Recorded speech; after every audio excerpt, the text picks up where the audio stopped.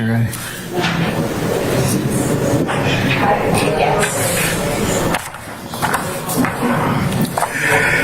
Hi, good morning, council's interested parties. We're back on the record in the matter of the state of Georgia versus Cleve Adams et al.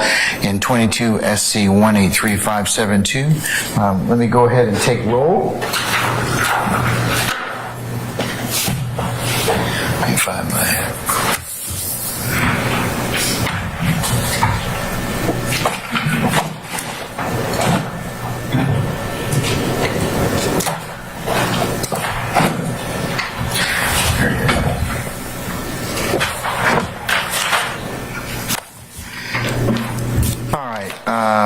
Mr. Stilwell, Mr. Botts, and Mr. Shard. Good morning, gentlemen. Good morning. All right, Mr. Williams, Mr. Steele, Mr. Adams, and Mr. Nard. Good morning.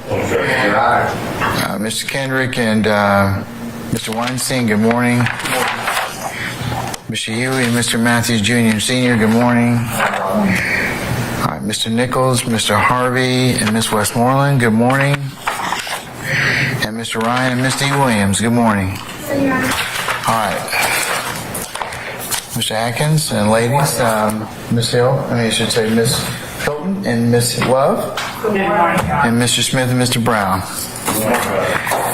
Did you all send Mr. Uhelski to the cheap seats? Is that what you did?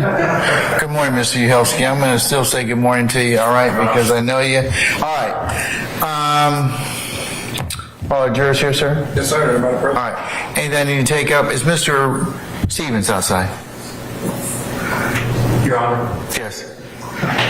May I ask the court that we get the exhibits that were filed under seal on the state's motion for limitation of reporting? Okay, let me address that to begin with. I was going to set it for a hearing because I have to notify the media, and I was going to set that for...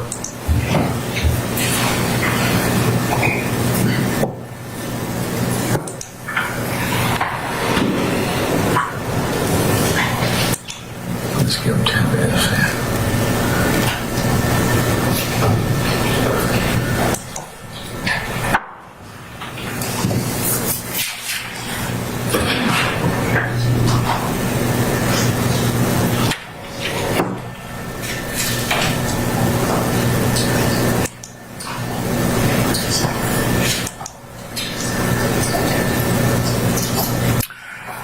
Friday the 2nd at 3 o'clock. Okay. So before then,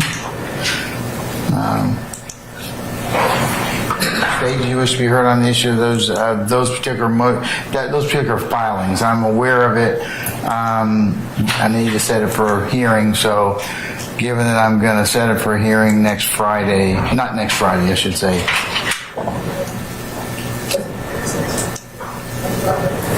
Yeah, it is next Friday. Yeah, we're almost out of January. I'm gonna set it for next Friday. That will give us at least 10 days. So.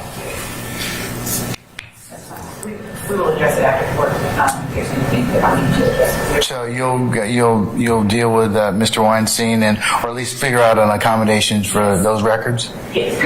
Okay. So, but for the motion. Because Ms. Love and Ms. Hilton, you'll need to notify the media as well. Yes. The representatives, so I can properly hear that. Or if you'll get with Mr. Kearns, just so we send out something as well. If you have representatives that, because I don't know if they're the same council that have been coming here before, but just to make sure that we have the current media. So we need to talk with them offline and figure out who their lawyers are, so we can send them a notice. Okay? Yes, sir. All right.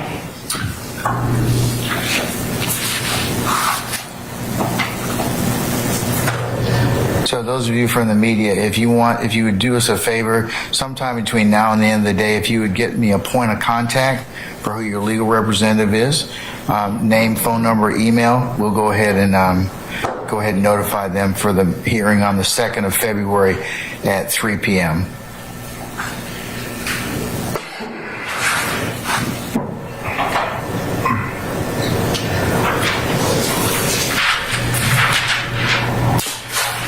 Okay. I did. All right, go ahead and summon our jurors. Can we bring in Mr. Stevens, please? Okay. Mr. Stevens? Mr. Seiden, did you have a question for me? Sorry, our lawyer actually just got here.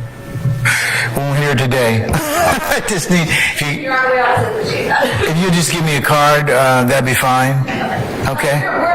We filed it as pre-prepared. In this case, I unfortunately don't have a card with me, but we'll also file a response. Yeah, if you follow it, yeah, that'd be great. That'd be fabulous. Can you state your name for the record? Absolutely. My name is Leslie Gaither. I'm from Kilpatrick Township. Is it Gaither? Correct. Okay. All right. Thank you, madam.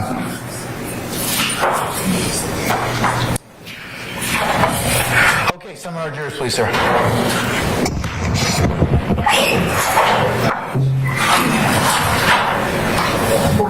Morning.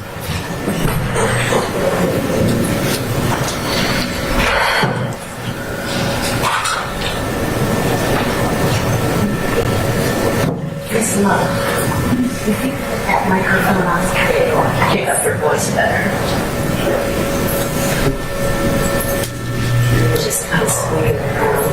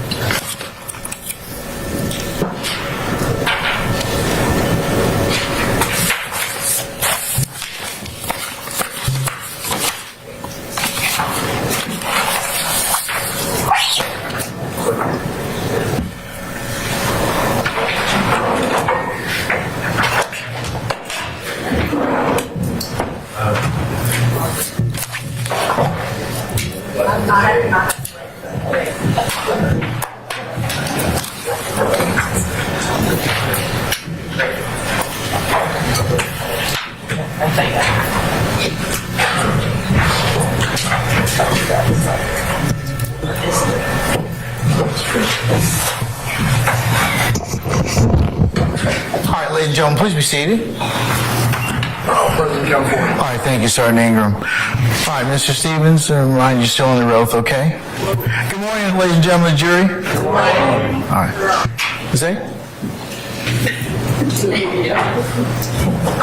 We kill the,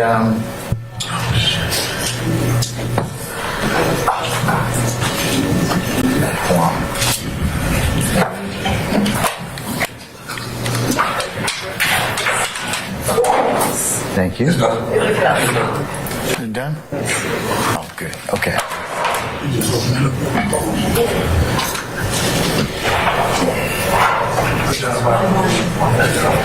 We need to just default that one too.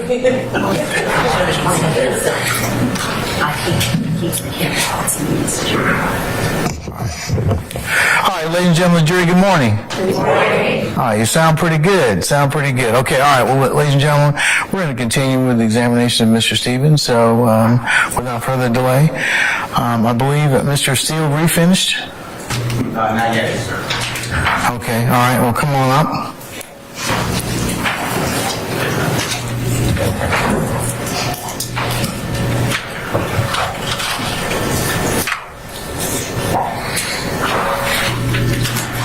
Mayor, Your Honor. You may, sir. Good morning, sir. Good morning. Your Honor, with the court's permission, can Mr. Kokomo show Mr. Williams exhibit number 31, Your Honor? He may. It's already been admitted.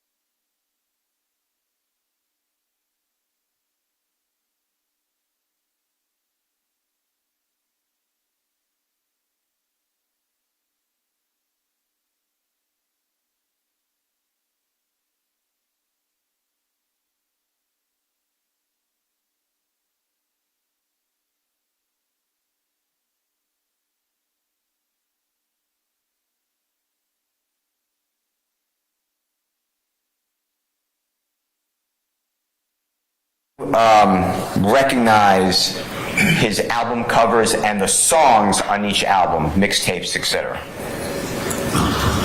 To my best. Okay. Can I show you something, Your Honor? I'm going to mark it as Mr. Williams number, I believe it's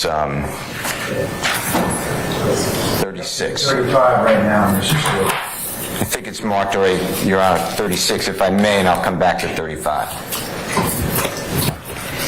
But you've already, 35's been admitted, so if it helps you with your numbering. 35 is admitted, right? Yes, Okay. 36 is, would be the next exhibit in order. I mean, I don't care which one, well, how you have it numbered, but I'm just, if you're just looking for sequencing, 36 would be your next one. Okay. We're going to use 36. Let me get that in a minute, so I'll redo the, we'll redo the number, but I will come back to that, okay? Your Honor, I'd like to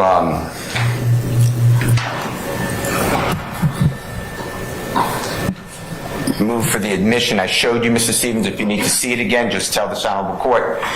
But you remember me showing you and you recognizing what I marked previously as Mr. Williams number 15.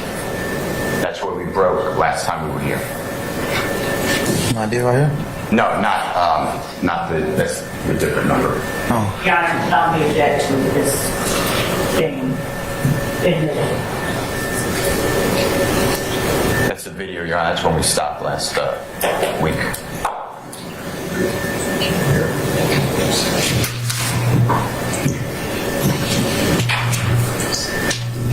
You want to approach for a second, please?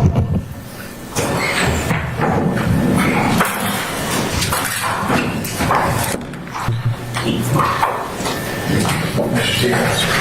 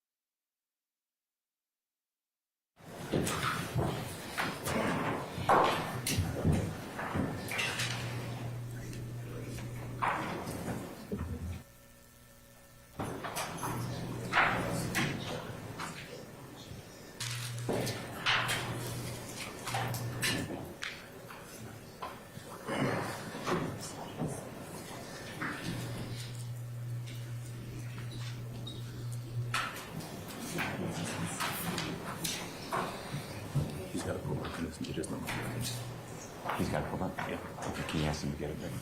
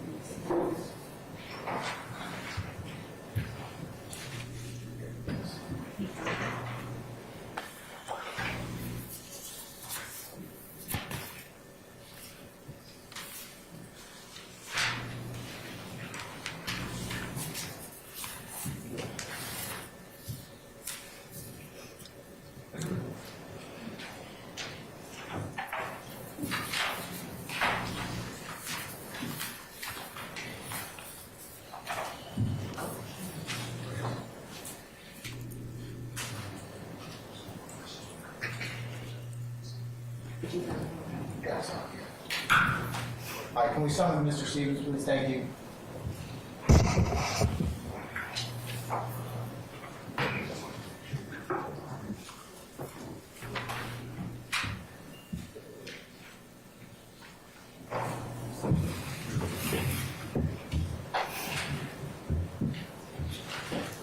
May I approach, Your Honor?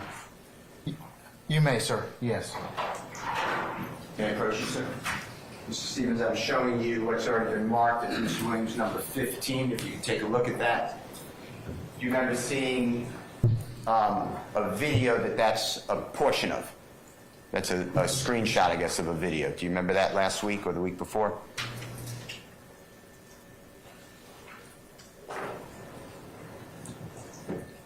You ain't show me no video. You ain't show me no video, You dude. want to see a video? No, I mean, I know, I see what it is. Okay. And do you recognize what that is? Yeah. And have you seen the video of that before? TikTok. No, I think I seen one. Hold on, folks, for a second. Councils.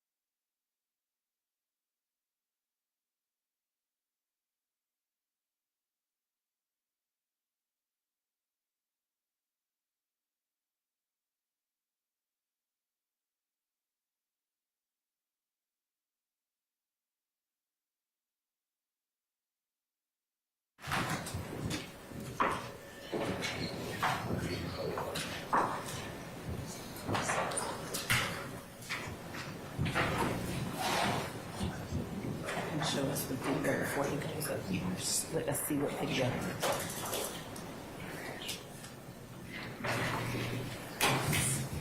Mr. Stevens, I'm going to show you a video. It's marked as Mr. Williams number 15, okay?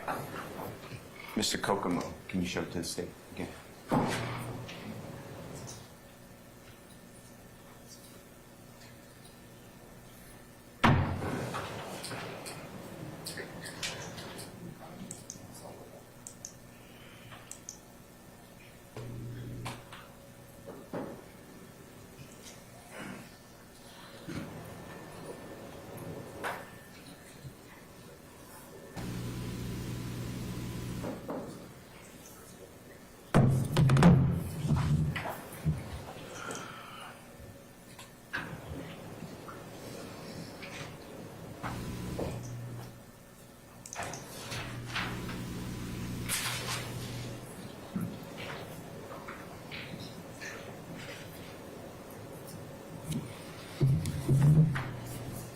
Thank you, sir. Mr. Stevens, have you seen the video that's marked as Mr. Williams number 15 in the past? Yes. And does it accurately depict what you just was shown by Mr. Kokomo? Yes. Your Honor, I move for the admission of Mr. Williams number 15. Both 15 would be the still photograph or the screenshot, and 15A would be on the thumb drive of the video. Any objection? The state has no objection to its admission. We just ask to be provided a copy of it. All right. I think that was done, but okay. Okay, defendant Williams 15 and 15 alpha are admitted and may be published as you see fit. Your Honor, thank you, Mr. Kokomo, if you don't mind. I believe there's volume. Did you? Oh, it's good. Okay. Yeah. All right. Okay. And do you to get? I still got to get in. Okay, when you get in, if you could like cut and paste the link because I've been struggling with it all day. I mean, they.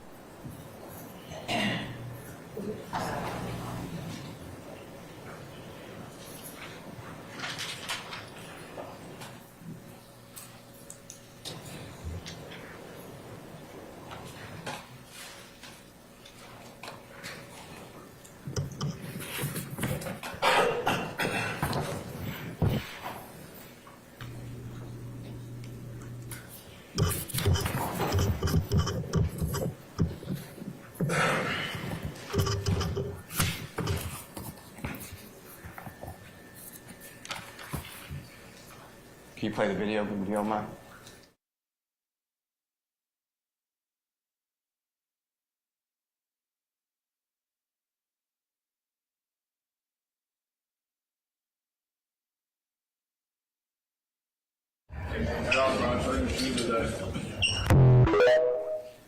Mr. Stevens, do you recognize the person who's going around the circle of Mr. Williams number 15A? Yes. And who is that person? LeBron James. And did you hear him say, or did you see him rather, do something with his hand that's similar to what is depicted in Mr. Williams 15? Yes. And what did he do with his hand? Wiped it across the nose. And is that similar to what's in the indictment, the allegation that Mr. Williams? Objection, Your Honor. I sustain that objection. Is it identical? Objection, Your Honor. Sustain that objection. Is the indictment show that I showed you last week, if you need to see it again, I'll show it to you, and the exhibits and evidence of Mr. Williams wiping his nose, was that an overt act in count 1? Yes. Same thing that Mr. James Objection, did. Your Honor. I sustain the objection. Did you hear what Mr. James said as he wiped his nose and he was going around? Yes. What did he tell the jurors what he said? Slime. And is that similar to what you have been speaking about, the word slime? Yes. Objection is too similar to what Mr. I sustain the objection. That's the form. You can rephrase. Have you been asked about by the prosecution, has the indictment charged the word slime? Objection, Your Honor, as to compound, question, I sustain the and objection. That's the form. You can rephrase. Have you been asked by the prosecution about the use of the word slime? Yes. Same word that LeBron James used. Yes. Is there something sinister to you with the use of the word slime? No. You already explained to the jurors that this comes from, according to you, your background, your observation comes from a song by Mr. Carter or Lil Wayne. Is that what you said last week? Yeah. Sir, could you speak up, please, or speak into the microphone? Yes. Okay. And the wiping of the nose, is that anything sinister that signifies some sort of gang on Cleveland Avenue? No, we only did that for, like, we was smoking weed, and that's to say your weed loud. We put our finger on our nose. And do you know whether besides Mr. James, other actors do that? Have you seen other people do Your Honor, that? I object as to the form of the question. I sustain the question. Have you seen other basketball players do that same movement? Yes. Have you seen professional football players do that? Yes. Have you seen coaches in football, college football do that? I don't know about no coach. Okay. Have you seen college players do that? Mr. Stevens, please speak in the microphone. Pull yourself up as close as you can to the mic. Speak in. I wasn't even answering it. Huh? I wasn't answering the question yet. I know, but Oh, you talking about, all right. we're having a hard time. That's much better. See, everybody can hear you. I got you. Okay, all right. Have you seen college football players do that same motion? I don't recall. Okay. How about Major League Baseball players? I don't recall. Is that something unique, the wiping the nose, saying slime, to some gang member on Cleveland Avenue? No. Okay. Now, I'm going to ask you to approach and show you Mr. Williams' exhibit number 30.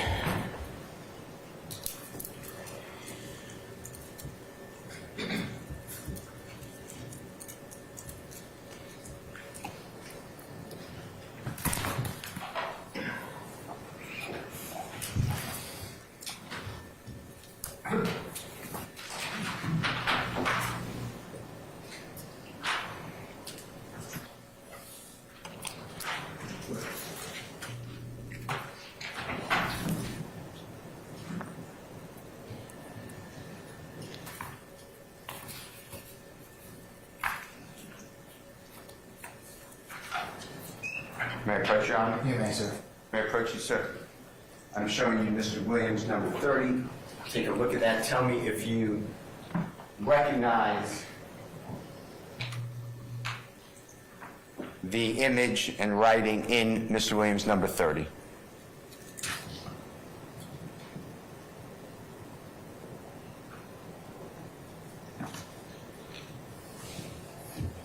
Yeah, I recognize it. And where have you seen it before? Yeah, I mean, I recognize it. I ain't said I seen it. Okay, well, how do you recognize it? The people in it. Okay, and have you seen it previously on social media? Yeah, it was promoting a single at the time. Okay, and did you see that scene that was being promoted at a time before this trial, let's say? I remember getting promoted. Okay. And did you see that on social media, that what I've shown you? I know it has an image now, but have you seen that on social media? I know it's not on a phone or a computer. Yeah, in World Star. It was on World Star. You saw it? Yes. Okay. World Star. World Star? Yeah, and does it have any changes, omissions, deletions from what you remembered previously seeing? No. Okay. And is it accurate in what it shows in Mr. Williams number 30? Yes. Your Honor, I move for the admission of Mr. Williams number 30. Your Honor, the state objection. I don't. Can I see it, please? Thank you, sir.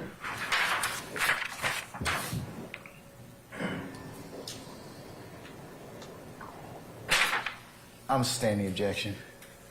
Okay.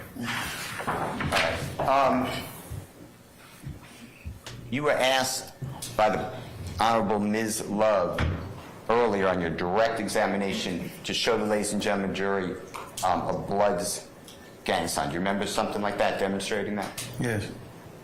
Do you know what a Crip gang sign looks like? Yeah. And could you, if I asked you, show the ladies and gentlemen jury what that looks like? And you made a motion with your right hand, and what type of letter did you make? I see. All right. And do you know what a Crip walk is? Yeah, I heard about it. Okay. And would you recognize a Crip walk if you were shown it? Or if you saw it? Yeah. Okay. And tell ladies and gentlemen jury what a Crip walk is. I think it's a dance. Okay. And the Crips, do you know, can you tell ladies and gentlemen jury what generally a Crip is known for? What is it? What a Crip known for? Yeah, what is it? What Oh, colors? Okay. A blue color? What color? Blue? Okay, blue. And what is a Crip? If somebody's a member of the Crips, what type of organization is it? Is it a gang? I don't understand. Okay. If somebody said that they're a member of the Crip, would you believe that to be a gang? If they're a Crip? They just say they're a member of a Crip. And is that a gang? Would you refer to it as a gang? If not, that's fine. Organization gang, I don't know. I couldn't hear you. Organization? Okay. Did you ever see the Super Bowl halftime show from 2022 with Snoop Dogg? Yeah. And tell ladies and gentlemen jury what you remember Snoop Dogg doing, or colors he was wearing, if you remember. Blue? Okay. And tell the ladies and gentlemen jury whether you noticed that Snoop Dogg, well, who is Snoop Dogg? Tell the ladies and gentlemen jury if you know. Entertainer. Well-known? Well-known entertainer. Performed at the Super Bowl? Yes. Along with other people? Yes. During that performance, did Snoop Dogg, did you notice, display a hand gesture similar to yours, showing a C, or a Crip gang sign? Phil Snoop Dogg, 9 times 10 he did. Okay. I'd like to show you, with the Honorable Court's permission, Mr. Coco's permission, a video of that performance. Tell me if you recognize it, okay? Your Honor, is that okay? Yes, sir. And this will be marked as Mr. Williams' number 37, Your Honor. You have to show it to the state. Have you seen it, Steve? No. Why don't you show it to the state before you show it to the witness?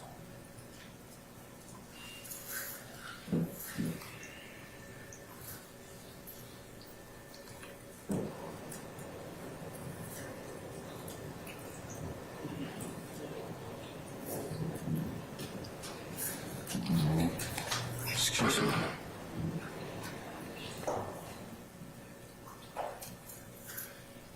I'm trying to look at the TV and I'm moving back up there. All right, because he wants you close where you hear, because when you sit back here, he doesn't. When I thought I was gonna move back, I thought they were gonna play something right here. You know. He gonna bring the mic.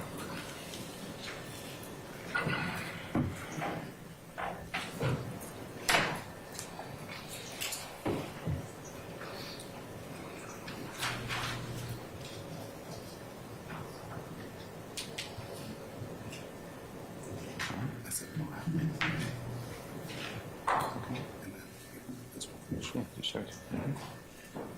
And you'll need to tell the court and the jurors and everybody, if you're showing just portions, what number. Yeah. Okay, thanks.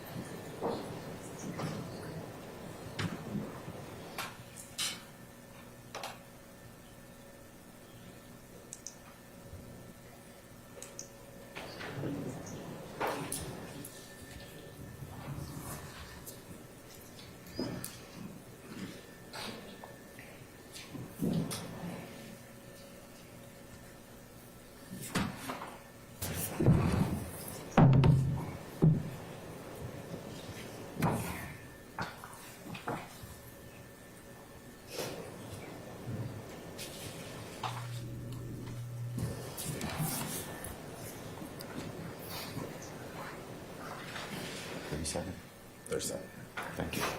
Mr. Stevens, were you able to view what Mr. Kokomo showed you as Mr. Williams number 37? Yes. And is that an accurate depiction of what you described earlier of seeing the Super Bowl with a performer named Snoop Dogg?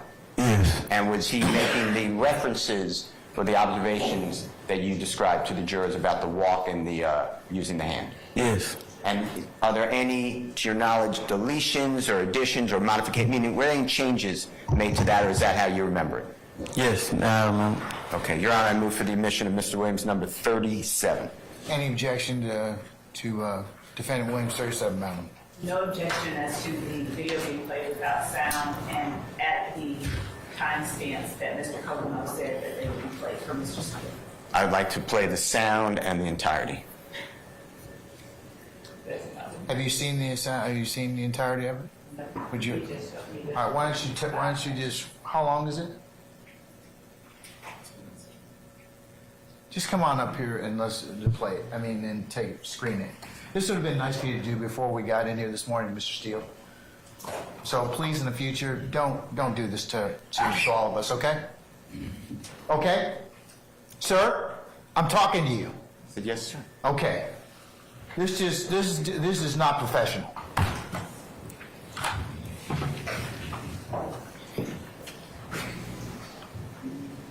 Ladies and gentlemen, would you like to take a 5-minute recess? Yes. Okay, all right, why don't we do that?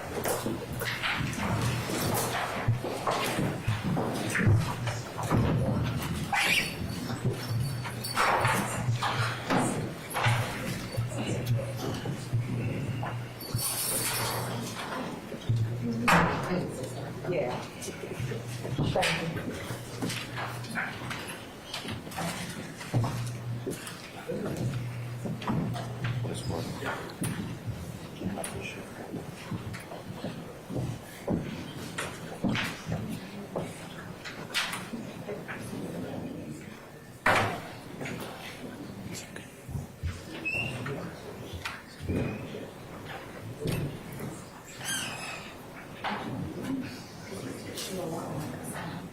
Yeah.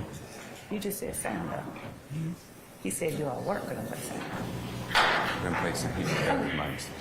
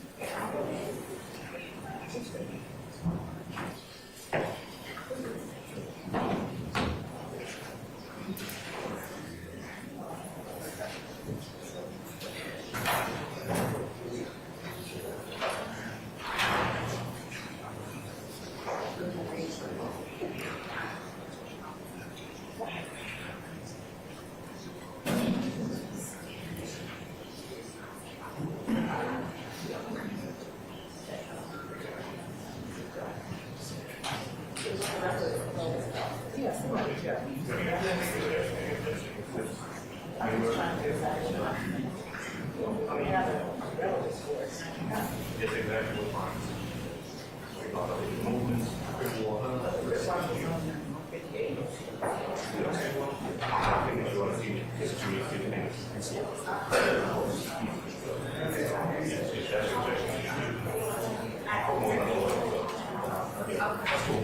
if they're projected.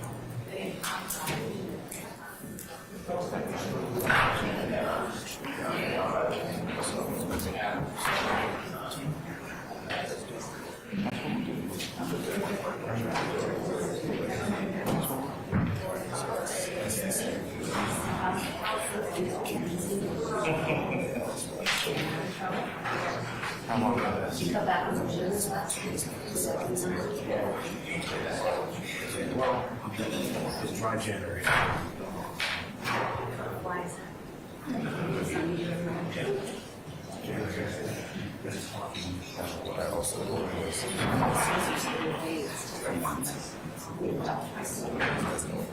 And then there was another.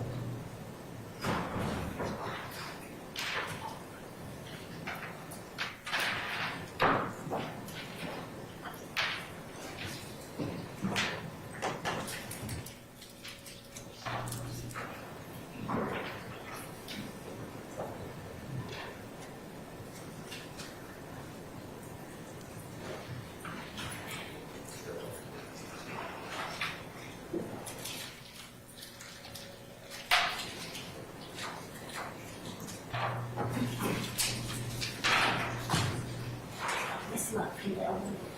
I think it's to you know, Probably is. I can help them great to see that. Legal. Okay, our jury is still in their headquarters.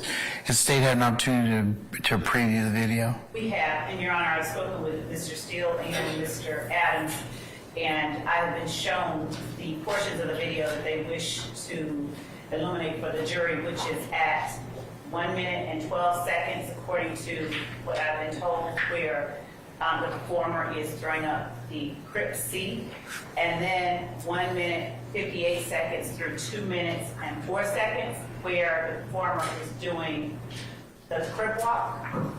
So as to those portions of the video, the state does have no objection.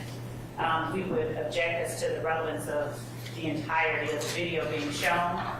And while the jury is out, I would like to address, for the sake of efficiency and expediency, defense number 36, which they have presented to us, and intend to introduce through the witness Trontavia Stevens. If I may, I'm going to pass it up to the court. The state objects in total to any efforts to try and introduce Mr. Steele's writings through the witness Trontavia Stevens.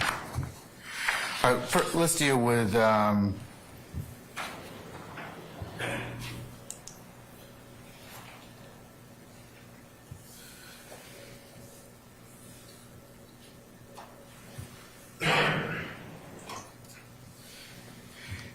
is the video defendant Williams 36 or 37, Mr. Steele? 37. The video that you seek to admit. 37. Okay, 37. Okay, all right.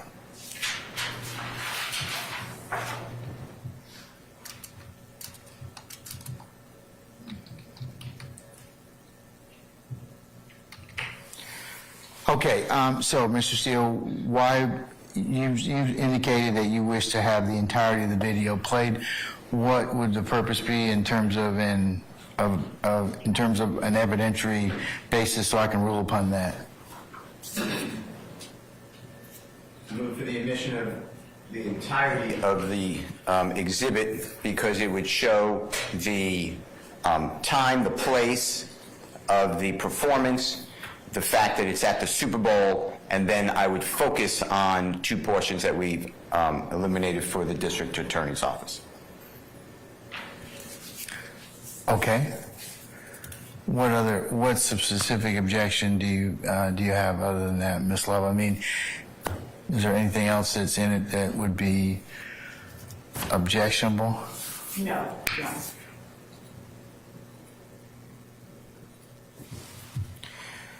Okay. All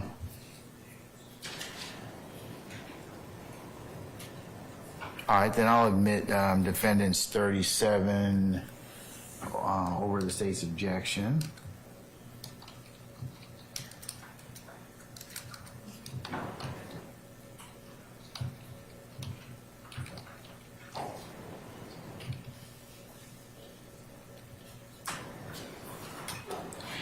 All right, this one here, defendant's 36, appears to be a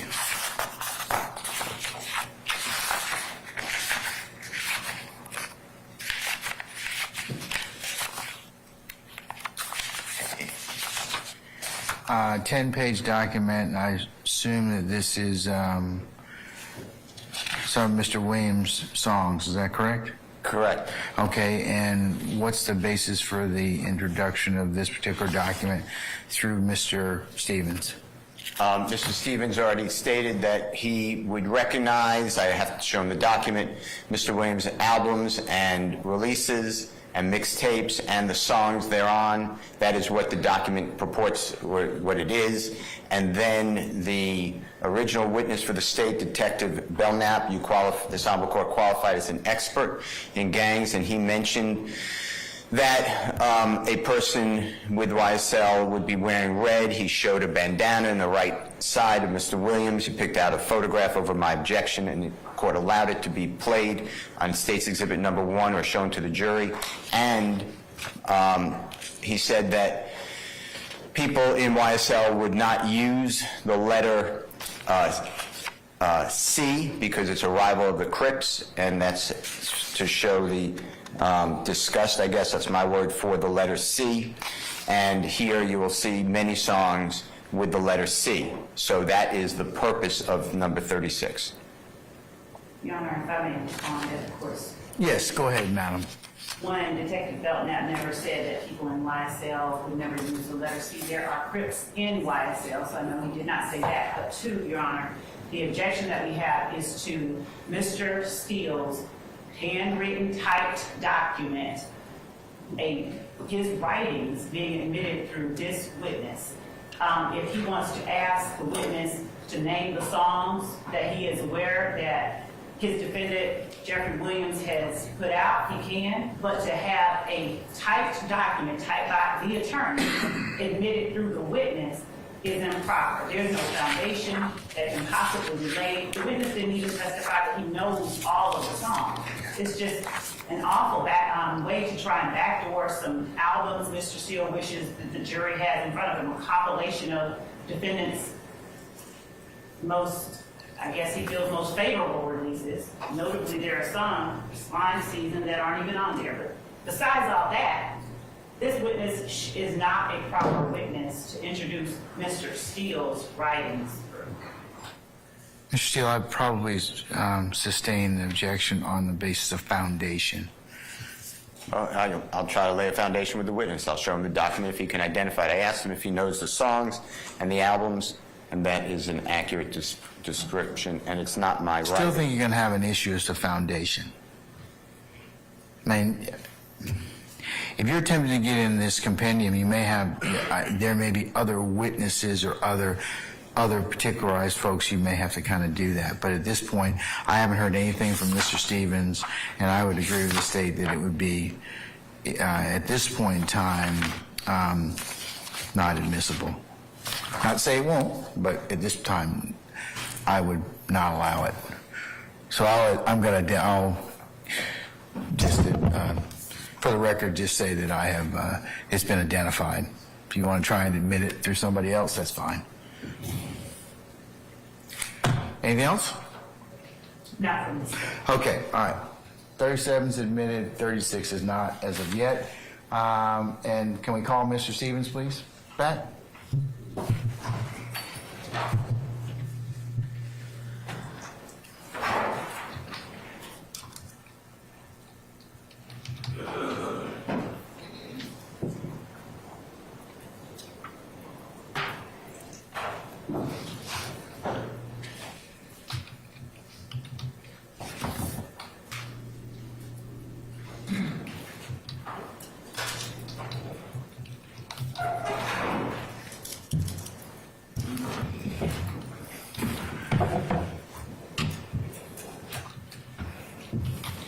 Sergeant Ingram, summon our jurors for me, please.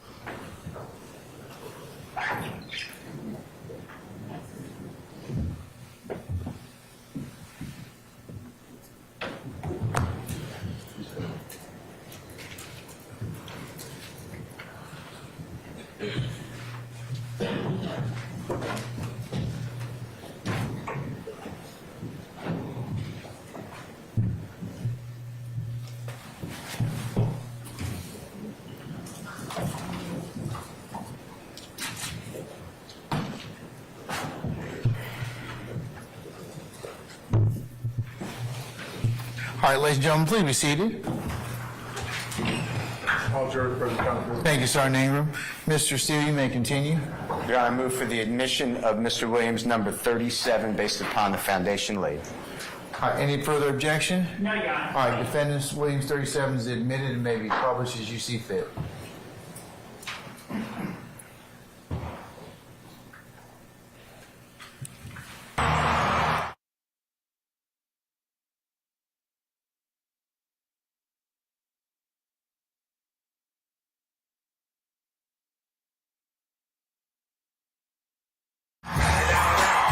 It's the one and only people that put you through.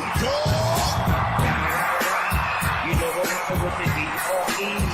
Yeah. Y'all know what this is. So can y'all make some noise for my man Snoop Dogg?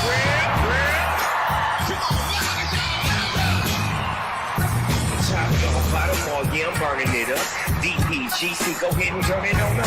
BBT, LBC, yeah, we hooking back up. And when they bang this in the club, they beat you got to get up. Love homies, drug homies, yeah, they giving it up. Low life, your life, boy, we giving it up. Making happen while we dancing in the party for show. Slip my girl up 44 and she grab in the back, there these chickens looking at me strange, but you know I don't care. Step up in this mother, just a swing in my hair. Trick, talk, and flip walk if you down with the shit. Take a bullet for some, and take this over this shit. Out of town, put it down for the father of rock. And if you haven't took it right, shut your trap. Come back, get back, that's the part of success. If you believe in the S, you'll be relieving your stress.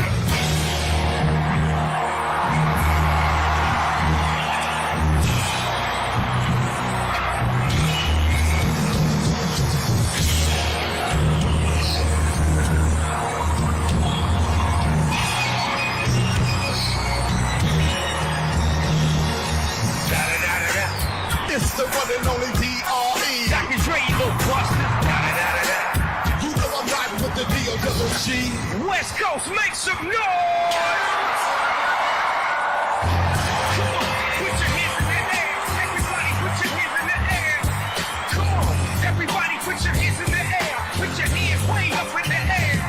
Now let me welcome everybody to the Wild Wild West. A state that's untouchable like Elliot Ness. The track is your eardrum like a slug to your chest. Like the best for your Jimmy in the city of sex. We in that sunshine state with a bomb ass hippie. A place where you never find a dead slow empty. Against me on a mission for them greens. Bring me money making machines serving things. I've been in the game for 30 years making rap songs. Ever since 20s was wearing Sassoon. Now it's 22. They clock me, watch me, dive and shine. Looking like a Rob Liberace. It's all good from the end to the day. Your city is the palm and your city get paid. So fire, Throw up a finger put if your you feel hands the in the same way. air. Straight from California, California, y'all. so my name.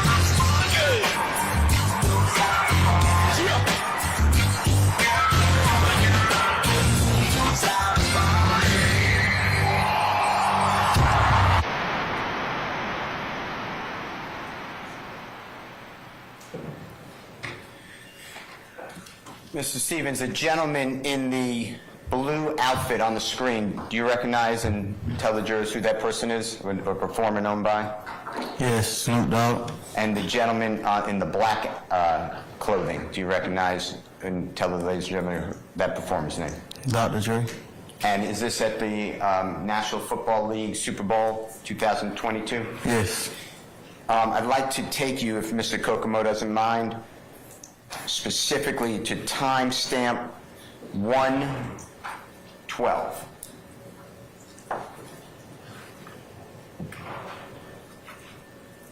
And do you see and can you articulate to the jurors what the gentleman who you identified as Snoop Dogg in the blue is doing with his left hand at that? Making a scene? Okay. And is that similar to the C that you showed the ladies and gentlemen jury earlier? Yes. And then the outfit, the blue outfit, is that right in the center? That's the gentleman you're talking about? Yes. And then if you can go, Mr. Kokomo, to 158 to 204. Did you hear in the words that performer say something about a crip walk? Did you hear that? No, I wouldn't even do this. All right, at 158, if you could play that to 204. And that person in the blue outfit, do you recognize that dance? Yes. And would tell the ladies and gentlemen jury what that dance signifies. A crip walk. All right. Dance. Okay, thank you. Thank you, Mr. Kokomo. Now, do you ever know about a song, or you're familiar with a song that Tupac, you know who the performer Tupac is by any chance? Yes. All right. And do you know a song that he was featured on called Player Young Thugs? Are you familiar with that song? Mm-hmm.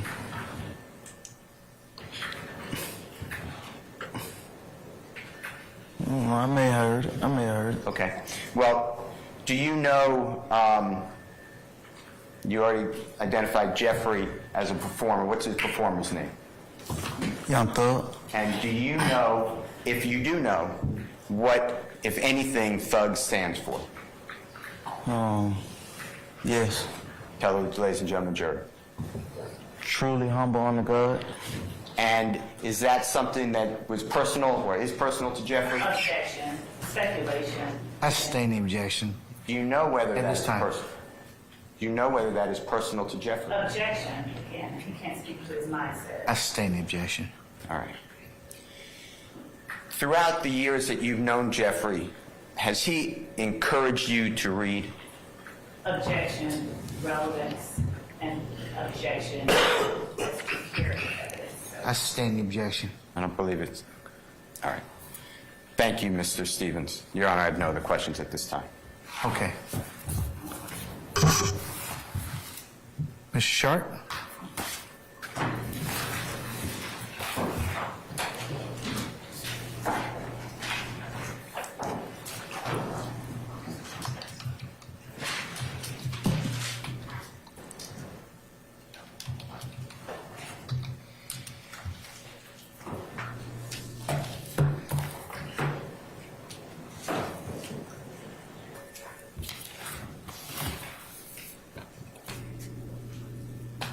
May it please court, Your Honor.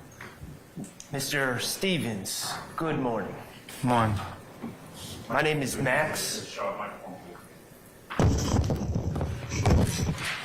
My name is Max Shard. I represent Shannon Stillwell. Okay? Yes.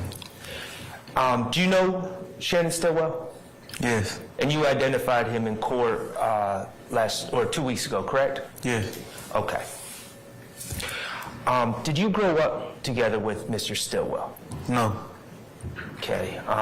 You said that you were raised on Cleveland Avenue, correct? Yes. To your knowledge, was Shannon raised on Cleveland Avenue? No. If you know, do you know where Mr. Stillwell was raised? If you know. I think Thomasville. One more time? I'm not sure. I think Thomasville, though. Thomasville? Yeah. And is that an area of Atlanta? Yes. Where is that?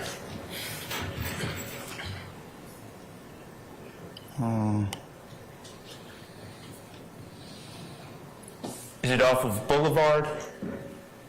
No. By Grant Park? It's like by Moreland Avenue. Okay, Moreland Avenue? Yeah. Okay. But it's a separate neighborhood than Cleveland Avenue? Yes. Okay.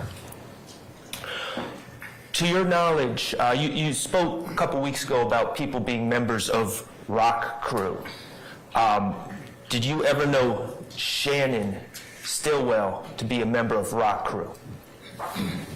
No. Did you know him to be an associate of rock crew?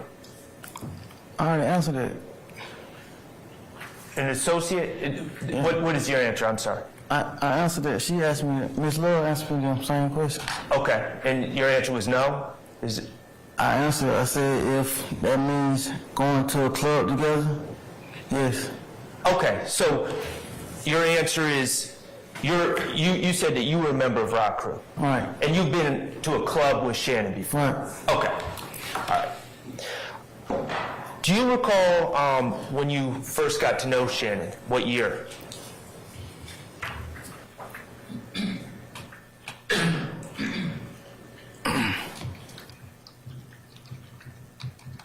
Probably 14, 13. Okay. Now, you testified last week that you were in jail at the end of 2014, correct? Mm-hmm. Was that, did you know Shannon prior to going to jail that time or after?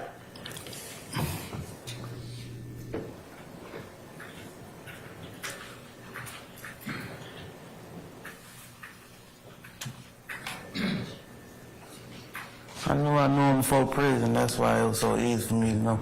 Okay.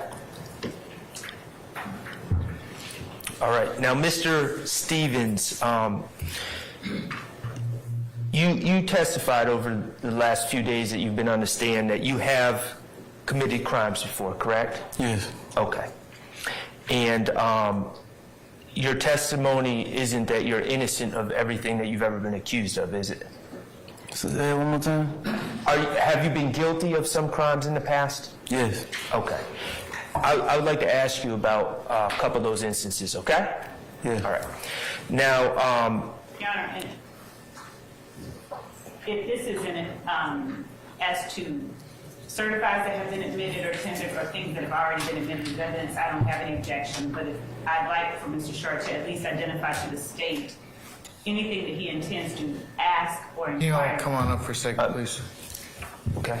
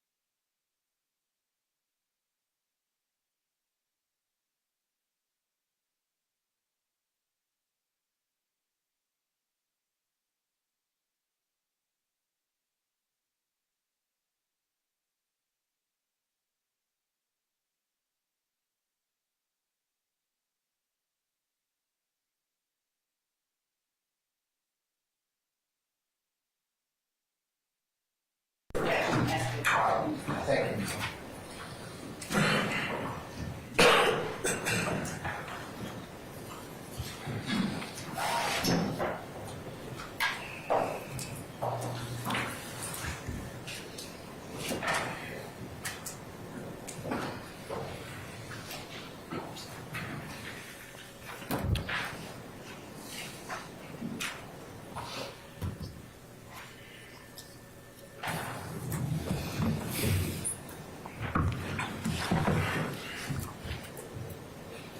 Mr. Stevens, oh, you ready?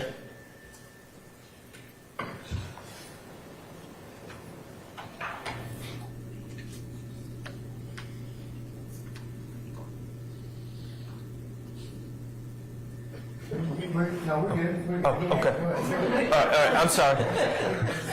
Mr. Stevens, you were charged in this indictment we're here for today, correct? Yes. Okay.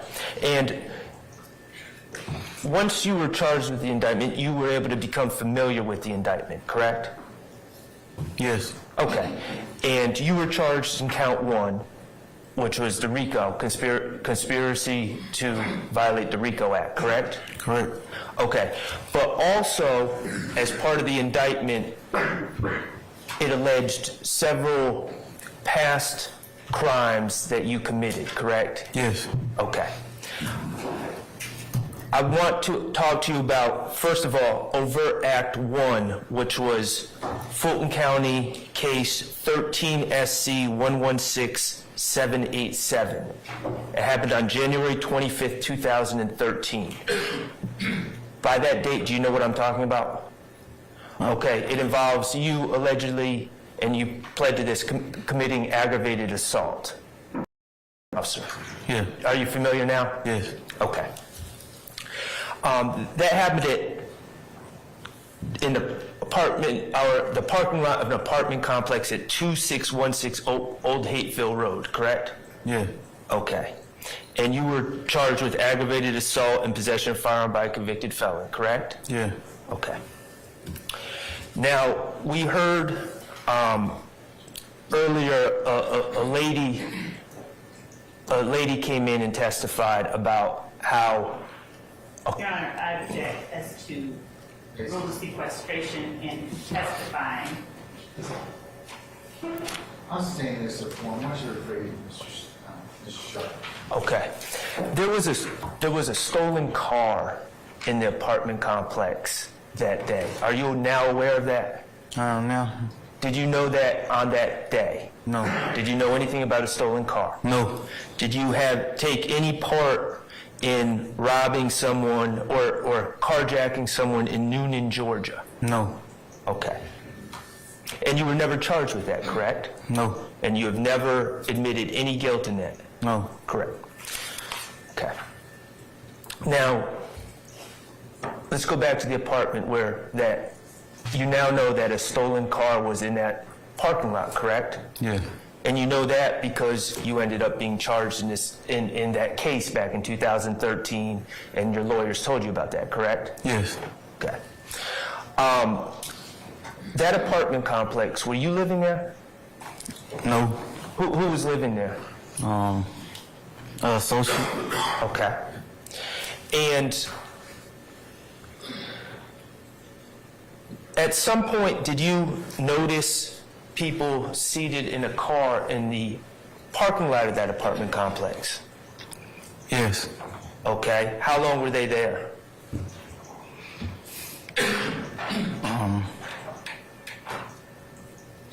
Long enough to wonder who they were. And how far were they from your associate's front door?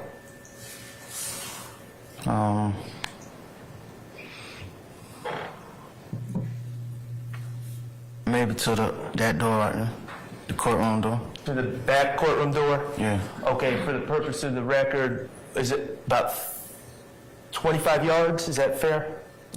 I haven't let the door in. Okay, fair enough. So you notice men, and how many men were there? 2. Okay, and they were in a car in the apartment complex? Yeah. Parking lot? Yeah. Okay. Why did you take note of that car? Because they was acting weird. They had on black hoodies. They was just being weird. Were they wearing police uniforms? No. Okay. What were you concerned of? My safety. My safety. Okay, could you explain specifically why those men sitting in that car made you concerned for your safety? I was selling drugs at the time, and I was trying to protect my money, me, and my drugs. Okay. And I think I know where you're going with this, but could you spell it out? What were you concerned those men were doing or planning to do? Anything that can harm me. I don't know. Does that include robbery? Yes. Does that include armed robbery? Yeah. Okay. And I know you said they weren't wearing police uniforms. Did you know they were police at the time? No. Okay. So when you saw these men outside, sitting in the car outside of your associate's door, what did you do? I asked them if they could roll down their window. Okay. Were you initially in the apartment building, the unit? I was in like the hallway of it. Okay, and so did you walk out and approach the men? Yeah, not all the way up to their car though, from a distance. Okay. And were you armed? Yes. Okay, with a handgun? Yes. Okay. When you approached, how did that go?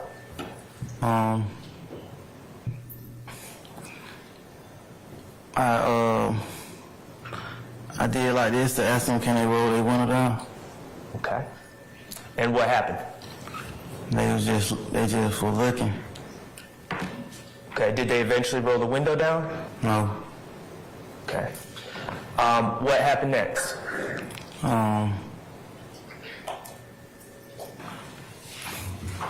I pulled out my gun and like placed it on my side of my leg. Okay. And how far were you away from the car when you did this? A distance. Okay. And what happened next? He reached over and grabbed his walkie-talkie, and then I knew he was the police. He being who? The person that was in the truck. The driver or the passenger? The driver. Okay. And you said when he reached and grabbed the walkie-talkie, what did you realize then? That he was the police. How did you know it was police then? Because he had a walkie-talkie and he put it towards his mouth. Okay. And when you realized it was the police, well, let me ask you this. Before that happened, before you realized it was the police, did you ever point the gun at either of the men? No, I never pointed the gun. Did you ever flash any gang signs? No. Did you ever say anything gang-related? No. You said you were concerned about being robbed, the victim of an armed robbery, by these unknown men, correct? No, I had all type of concerns. Did this have anything to do with a gang? No. Okay. And when you realized it was the police, what did you do? I didn't stand my ground. I took off running. You said you did not stand your ground? No. Okay. And where did you run? To the nearby woods. And what did you do with the gun? I threw it. Did you ever shoot the gun? No. Did you ever point the gun at anyone? No.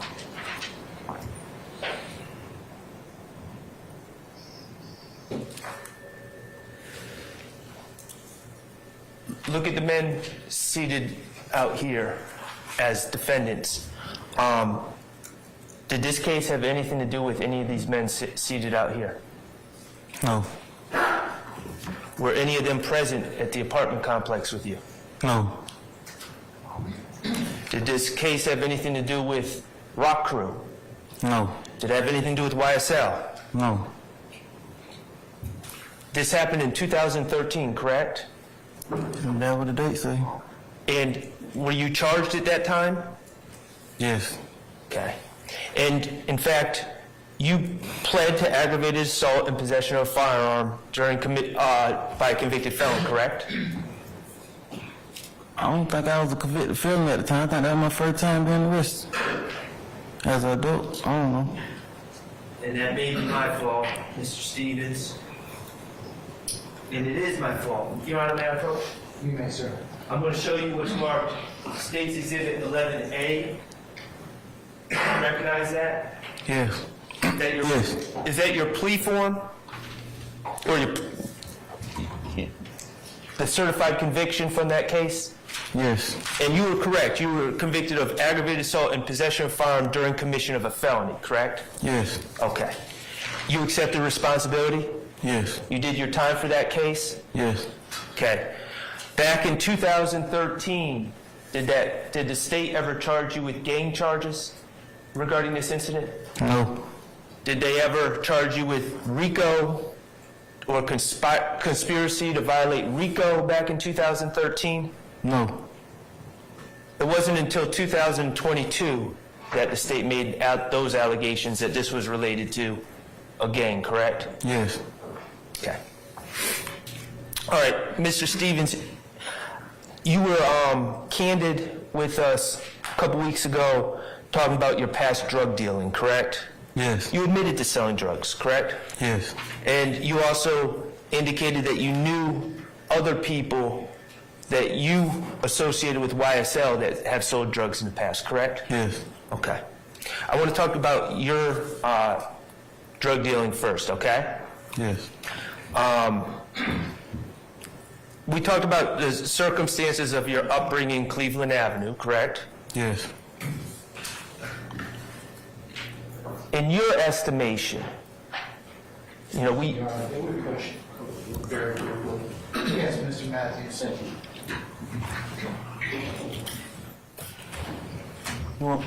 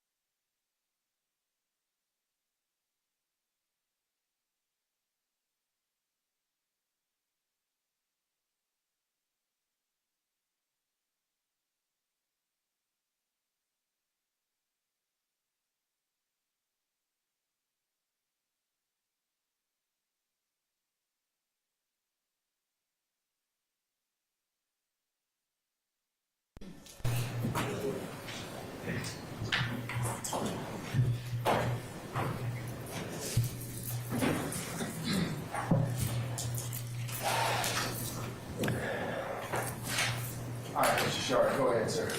We need Mr. Stevens.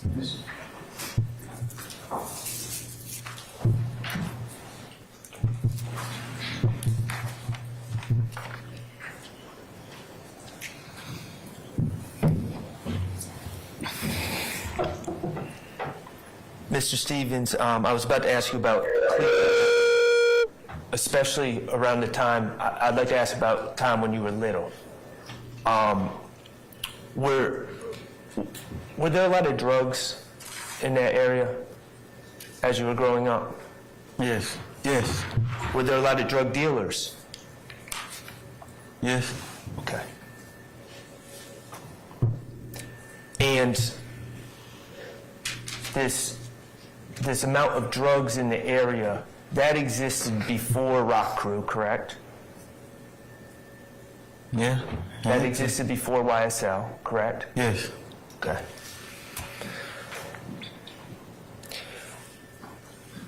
What years approximately, or how many years would you say that you sold drugs?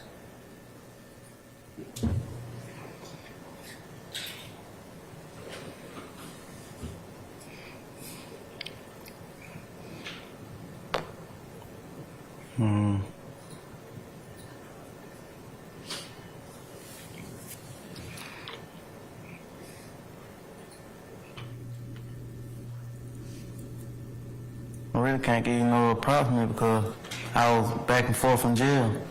Is it fair to say more than 1 year? Yes. Okay. And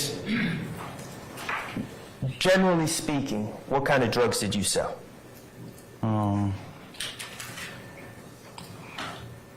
Weed, pills, And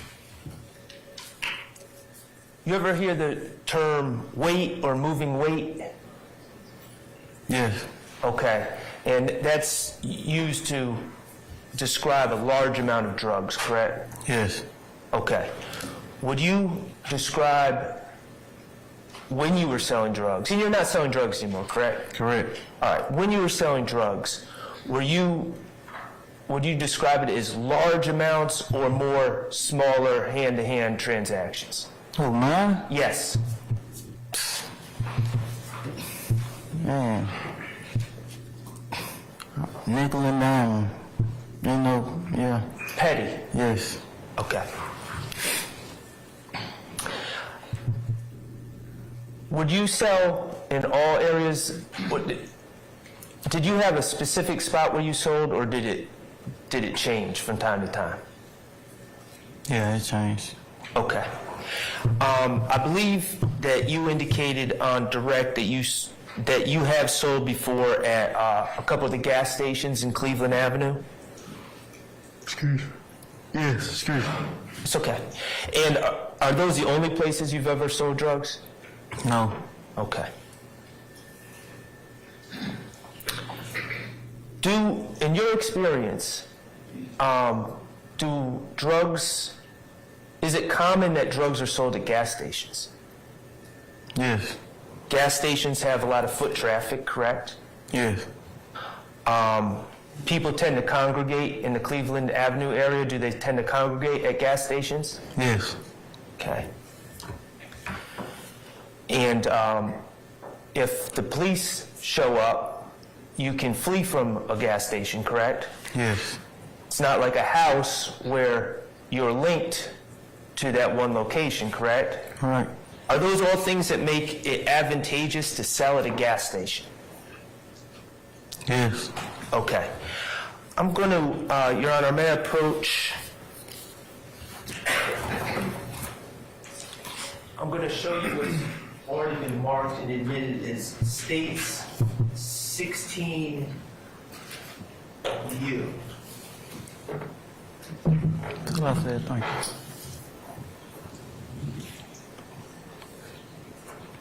Thank you.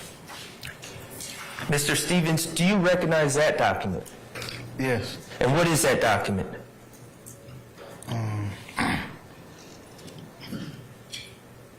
My plea? Is that your plea agreement? Yes. Okay, and that contains factual acknowledgments that you initialed as part of your plea, correct? Yes. Okay.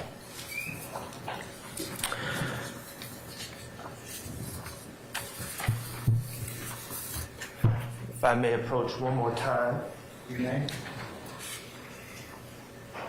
I'm also going to show you what's been marked 157N and 82J. Do you recognize what those two pictures are of? Yes. Okay, and what is 82J a picture of? Gas station? Is that the gas station at 151 Cleveland Avenue? Yes. That's a Exxon? Yes. Okay. And that Exxon, is that a place where people in Cleveland Avenue would congregate to sell drugs? And do other stuff too, yeah, just chill, yeah. Okay. And other stuff. Is there foot traffic at that location? Yes. Was that location close to your house? Yes. You can walk to my house from there, yeah. Okay. How about 157N? Is that a picture of 221 Cleveland Avenue? Yeah. And that's the blue chevron, correct? Yes. Okay, and again, is that a location where many people would sell drugs? And hang out too, yeah. And hang out. And is it fair to say that there's lots of foot traffic in that gas station? Yes. And that is close to your house, correct? I can walk to it, yeah. Okay.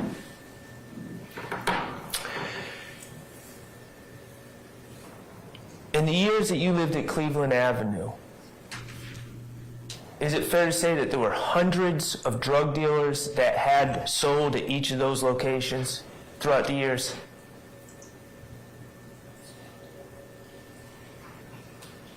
Yeah, you can say how many, yeah. I mean, yes. Okay. You know what I mean?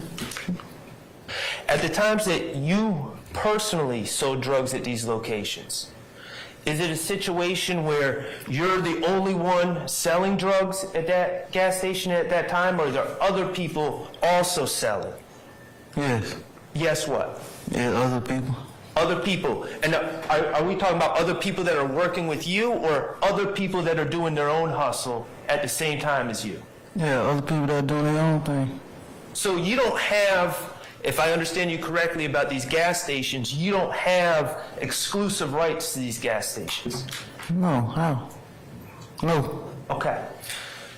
So other people can come and sell drugs there as well, even if you're already there.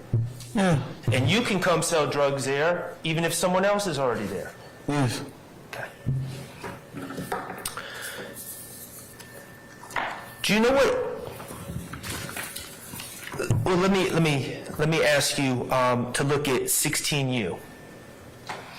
That is your and just to help you out, Mr. Stevens, that's the plea agreement. Okay. Could you look at factual acknowledgement number 12?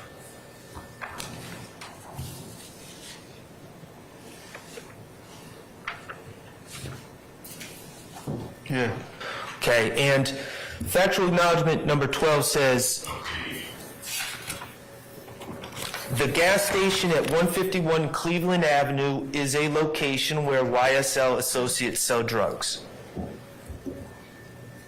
Correct? Yes. Okay, and you've already acknowledged that you sold drugs there, correct? Yes. And I think that you indicated that another gentleman who's now deceased named Darius Ford sold drugs there as well. Yes. In the past. Yes. Okay. And you, in your estimation, he was associated with YSL. Yes. Okay. Now, so number 12, from what you're telling us, is true. That the gas station at 151 Cleveland Avenue is a location where YSL associates sell drugs, correct? Yes. Okay. Does this statement number 12, does it say only YSL associates are allowed to sell drugs at 151 Cleveland Avenue? No. Okay. If it said only YSL associates are allowed to sell drugs at 151 Cleveland Avenue, would that be true? Objection, Your Honor, as to vagueness. I understand the question.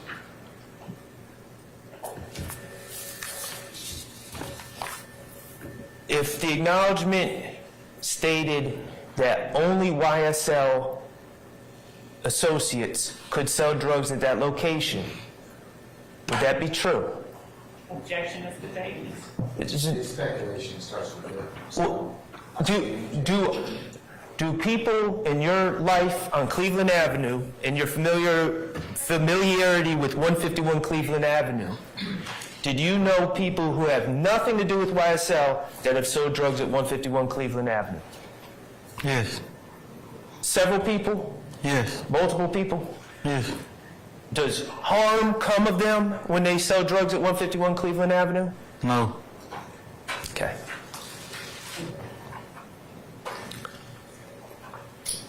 Okay, let's talk about factual acknowledgement 13. Gas station at 221 Cleveland Avenue is a location where YSL associates sell drugs. Now, you've already told us about you and Big, so that is true, correct? Yes. Okay. Is that, I'm going to ask the same thing, is that location, from your experience growing up in the area and selling drugs in the area, is that a location where only YSL members are allowed to sell drugs? No. If someone who is not at all associated with YSL or Rock Crew or anything else sells drugs there, does harm befall them? No.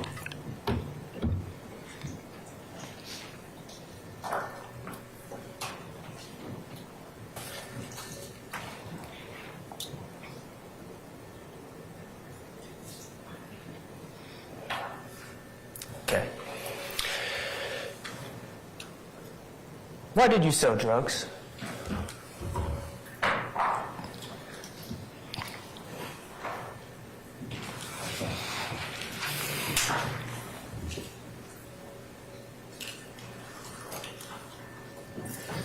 I was too lazy to get a job.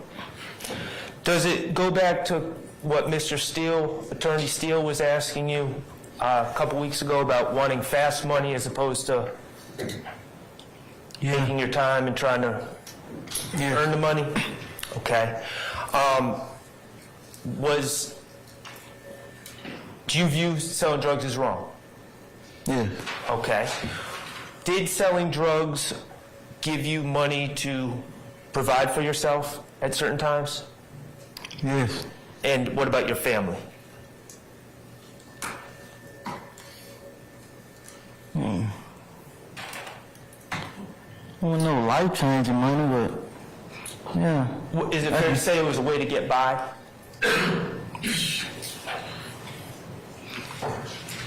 I didn't even reach that point to get by yet, but it was. Now, in a typical, the money that you receive from selling drugs, you testified approximately 2 weeks ago that you never gave Jeffrey Williams any money. Is that true? Yes. Okay. And that includes any of the proceeds you got from selling drugs, correct? Yes. You never gave any of that to Jeffrey? No. Okay. Did you have any agreement with any of these gentlemen in the courtroom to split money or share proceeds from selling your drugs? No. Who got the money from you selling your drugs? Me. Was it your own individual decision? Yes. Did anyone put you up to it? No. Did anyone tell you to stand at 151 Cleveland Avenue? No. What about 221 Cleveland Avenue? No.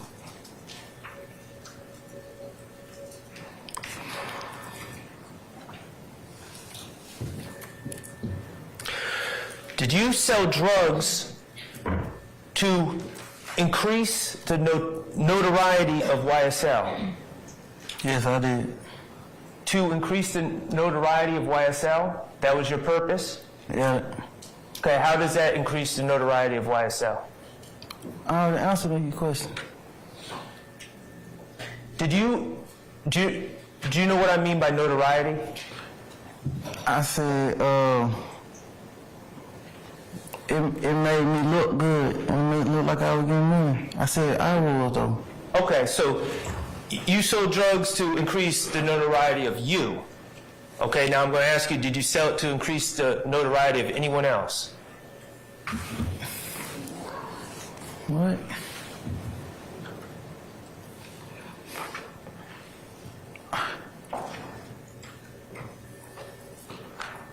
I said I did those things without permission, without anybody saying it, but that was why I was doing it, though. To do what? Increasing notoriety. Of who? Of YSL. But didn't nobody tell me to do it, though. Okay. What about, okay. How about other people? Why would they be selling drugs? Objection, speculation. If you know, has anyone told you? Okay. Has anyone told you? Has anyone told you their reasons for selling drugs? Objection, that would be hearsay. I didn't ask what they said. I asked if anyone told them. Okay. Let's talk about firearms.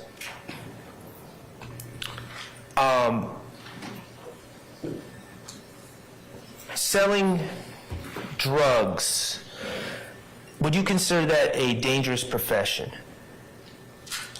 Yes. Okay.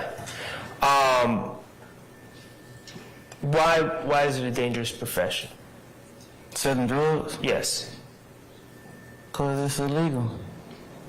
Okay. Any other reasons? It's a lot of reasons, huh? Do you become a target for robberies? It's a lot of reasons, yeah. Is that one of the reasons? Yeah, that's possible. When you sell drugs, people tend to pay in cash, correct? Yes, And when you're selling the drugs, you can have the cash on you, correct? yes, And you also have the drugs on you, correct? yes, And that drugs are worth money. People want the drugs, correct? yes. Okay. If you're robbed selling drugs, can you just go to the police? Do you typically do that? No, Okay. As a potential robbery victim, when you're selling drugs, did you tend to keep a firearm on you? yes. Okay? And what is the purpose for you to keep a firearm on you when you were selling drugs? To protect me, to protect my drugs, to protect my money. Okay. So you weren't carrying a firearm for any other purposes than to protect you and your things, correct? Yes, Okay, so when you were in possession of a firearm when selling drugs, you weren't doing it for any of these gentlemen here, correct? no, It was for you. yes, No one told you to do that, correct? correct. Okay, and let me just go back to selling drugs at all at these gas stations. You said it made you, did it give you a sense of you're doing something? People could see that you're doing something? Yes, People could see that you were making money even if it was illegal money? yes. Is that what you mean by notoriety? It was giving you notoriety as That's someone exactly who what was... I mean. What you mean I meant that though? Okay, well, I'm just trying to make it clear. So it's giving you a personal sense of notoriety that you're out here making it happen. Yeah, Okay? Were you doing that for any of these gentlemen? no, Okay? Were you doing that to increase any of their reputations? no, It was personal for you, correct? yes, Okay.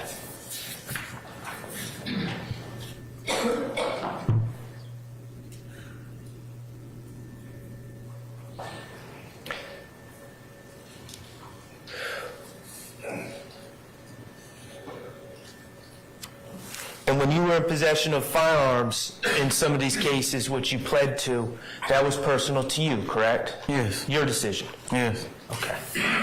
All right. I want to just talk to you about a couple more specific cases. You're aware that in this indictment,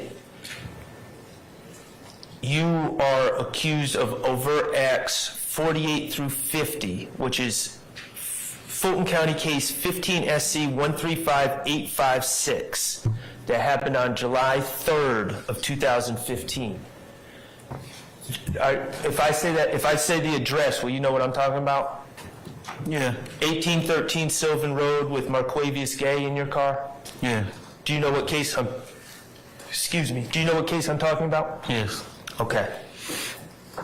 Now, that's a gentleman that was in your car when the police stopped your car and eventually found drugs, correct? yes, Okay, and Marquavius Gay, is he out here today? no, Okay. In that case, specifically that case, are any of the people that are in no, your courtroom today, no one was with you that day? no. Okay. And, Your Honor, if I may approach. You may, sir.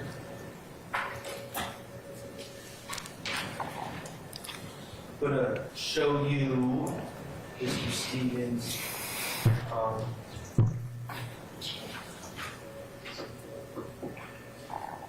States Exhibit 189O and 59G.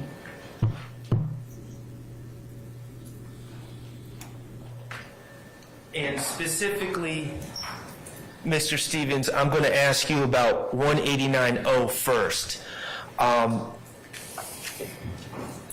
Is that the certified conviction from the July 3rd, 2015 case with Marquavius Gay? Yes, Okay. And you were charged with possession with intent marijuana, possession oxycodone, possession of firearm during commission of a felony, possession of firearm by a convicted felon, DUI, and failure to maintain lane, correct? yes, Okay.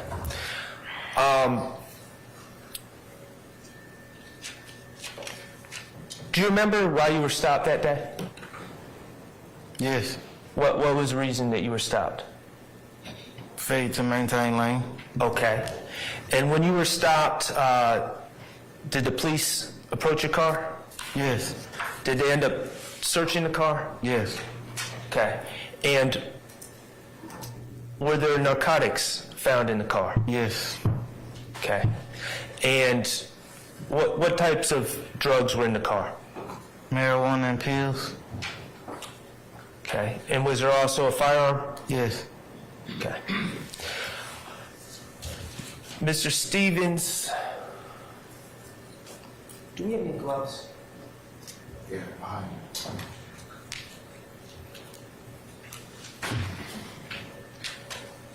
And in this case, on July 3rd of 2015, with Mr. Gay in the car, was that your car?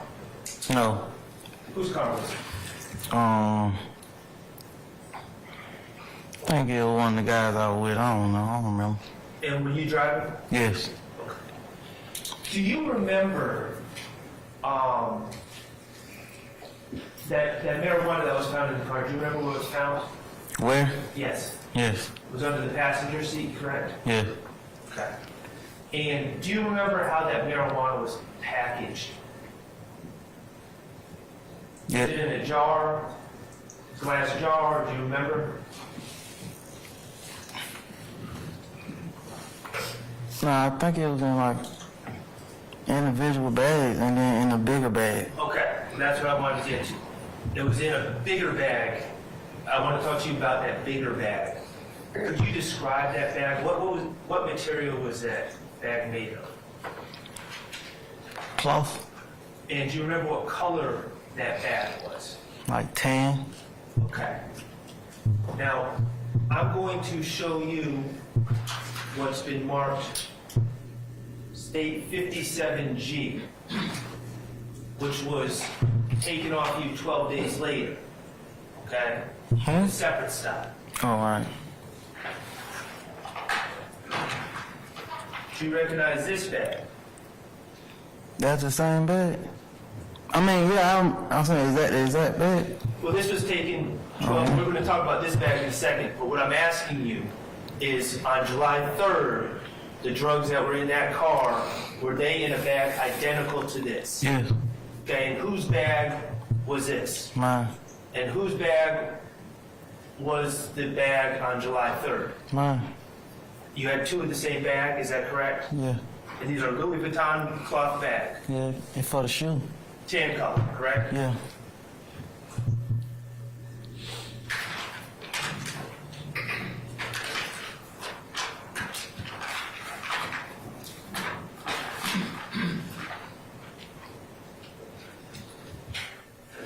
So on July 3rd,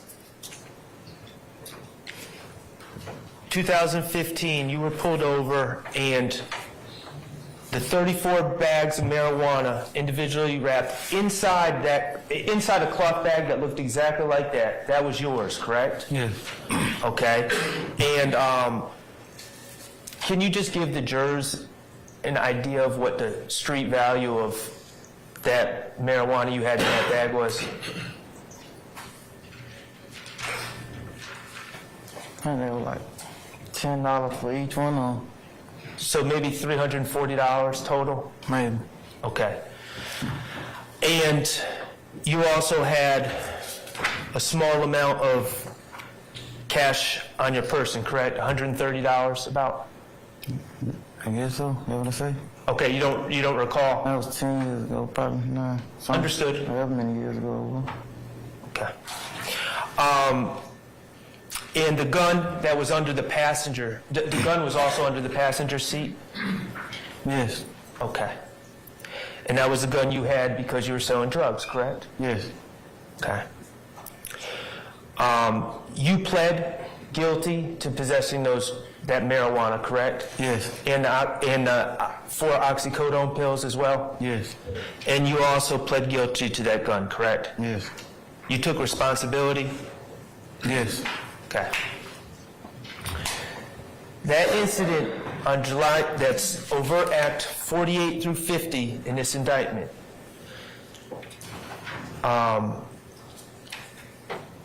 Did that have anything to do with any of these gentlemen back here? No. Okay. Did that have anything to do with Rock Crew? No. Did that have anything to do with YSL? No. Back in 2015, when the state charged you for this crime, did they charge you with any gang crimes? No. Did they charge you with RICO conspiracy at that time? No. You pled guilty to the charges that you were charged with, correct? Yes. You took responsibility and did your time, correct? Yes. Okay. And it wasn't until 2022 that the state alleged that any of this was gang-related or part of some RICO, correct? Objection as to when the state did what. All right, I'd also want to ask you about overt acts 52 to 55 in this indictment, and that's 15 SC 136875, and that happened on July 15th of 2015, which means 12 days later than that last case, correct? Oh, yeah. Okay, and you remember being arrested for drugs and then getting out and then being arrested within 2 weeks, correct? I cannot forget it. Okay, and that happened at 2915 Macon Avenue, correct? Macon Drive. Macon Drive, correct? And who lives on Macon Drive? Right by 2915. Somebody. And that's fair. One of your family members? Somebody. Okay, okay.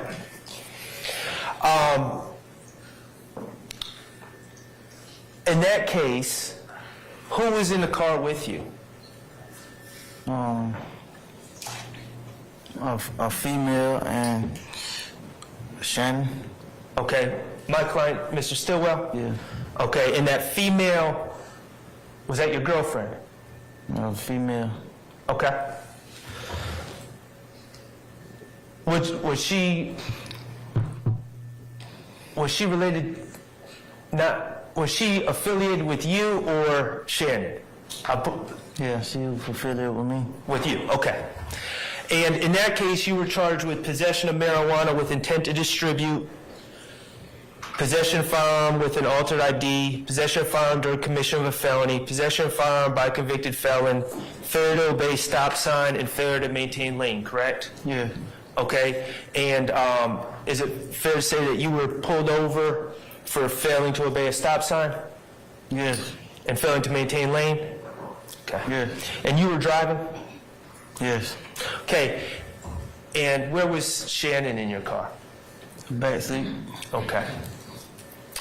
In that case, again, 12 days after the last case, drugs and a gun were also found, correct? Yes. Okay.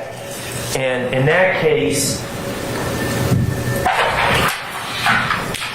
is this bag where the drugs were kept? Yes. And this bag was under the front passenger seat, correct? Yeah. Okay, cool. So, this bag was present in the car the day that Shannon was with you, correct? Yeah. But 12 days before, an identical bag had drugs in it and Shannon was not with you. Yes.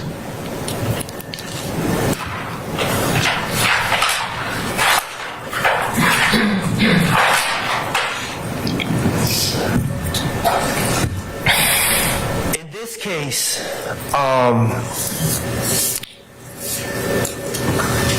the second case, the one with Shannon, do you remember how much marijuana and/or pills were in the bag?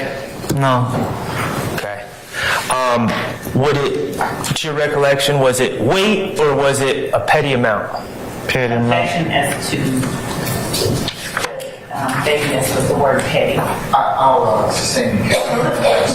Was it a matter of grams of marijuana? Yes. Okay. Were the drugs worth thousands and thousands of dollars? No. Less than that? Yes. Okay. And you pled to the drugs in this case? Yes. And you pled to the gun in that case, correct? Yes. Those drugs that were in that tan bag under the passenger seat on July 15th, 2015, those were your drugs? Yes. Did Shannon have any ownership of those drugs in any way? No. Did anyone else here own those drugs in any way? No. Did anyone have a claim to the proceeds of those drugs other than you? No. Okay. And same thing back in 2015 when you were charged with this case, you pled guilty and you served your time, correct? Yes.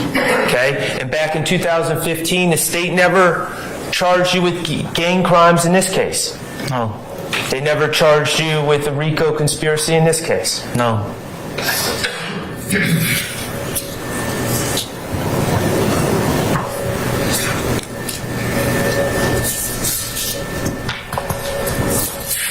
Okay, I'm going to ask you, Mr. Stevens, and we're almost done, okay? To look at 16U again.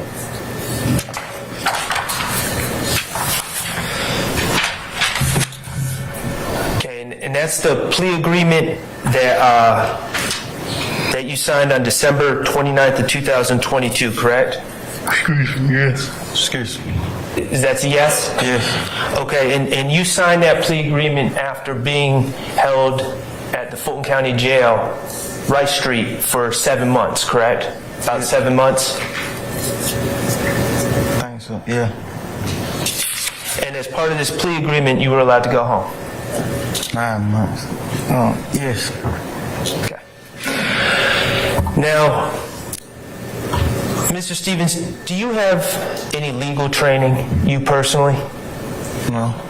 No. Okay.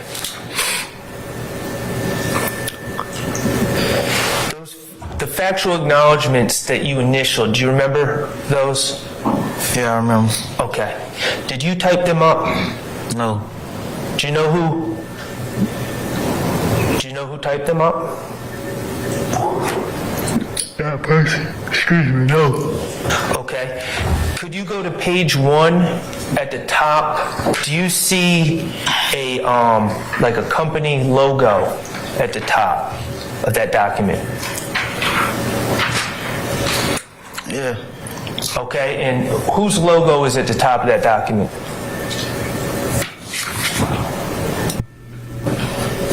District Attorney, Atlanta Judicial Circuit. So that plea agreement has the insignia of the Fulton County District Attorneys on it? Yes. Okay, and who's the name on the left side of that document? The top left. Excuse me.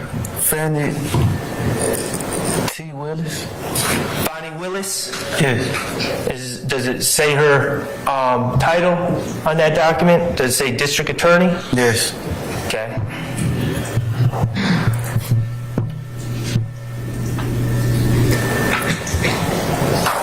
Now, whomever prepared this document,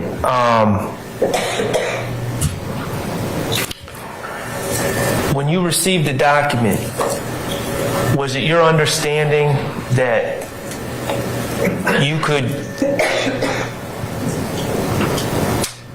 Was it your understanding that it was okay to refuse to initial Hold on. those acknowledgments? My bad. What the first part was? When you received those documents on December 29th, was it your understanding that you could just refuse to initial certain acknowledgments? No. You had to initial all the acknowledgments, correct? Yes. For the plea to go through? Yes. For you to go home? Yes. Okay. Could you look at factual acknowledgement 1 for me? 140? 1. Number 1.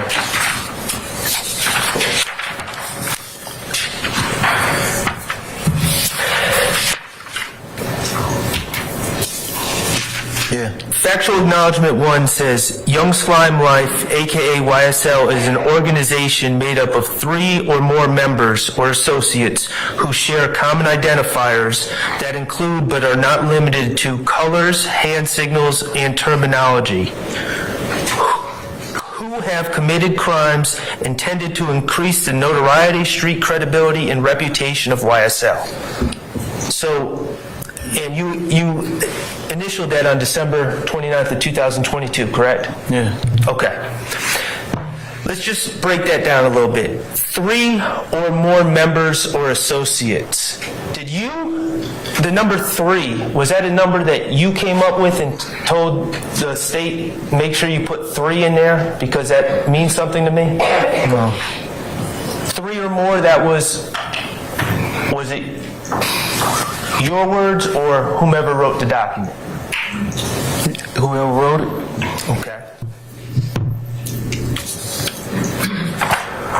What about, do you go around, in your everyday life and wherever in Atlanta you are, whether it's Buckhead, Cleveland Avenue, Moreland Avenue, do you use the word common identifiers a lot? No. Are those even terms you use, common identifiers? No. Okay. In defendant's factual acknowledgments 1, which you initialed, it uses the term associates who share common identifiers. Were those your words? No. Okay, what about, in going back to acknowledgement 1, but are not limited to colors, hand signs, and terminology. Are those your words? No. Mr. Sharp, before you pose another question, it's about the lunchtime hour, and I know I've been asked to take a comfort break, so this might be the time to accomplish both goals. Okay? All right. All right, Mr. Stevens, come back at 1:45, please, sir. All right, thank you. All right, ladies and gentlemen, we're going to take a comfort break / lunch. Please be prepared to come back to your headquarters for 1:45, and remember my admonitions that I've given you. And with that, we'll see you back in an hour. Okay? All right. All rise.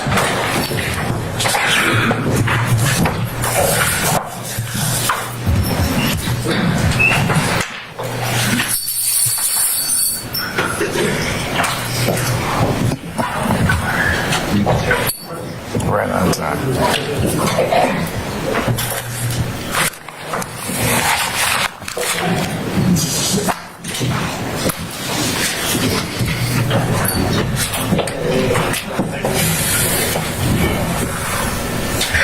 All right, ladies and gentlemen, please be seated. Our jury has left us. We'll see each other in an hour, okay? So 12:45, I should say 1:45, we'll see each other, all right? All right, we're in recess.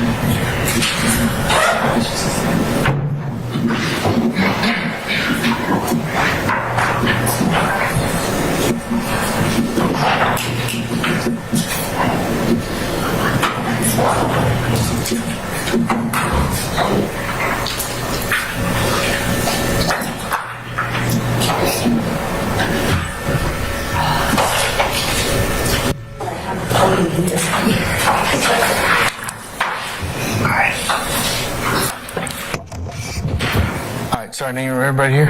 Yes, sir. Okay. Everybody's present. All right, thank you, Deputy Ham. All right, can we go ahead and recall Mr. Stevens, please?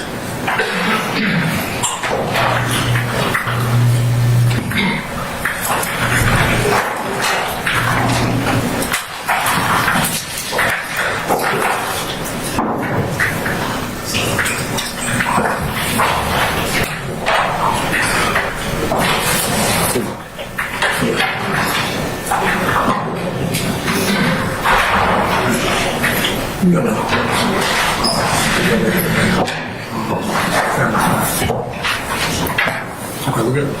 Okay.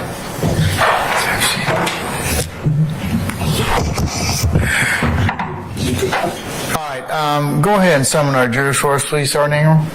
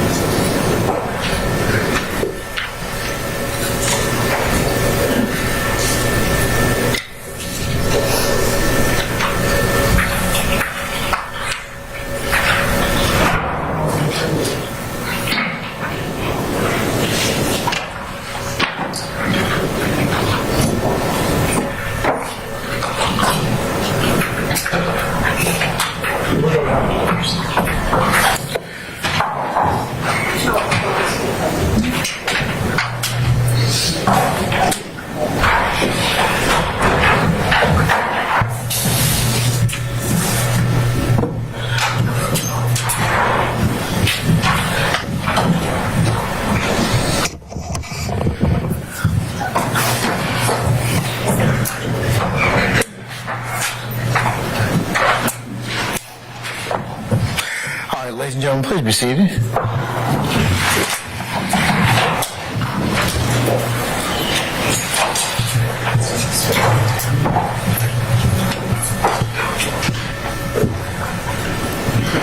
Everyone's present, gentlemen. All right, thank you, Sergeant Ingram. Thank you. All right, Mr. Sharp, come on back, sir.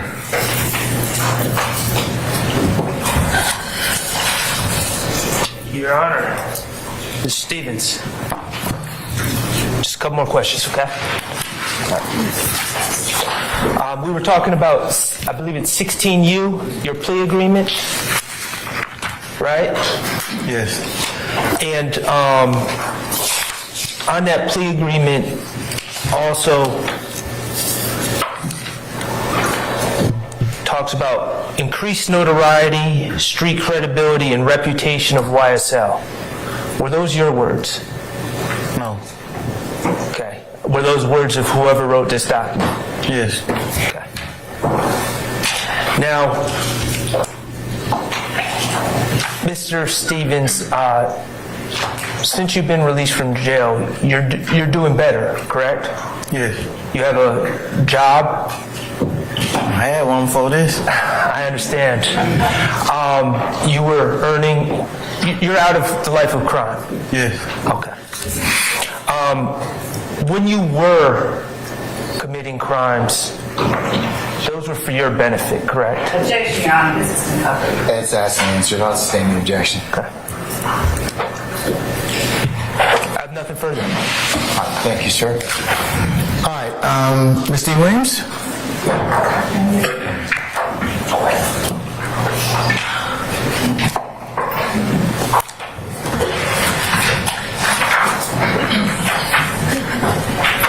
Good afternoon, Mr. Stevens. I'm Attorney Angela D. Williams. I represent Mr. Rodalius Ryan. Okay, so on January 4th, you say that you didn't know Rodalius Ryan, right?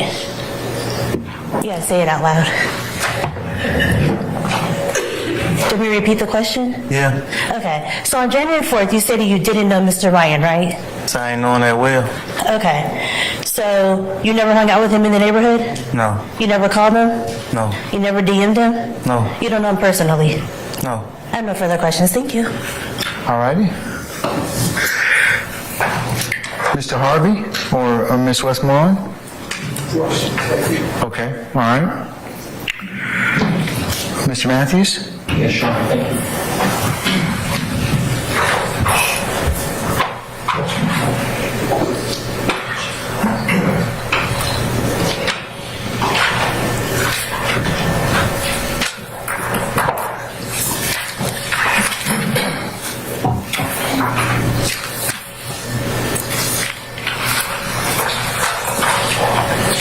Mr. Stevens, good afternoon, sir. Good afternoon. You testified that you had a job before you actually turned yourself in back in May of 2022 on these charges, correct? Yeah. Okay. And you voluntarily surrendered yourself to the Fulton County Jail, correct? Yes. And when you were in that jail, you filed a motion for bond through your attorney, correct? Yes. But when you were in that jail, you didn't have a lot of choices in terms of how you could live your life when you were in that jail, in terms of what you ate, correct? What time to go to bed, correct? Yes. Using a cell phone, using a legal cell phone, correct? Correct. Taking a drive, correct? You know where to drive. Seeing your children. All of the things that in the free world we could do, correct? Yes. Right. Now, your lawyers filed a motion for bond on your behalf, right? Yes. And there's at least one or two motions for bond that was filed, right? Yes. And when your lawyers filed that motion for bond for you, they told the court that you had turned yourself in, correct? Yeah. They told the court that you had entered a plea back in 2015, correct? Yeah. And that you had done your time, right? Yeah. They told the court that you had lived... I object to getting in from the lawyers. What's the basis now? Okay, all right. I'll overrule it. Thank you. I'll go a little bit. Mr. Stevens, do you remember the last question? There you go again. Okay. Your lawyers told the court that you were working, correct? Yes. They told the court that you had voluntarily submitted yourself to the jail. Yes. They told the court that you had children, right?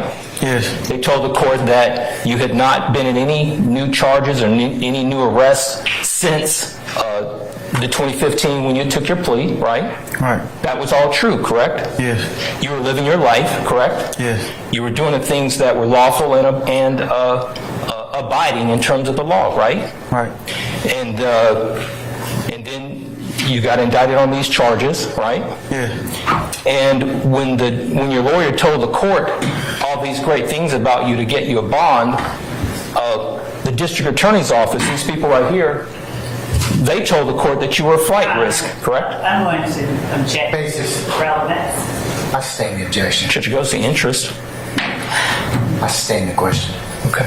Can I rephrase the question? Yeah, you can. Thank you. Mr. Stevens. Hey, my bad. You asked me a question. Well, I'm going to move Not a to... question pending, sir, so he's going to ask you another one, right? Oh, he had me one. Hold on. Okay. I want to answer it. Right. Go ahead. Okay. So, Mr. Stevens, when you were asking for that bond that we just got through talking about, the district attorney's office, they didn't want you to get a bond, correct? Yeah. They wanted you to remain in jail, correct? Yeah. And their wishes were met. Your bond was denied, wasn't it? Yes. And you continued to sit in jail for that period of time, correct? Yes. You sat in the jail for many days after that, right? Yes. Many weeks after that, right? Yes. And some months, right? Yes. And during that period of time, you were scratching your head trying to figure out how it was that you couldn't get a bond, right? Objection, Your Honor, to one relevance and form. Yeah, I sustain the objection. It's the formal question. Now, Mr. Stevens, you could not get out of jail, and then at some point, this 16U, this plea agreement came forth, right? Yes. And 16U that the jury's just heard you talk about, you initial those various paragraphs in each one of those pages, right? Yeah. And I want to take you and direct you to 16U to paragraph 14 in the factual acknowledgments. Can we go there? Yes. Now, in paragraph 14 of factual acknowledgments, it states that defendant cannot truthfully assert that anyone charged in this indictment is not guilty of the crimes as alleged in this indictment, and defendant, you're the defendant that's in this document, right? Yeah. That you, the defendant, Trontavia Stevens, will make no attempt at trial, prior to trial, or after trial, to exonerate or exculpate anyone charged in this indictment of the crimes alleged in this indictment, and that defendant, still being you, Trontavia Stevens, will not claim that anyone on this indictment is not guilty of the crimes as charged in this indictment. Those were not your words, correct? Correct. In your own mind, when you reflect on that paragraph 14, what does that paragraph 14 mean to you that is saying?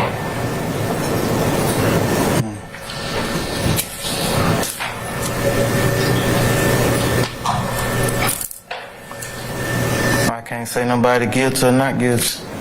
That you can't come into this courtroom, and that you can't come into this courtroom and say to this jury that anyone in this courtroom, anyone that's sitting in this courtroom as a defendant, you cannot tell this jury, even if you knew that they were not guilty. Mischaracterization. I sustain the objection. You can't come into this courtroom, Mr. Stevens, and you're not allowed, you're prevented from saying that anyone who's charged is not guilty, correct? Yeah. And that paragraph says that you cannot truthfully say it, even if you wanted to say it, correct? Yeah.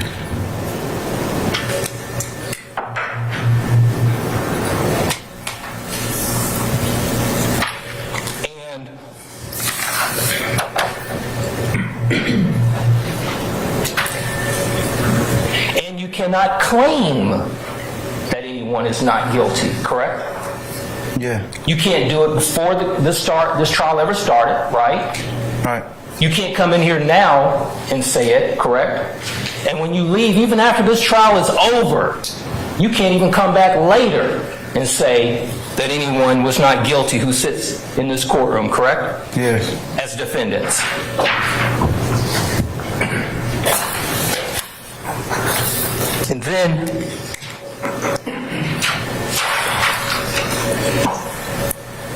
And then you signed the plea agreement, right? Right. And when this same district attorney's office, when they said to you that you couldn't get out for a bond, this same district attorney's office came to you and told you that you could get out if you took a plea, correct? Yeah.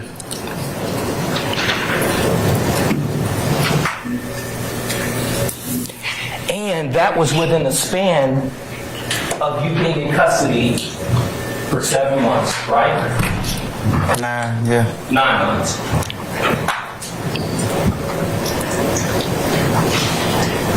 Is it fair to say that they no longer thought that you didn't need the convictions? Objection, Your Honor. Basis. Speculation. I sustain the objection.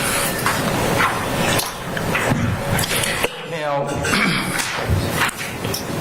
changing gears, Mr. Stevens, you testified earlier that Just one second, Your Honor. Yes, sir.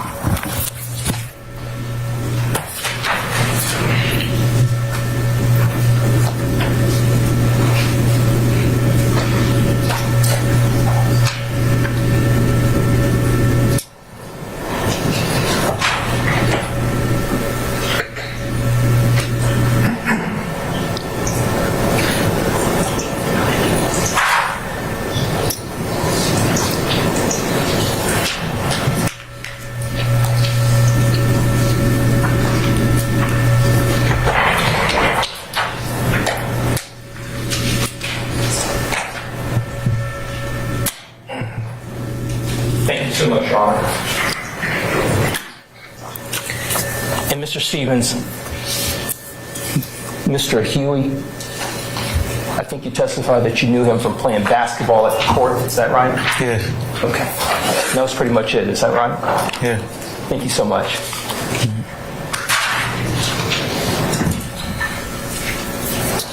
Thank you, Your Honor. All right, thank you, sir. Mr. Weinstein? Thank you, Your Honor. All right.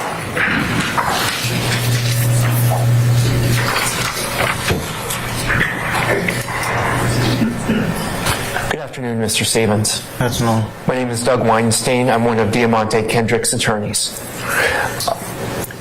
I believe that you testified that you met Mr. Kendrick in elementary school. Is that correct? Yeah. And then after elementary school, you didn't see Mr. Kendrick again until around 2012. Is that right? I know you're not necessarily good with years. Yeah. I think I seen him after I got out of prison. And Mr. Kendrick was not a member of Rock Crew, correct? No. Mr. Kendrick wasn't raised on Cleveland. No. Your plea deal doesn't mention Mr. Kendrick's name at all, correct? Yeah. Okay. When you were selling drugs at 221 Cleveland, was Mr. Kendrick there selling drugs with you? No. And when you were selling drugs at 151 Cleveland, was Mr. Kendrick selling drugs? No. You testified about the Web, 2531 Brownsville Road. Did you see Mr. Kendrick at the Web? No. Are you aware of Mr. Kendrick being at the Web? I don't recall, no. Okay. I have no further questions. Thank you, Your Honor. All right, thank you, sir. Okay, anybody else? For cross? Okay, all right. Any redirect from the state? Yes, Your Honor, thank you. Mr. Stevens, you were asked on cross-examination a number of questions about the color blue. Do you recall that? Yes. Are there Crips that are members of YSL? Yeah. Is Gunna a Crip? Yeah. Is Duke a Crip? Yeah. Is Duke YSL? Yeah. Is he a member of Young Slime Life, the gang? Yeah. And what about Gunna? Is he a member of Young Slime Life? Yeah. All right. Is Gunna's real name Sergio Kitchens? Yes. Is Duke's real name Martinez Arnold? Yeah. You talked about with, I believe, Mr. Steele, the acronym THUG, meaning, according to Mr. Steele, truly humble under God. Do you remember that? Yes. Okay. Would you tell the jury, you were also asked by Mr. Steele about songs that the defendant Williams has written or rapped. Do you remember that? Yeah. All right. How many of the defendant Williams songs talk about slime? A number of them? Huh? A number of them? Okay. How many talk about F-ins? Who? F-ins. Guns. A lot of them. I mean, some of them. How many? They talk about, yeah.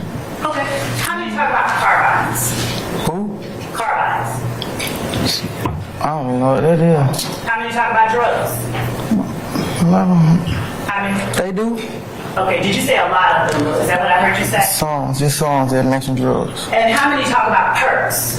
These songs that mention drugs. Name one that talks about perks. Push and pee? I don't recall. You don't recall? I mean, mean, you want me to replay the song in my head, or you gonna play it for me? It was played for you. I done been in here for weeks. Like, a lot of stuff ain't just coming back to me like fast as you want it to. Okay, fair. And you don't recall whether Pushing Pete talks about pushing purposes? If you play the song, I can let you know if it's saying something about a perk. Fair enough, okay. Now, you said a lot of them talk about guns, and a lot of them talk about slime, and a lot of them talk about drugs. Did I get that right? How? Let's stay in this forum.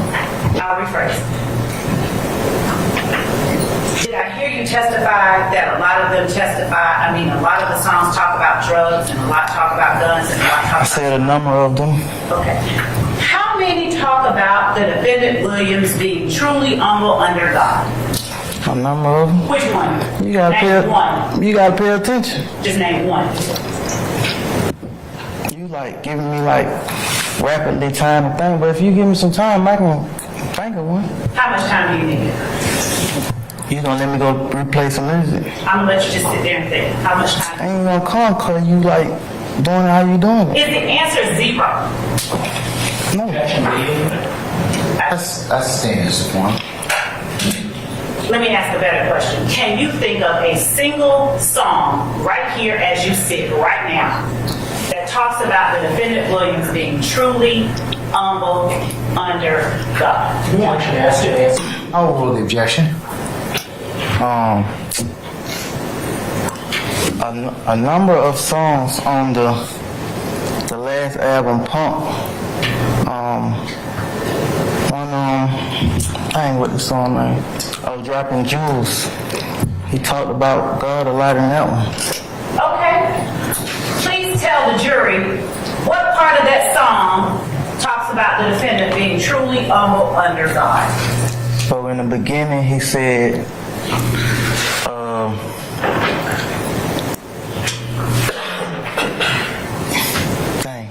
show me why I'm living, why am I remaining here? I know he wasn't talking about nobody else but God. Oh, wait, did he say the word God? You right. I didn't say anything. I asked a question. I knew what he was referring to No, because can't nobody else show you why you living. My question, No. what are you answering me? Did he say God? But I knew that he was referring to God. So, can you think of a single song where the defendant Williams raps that he is truly humble under God? Not under these circumstances. So you cannot right now? No. Okay.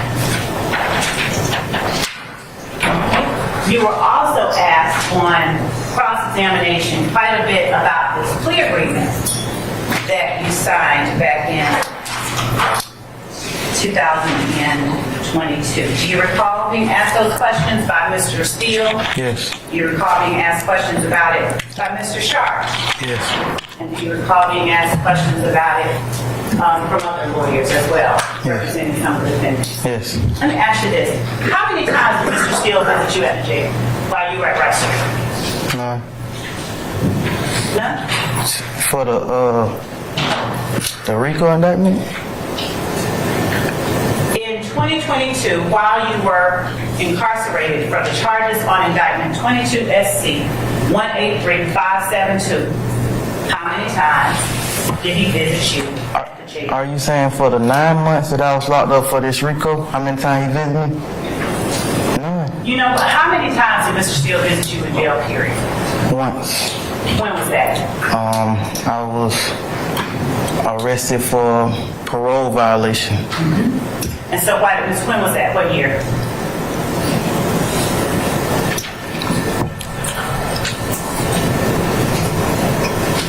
I want to say 2022 or 21, one of them. 2021? I don't recall the exact year. I don't It's recall. okay, but it's been in the last 2 or 3 years, is that fair? Yes. All right. And did you have a job back then? No. So, when Mr. Steele visited you, was it at your request or did he come down on his own? It wasn't, yeah. Yeah, it was at my request. Okay. And so what did you reach out? Did you reach out and ask for a lawyer? Yes, And did you ask Mr. Steele to represent you? yes, And you did not have a job. no. How were you intending that Mr. Steele, who is now Ryan Jeffrey Williams' lawyer, how did you intend that he be paid? I knew that probation revocations didn't amount to no more than $1,000, and I knew I had family that would help me out to get a probation revocation lawyer. Okay. You were also asked some questions about, and so it's your contention that it was just a small amount, so his family would have been able to afford it? Yeah. Did Mr. Steele end up representing you? No, Okay. And that was in 21 or 22? I don't know what call is that, yeah. Was it before or after you were held on charges that are in this indictment? This happened after, the indictment happened after. You were also asked about whether certain words on State's Exhibit 16 uniform were your words. Do you remember being asked about that? Yes, Now, is it a fair statement you did not write this document? I ain't writing none of it. Is it a fair statement that you would not have ever even endeavored to write it? What's the basis, sir? I'm sorry. Leading your honor. I sustain the objection as to form. You can rephrase me. Would you have ever even wanted to write this document? No. Also speculation. I sustain the objection. Did you even want to write this document? Okay. But were you given an opportunity by the state and your attorney, through your attorney, to change any part of this document that you found to be false?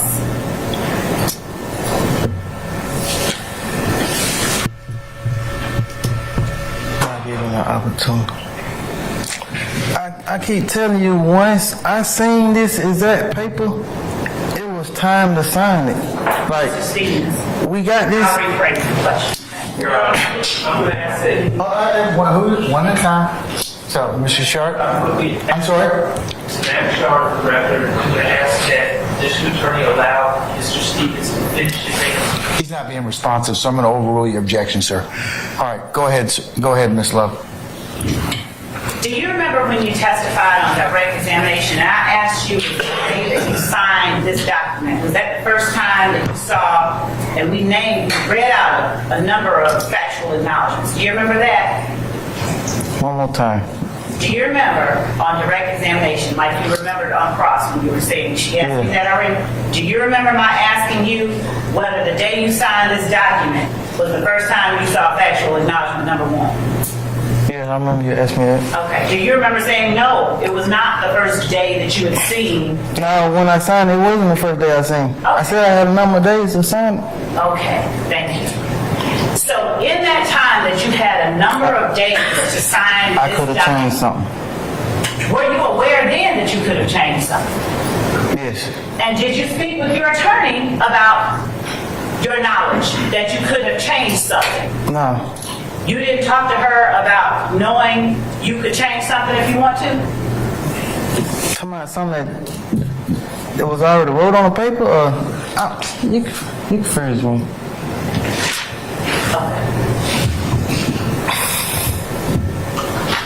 Did you tell the state or your attorney, no, something on there is wrong? No. One of those is inaccurate. No. But you knew you could if you wanted to. Is that fair? I sustain the objection. Mr. Stevens, again, pull your chair close to the microphone so we can hear you. Yes, sir. But were you aware that you could if you wanted to? Change. Yes.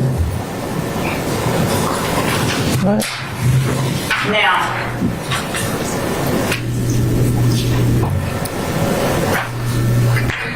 you were asked by Mr. Steele about being kicked off of a tour. Do you remember that? Yes. And you were asked whether that was the reason you weren't at Jeffrey Williams' concert when he was in Holly Grove, Louisiana. Do you remember that? Yes. And is it your testimony today not last week or week before, that was the reason you weren't at his concert? I ain't able to give man one of y'all the reason. Okay. Well, I probably told you that, what did I say? It didn't make sense to, you trying to ask me something about other week. I already answered this stuff, man. I answered it, I want to answer today. Does the truth remain the truth from week to week? Yeah. I stand objection. So, was being kicked off of the tour any reason why you didn't go to Holly Grove? It could have been. Was Dolly, the defendant Williams' sister, kicked off of the tour? That same tour that you talked about being kicked off of? I don't know. Was DK, Walter Murphy, kicked off that tour?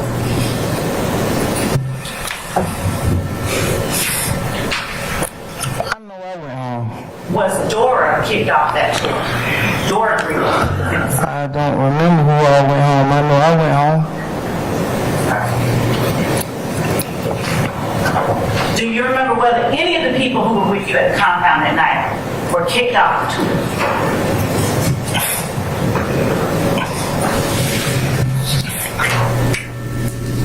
I know I went home. Now, Mr. Matthews just asked you about factual acknowledgement number 14. Defendant cannot truthfully assert that anyone charged in this indictment is not guilty of the crimes alleged in this indictment. Is that one of the factual acknowledgments you signed? I got it. Initial. I just want to make sure we're looking at the same thing. Yes. Okay.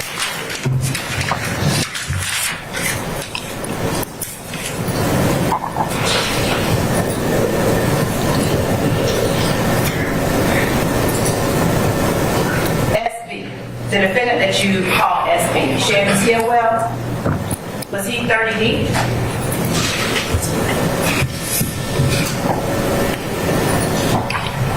He hung in McCannville, but he from Thomasville. You gotta be from these places to be saying that. What about Little Woody? Was he 30 deep? Yeah. What about Little Woody? Was he 30 deep? Yes. And did he have to leave 30 deep? Or was he able to be YSL and 30? I don't know. When you and the defendant Williams and DK or Walter Murphy, when you all formed Young Limelight, what were the membership requirements?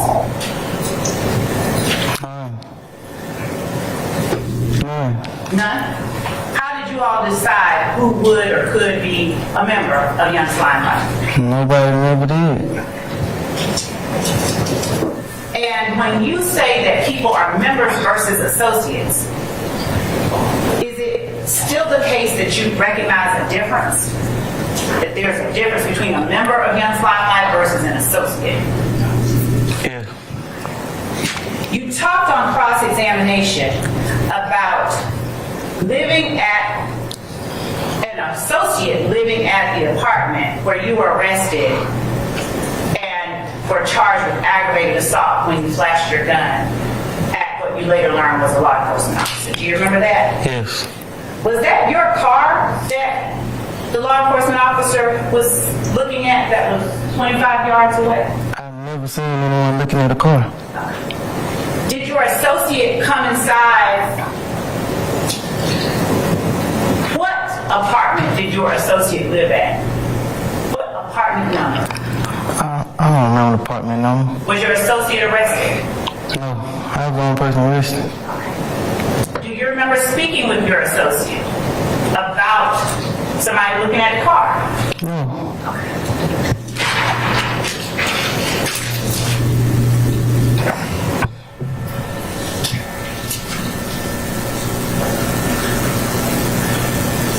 Mr. Sharp asked you about Big selling drugs on Cleveland Avenue. Do you remember that? Yes. Is Big's name Darius Ford? Yes. And is he the young man whose life was taken along with Christian Minogue? Yes. When I asked you on direct about the web, I asked you the address. Is the address of the web 2539 Browns Mill Road? Yes. How often did you visit the web in 2021 and 2020? Often. Would you describe what was inside the web for the jury?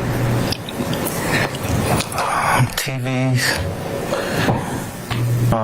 computers, speakers, sofas, beds. Was the web an apartment, a house, a standalone building, or something else? A house. Did you live at the web? I've spent the night there. How often did you spend the night at the web?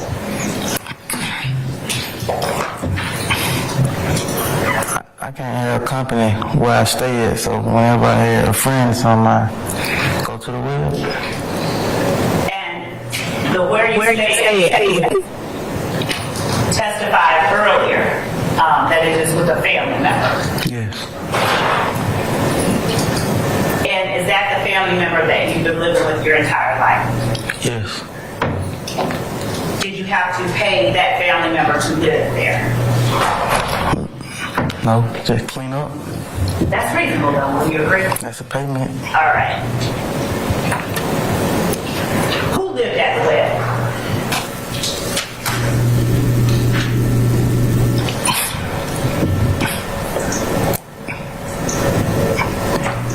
Whoever ain't have nowhere to go. Whose place? Who owned the web? I don't know the owner. Did you own the web? No. When you wanted to go to the web, how were you able to get inside? Was the door always unlocked? No. How did you get inside? Knock on the door? Was there someone always there? Yes. So generally, who remained at the web at all times? There was a guy who used to always clean up the house, clean up the yards. He older, he a homeless guy.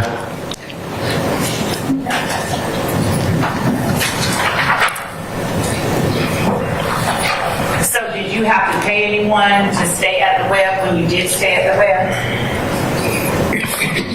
Who's going in on the rent? Okay. And so who were you giving rent to?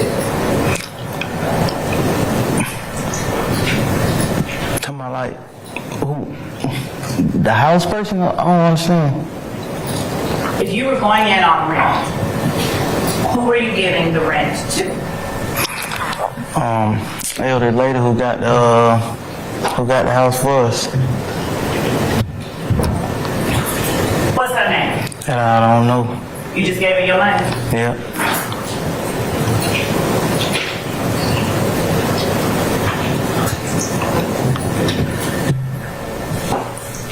In February of 2005, I'm sorry, 2021, February the 5th, 2021. Around that time, would you have occasionally stayed at the web? 2005? No, 2021. Oh, I'm sorry.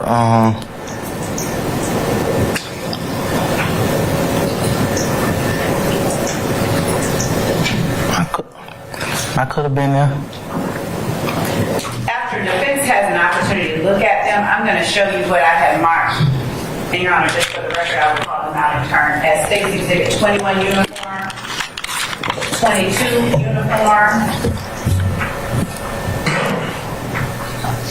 24 uniform, 25 uniform, 25 uniform, Bravo, 31 uniform, 32 uniform, 33 uniform, 34 uniform, 35 uniform, and those are all. Now I'll ask our legal assistant for legal assistance. But I'm going to send those over and make sure that Mr. Council has an opportunity to look at these before we take them up to Mr. Stevens. Mr. Smith, could you please just... Do you all want to, somebody want to come take a look at them? 22.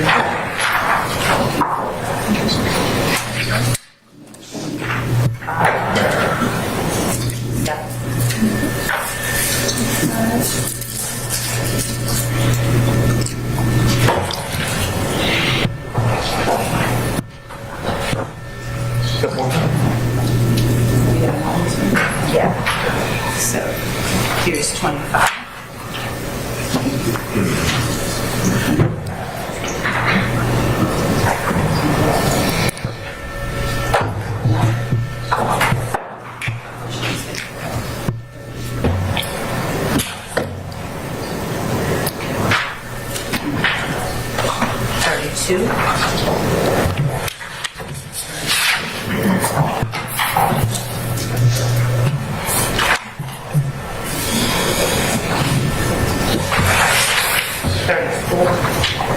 And 35.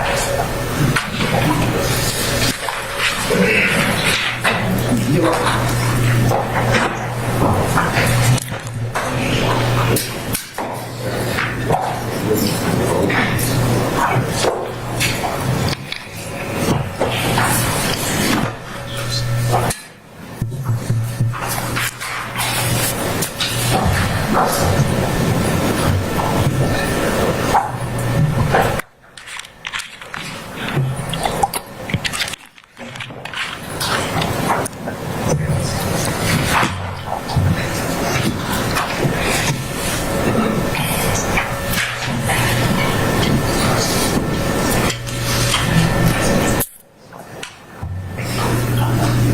Your Honor, may I approach Mr. Kearns? You may, ma'am. Thank you.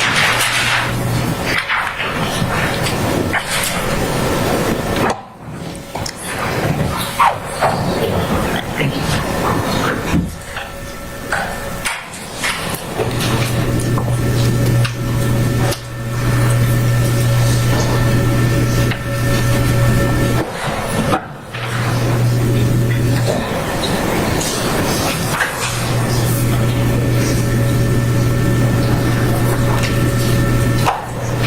And Your Honor, with the court's permission, I will resume my questions after counsel for the defendant has looked over the marked exhibits. They've been turned over as discovery, but they've been marked, so I just want to make sure that they know what we're showing. All right. Once the defense has an opportunity to take a look at them, just let me know, and then, so you can pause for the time being, ma'am. Yes, Your Honor. Thank you.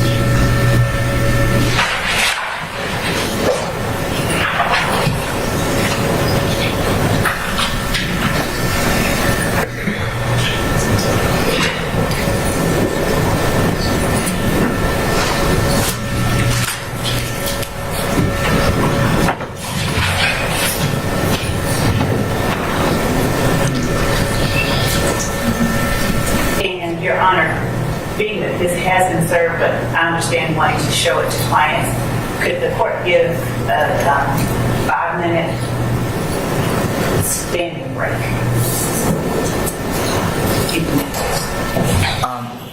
Ladies and gentlemen, we're just recessing in place, so if you just want to stand or stretch, that's okay. And that includes anybody else. Again, let me know when you're done, gentlemen and lady.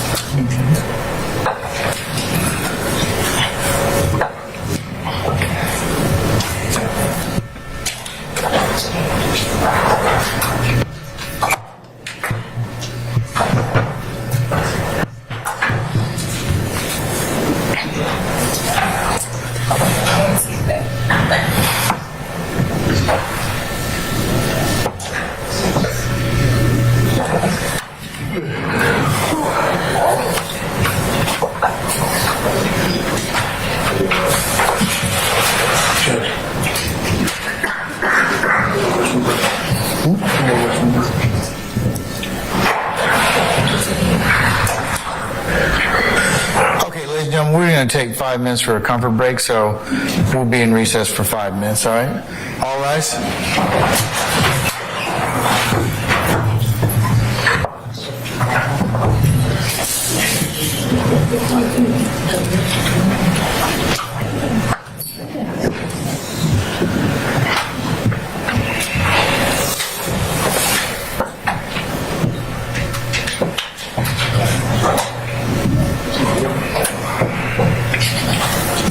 You can Come back in 5 minutes.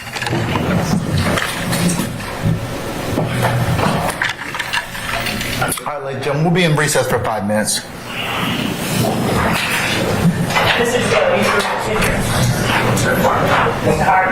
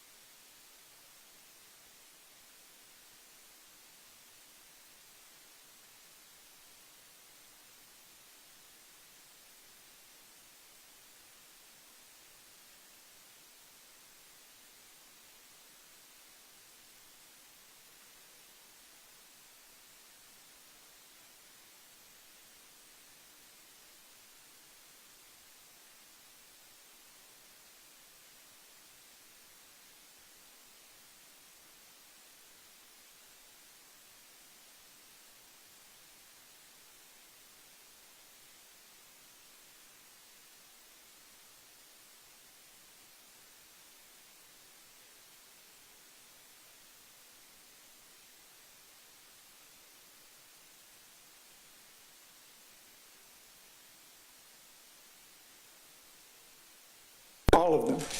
Okay, so let me just, for purposes of record, and correct me if I'm wrong, states 21 uniform, 22 uniform, 24 uniform, 25 uniform, 25 uniform Bravo, 31 uniform, 32 uniform, 33 uniform, 34 uniform, and 35 uniform. Is that correct? That is correct, Judge. And on two separate and distinct bases. This pertains to all of them? Yes. Okay, all right. First, can I see them to begin with? Yes. All right. And just to give some context, Judge, I'll also pull out the ones that defense counsel admitted that are part of that same grid.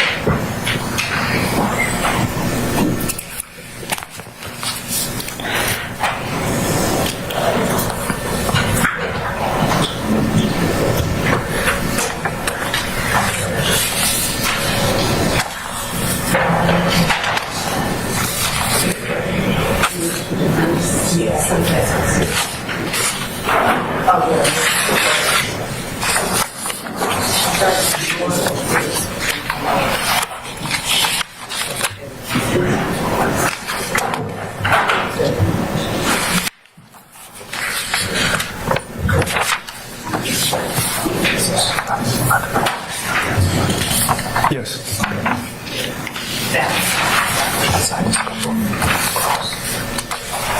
Yes, let's go. That's one that wasn't sure. That's federal, right? Yeah, but this is redirect. Right. And the redirect should be, you don't have unlimited redirect. That's what I'm saying. Yeah. I'm saying let's go across. But I didn't do any cross at all. I got you. So it shouldn't come in this man.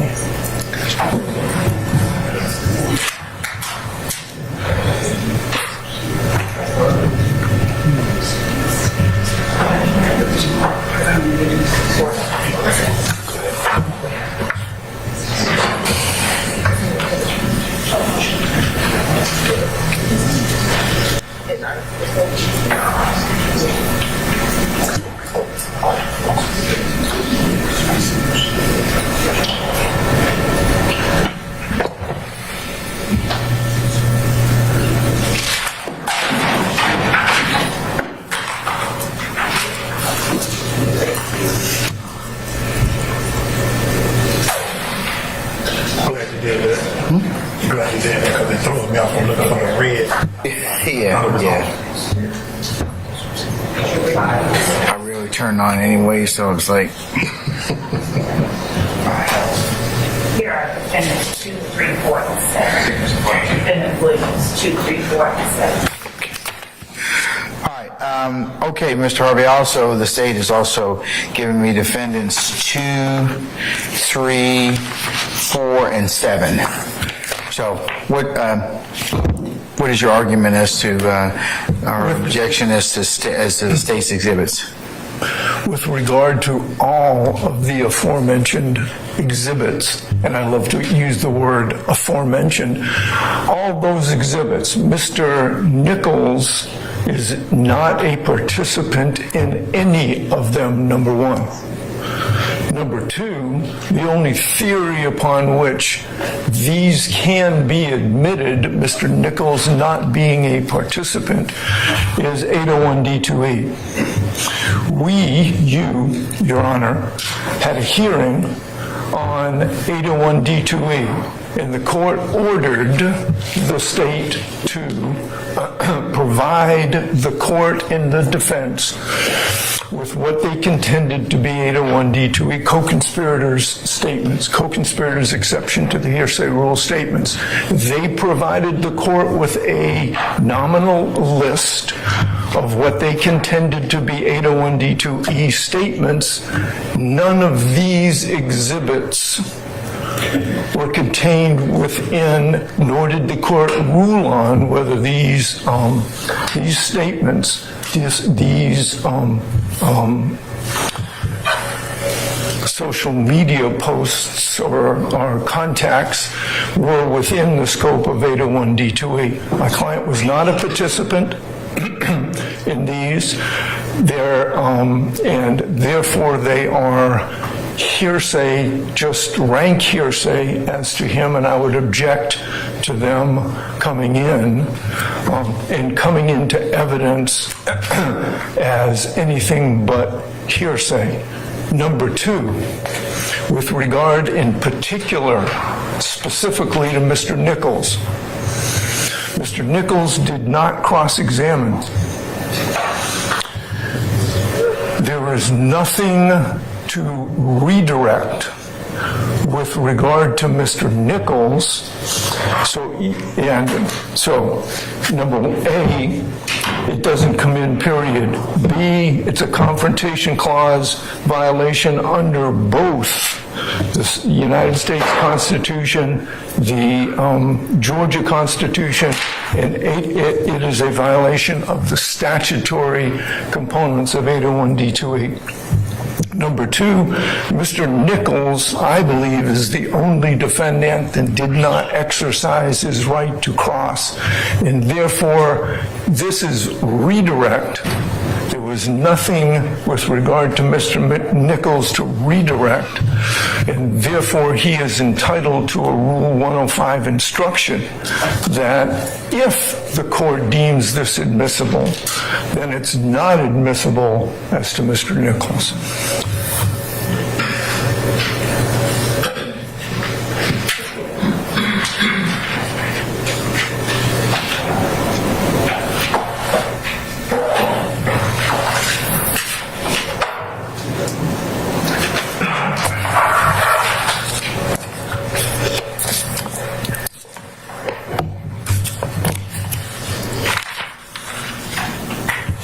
All right, sir.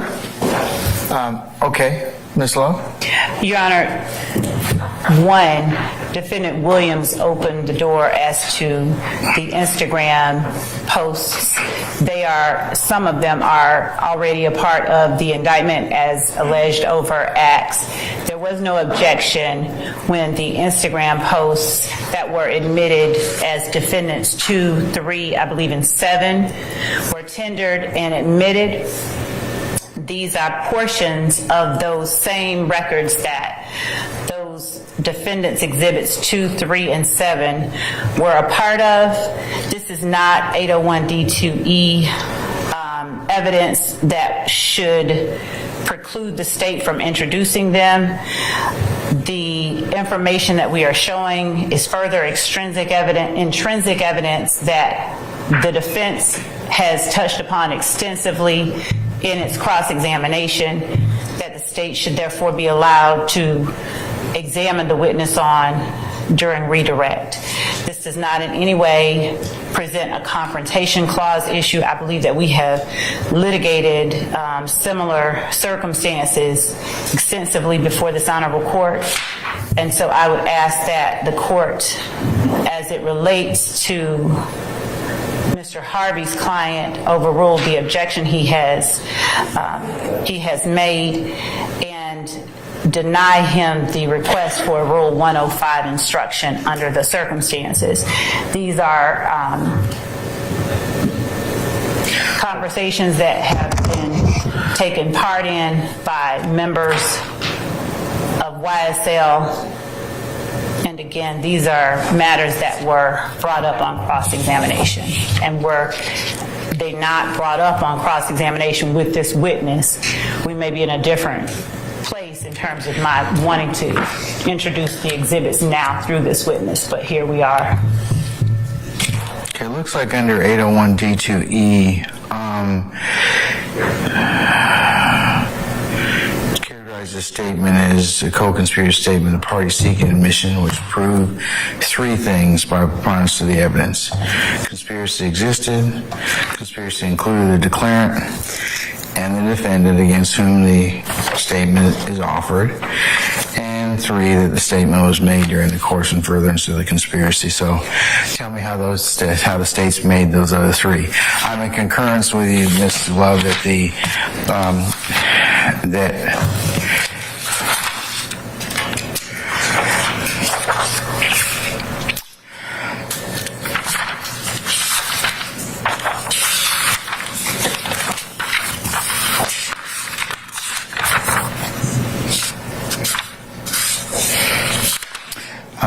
Statements under 801D2E are not testimony for purposes of analysis under Crawford versus Washington, and such are not barred from admission by the Confrontation Clause. So I'm okay with that, but over Mr. Harvey's objection, of course. But what about the first three predicates?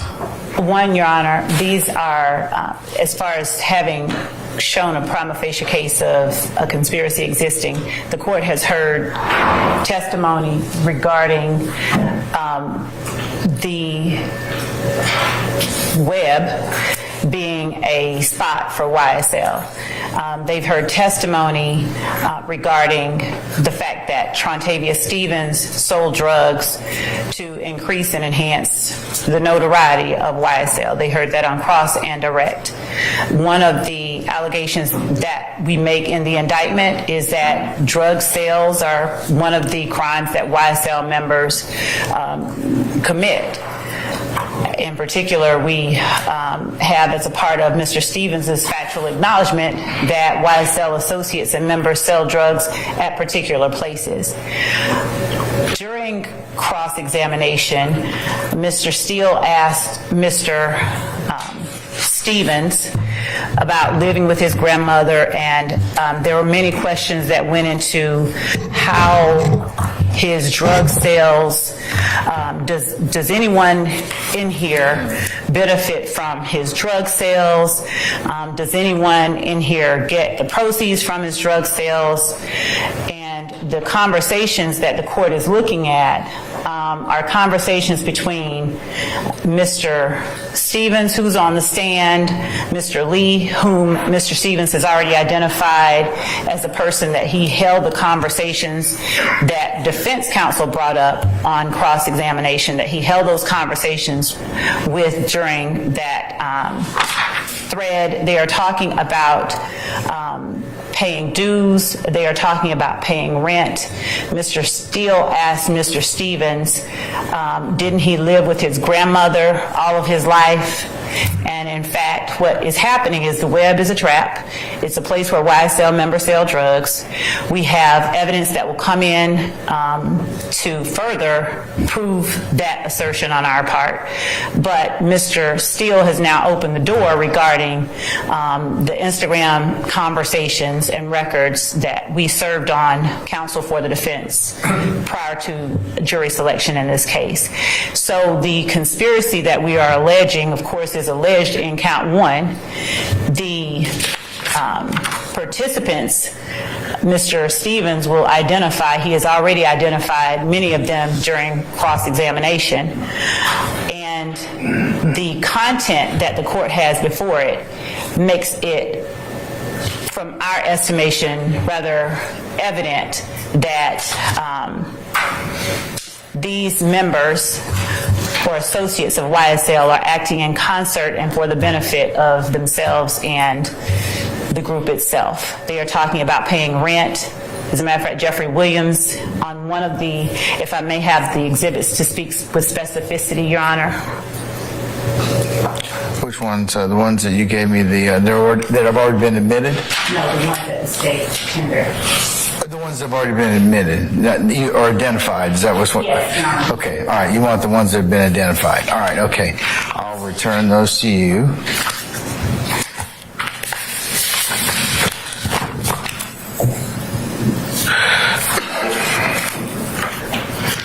So, in State's Exhibit 21 uniform, we have Mr. Stevens, who is the witness currently on the stand, on February the 5th of 2021. Which one of y'all trying to shoot? Y'all shot at my trap.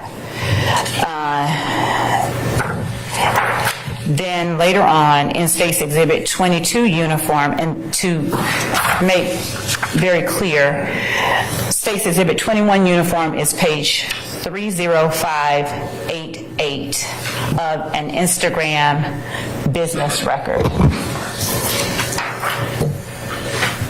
Page 22 uniform is page 1624 of that same Instagram business record. And in State's 22 uniform,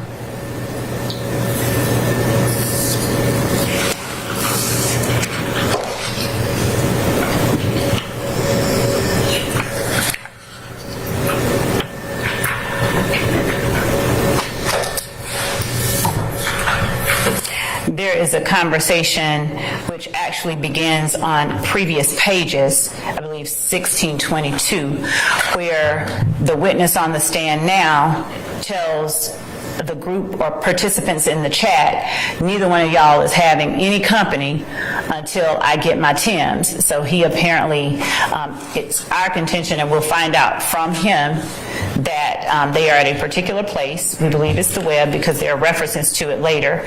But he is at a place where YSL members consider one of their spots, and he is running things in terms of telling them, you all can't take any more company, you all can't do anything until I get the Timbs that were delivered here to our spot. Stacy. Would you let Ms. Love finish, and then you can posture your question? All right. Just hold that, Mr. Steele. State's Exhibit 24, uniform, and 25, uniform, and 25, uniform Bravo were parts of the exhibits that Mr. Steele tendered for Mr. Williams. State's Exhibit 31, uniform, the middle of the page, where the witness on the stand on February the 6th says, what part you ain't hearing? Why everybody ain't got something to say? What you mean? If I can't afford it? No, they can't. That's why when a nigga be dead serious, y'all niggas need to stay in your lane. It ain't no joke. Y'all ain't giving me nothing. Then we have Do It Phil saying, I'm fist to bring some when I pull up. And the witness on the stand saying, y'all know I paid last month's rent by myself. Here go, same thing right here. Slug, I know what you did. And then he says, ain't nobody said nothing. And then he says, Big, don't pull off, fist to jump in with you. That's Do It for Phil. And then Slime Life Shorty says, send your bash app for Cash App. And then the witness on the stand sends a Cash App, a screenshot of his phone. He goes on and says, I've been paid the rent. He's already testified, and again, this is also for impeachment purposes because he testified that he wasn't working, didn't have a job, stayed with his grandmother. But he talks about having paid the rent. We will have another witness who has already given a statement to law enforcement that the web is a place the defendant Williams rented for YSL. We will have law enforcement officers who will come in here and testify about what was found when they actually searched the web. It is a place that has gotten shot up. It has surveillance cameras on the inside, and it was there were money counters, drug paraphernalia, and drug sale items and evidence inside of the web. You have the owner of the Instagram account asking how many niggas be sleeping there. Give a number. And then you have 4K having it his way saying it's an easy 100 a piece. Easy. You see them working in concert with one another. You see them in this Instagram. You see them working for the benefit of the enterprise that is YSL. We have 4K Tay having it his way. I just want to work. I'll even pay more. And then the witness on the stand, ain't nobody working. Everybody got their own motion. Find your purpose to the gang. And then Slime Life Shorty says, please and now. And then Real 1_FR says 6 niggas sleep here. 4K Tay having his way says, I don't get it then. That's 600 right there. 12 if y'all go 200. They continue, the gang shotty, you know how it be. And then they're saying, the same person is saying too easy. 4K Tay then says $40 a day, $1,200 a month. And then we go on further down the line. And we're talking about 4K Tay having his way saying, I washed this hoodie. And then he says, and it's Slime clothing line. Only reason I wanted it funky ass little nigga. And then 4K Tay having his way saying, won't wear shit of yours without washing it for $1,000. And then later on. Okay, do any of these statements have or referenced Mr. Nichols? Your Honor, two things. They, as the court alluded to, they are not made to law enforcement. So there's not a confrontation. Like I said, I'm not interested in that. But do these statements reference Mr. Nichols at all, or is he part of them at all? He well could be. It would be the witness on the stand who will have to say. Could be is not, that's supposition, speculation. Well, I mean, because they would need to have something referencing or tying Mr. Nichols. That's a part of his objection, I'm sure. Well, the part of. Well, here's my thoughts, the court's thoughts.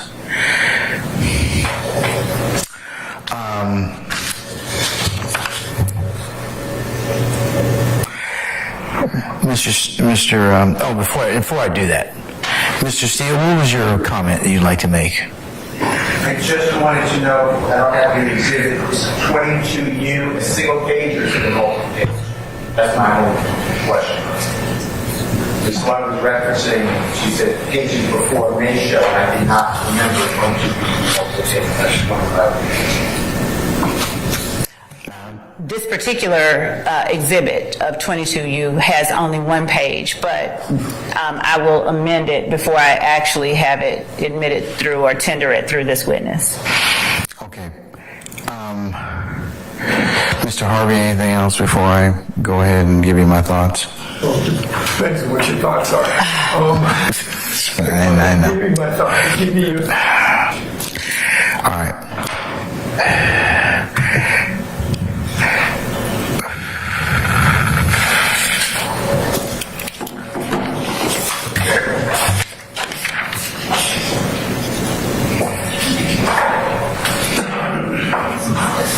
And Your Honor, I just reiterate that this is a conspiracy that we are alleging in count one.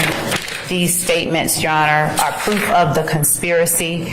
They don't have to directly mention Mr. Nichols in any way. That is the case with many of the overt acts that we've alleged in this indictment, and I believe that the court has heard this objection in different fashions a number of times. But still, I gotta consider it. Let me reiterate. I said before this trial started, give us the 801D2E that you intend to introduce at the trial, or we will be objecting. We're going to take trial time, and the state provided specifics of 801D2E. Specifics, and we litigated each one of those. And I said beforehand that we're going to be sitting here doing this at 4 o'clock in the afternoon.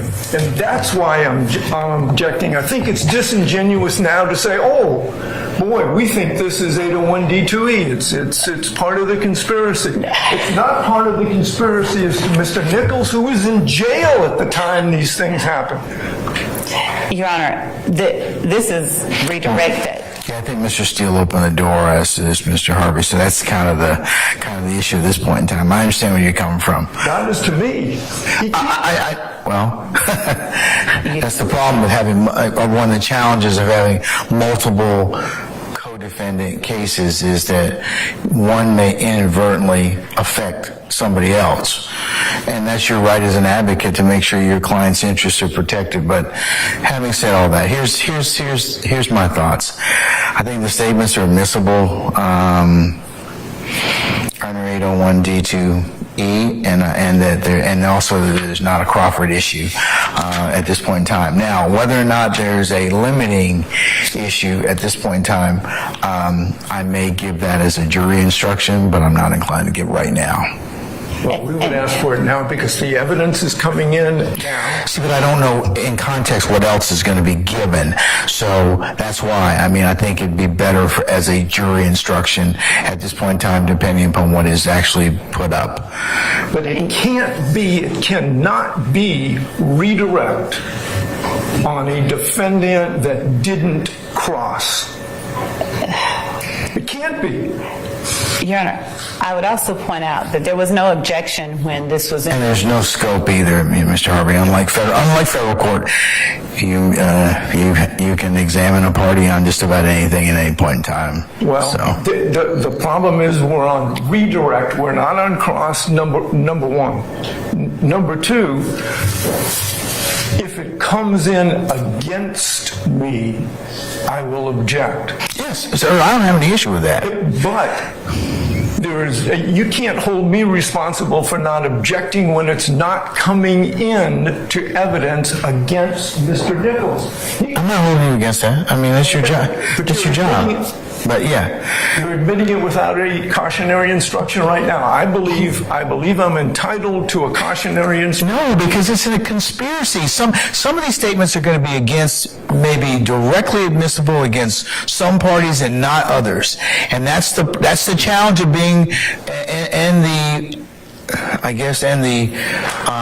issue of being allegedly joined as co-conspirators is that's the power of it. But you know, I understand where you come from, but it also depends upon what is actually comes out as to whether or not those statements are truly going to be against, you know, does the state prove that they went against X or Y, or does the jury understand that, hey, statements, how broad or how powerful a conspiracy is, but that's for them to decide. No, that's exactly why there is a Rule 105, Judge. And I believe that at the time the evidence comes in, if it doesn't come in against a certain defendant, that's the purpose of 105. We can argue all day long. I get it. That's my position. I understand, sir. All right. Okay. All right.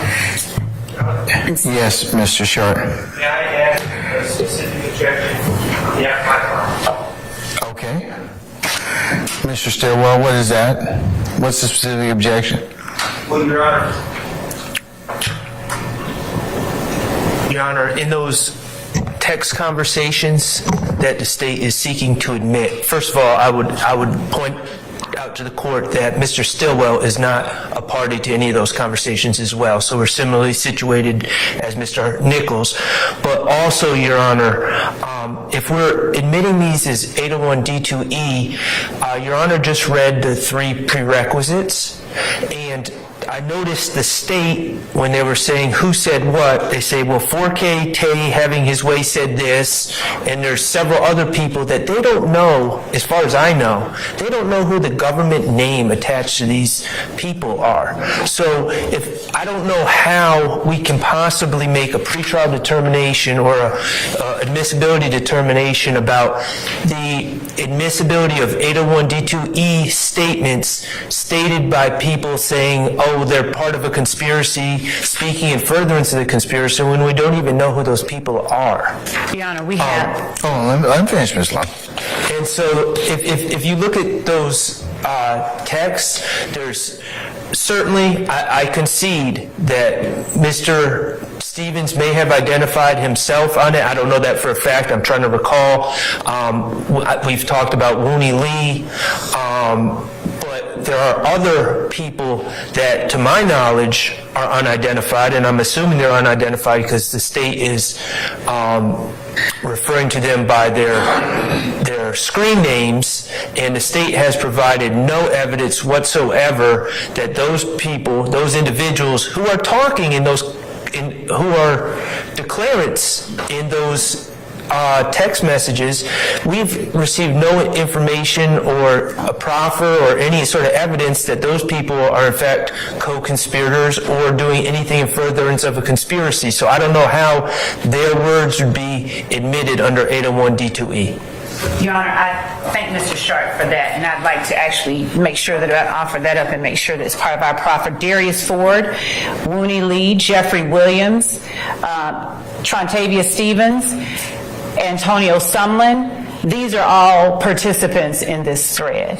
And these are all people who are, with the exception of Mr. Ford, who are indicted co-conspirators, as alleged by the state in 22 SC 183572. So if I was not clear, I extend my apologies to counsel for the defendants in the court, but these are, in fact, YSL co-conspirators, and Do It For Phil is is Mr. Farley. Well, Your Honor, And, Your Honor, I'm sorry, Mr. Sharp.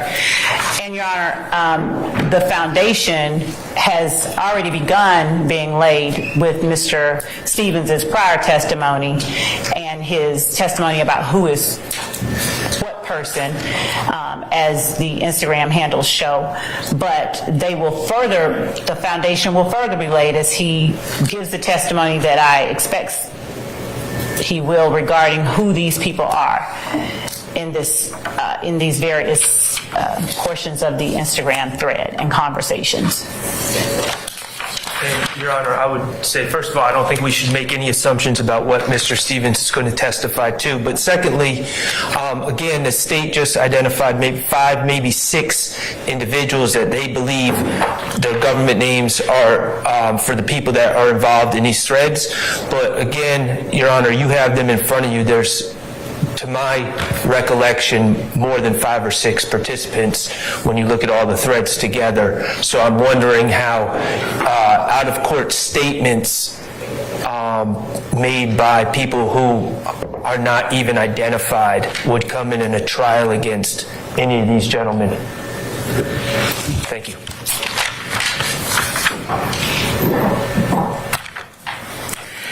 All right. If you all give me 5 minutes, please. Does Your Honor want the exhibits? You want the exhibits? Yes.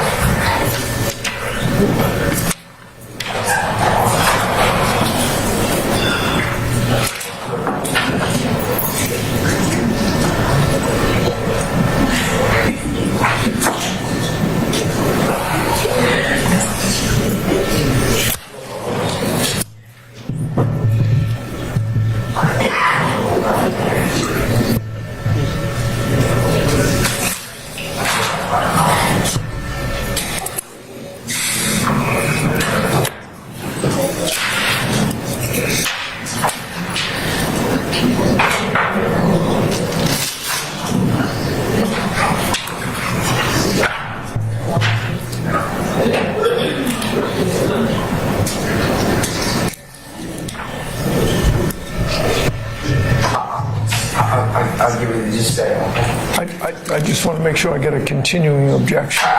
just give me a second. Yeah, sure. Here's something, I'm sorry, quick, as I was just gonna say, you can sit down and like, I'll call you back. Okay.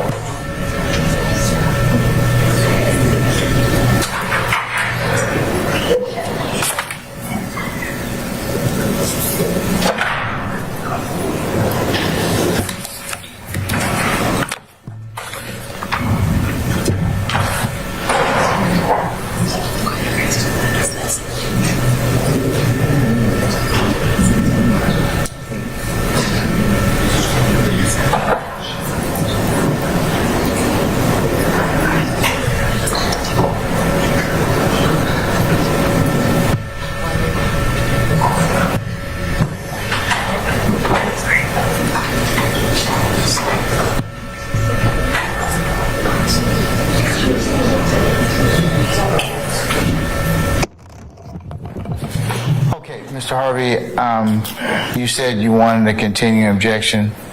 You wanted to judge the submission of those exhibits that you specified that are part of the record.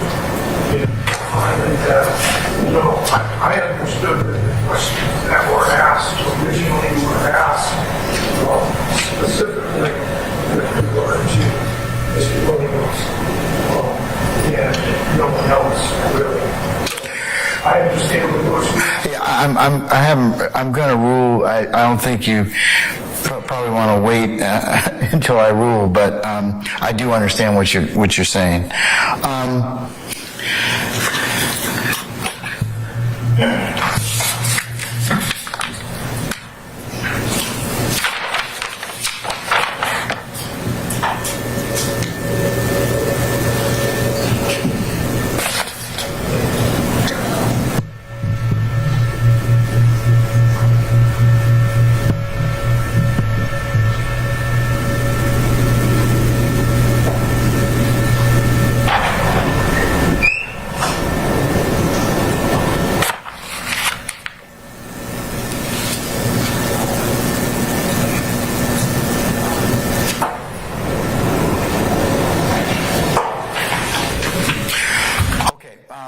Here's where we are at this point in time. Characterize the statement as a co-conspirator statement. Party seeking admission must prove each of three things by a preponderance of the evidence. So the state would have bears the burden in this particular circumstance. One, that a conspiracy exists. Two, the conspiracy includes the declarant, person speaking, and the defendant or defendants against whom the statement is offered. And three, the statement was made during the course and in furtherance of the conspiracy. And that is United States versus Flores, 572 F. 3rd, 1254. Also, co-conspirator statements may be admitted if the proponent shows by preponderance of the evidence the following the three elements I just mentioned. But it says also, where statements, however, admit participation in a crime, but do not evince an intent to further criminal activity, Rule 801 D2 does not authorize their introduction. And that is State versus Lane, which I think we argued before, and that's 308 Georgia 10. Statement that merely spills the beans, discloses a scheme, or informs the listener of the declarant's activities does not constitute a statement in furtherance of the conspiracy. The state has offered for my consideration as well Crawford versus the state, and that is 294 Georgia 898, pinpoint 809. Such independent prima facie evidence of a conspiracy need not be adduced prior to the admission of the hearsay statement at trial, so long as sufficient evidence thereof is presented prior to close of evidence.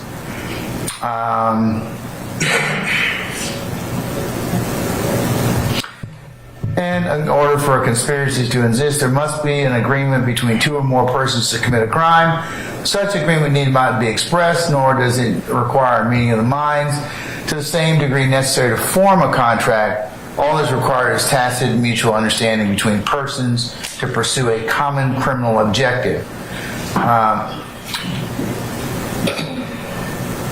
The challenge that the court is facing at this point in time is that I don't believe I've heard enough as to determine whether or not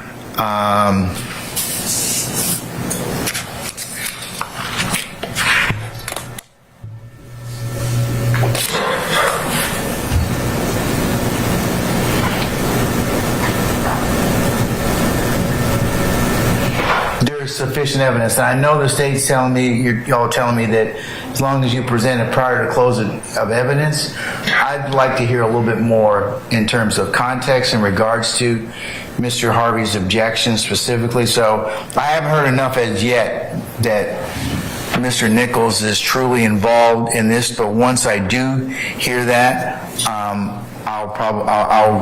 you can admit or represent the particular evidence, but for now I'm going to sustain Mr. Harvey's objection. So, Your Honor, as it relates to, there were a couple of things that we'd like to say first. Thank you, Judge, for the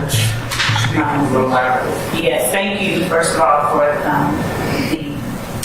helping us to understand where the court is. See, I need to know which statements you're offering. I mean, the challenge that Lane kind of just presents is that you just can't throw out all these statements. You've got, and also there needs to be something which is going to provide the court or some indicia that's going to tell us that you're going to present all of this by your closing chief. So I haven't heard anything about these particular statements yet. They weren't included as part of the pre-vetting process, but like I said.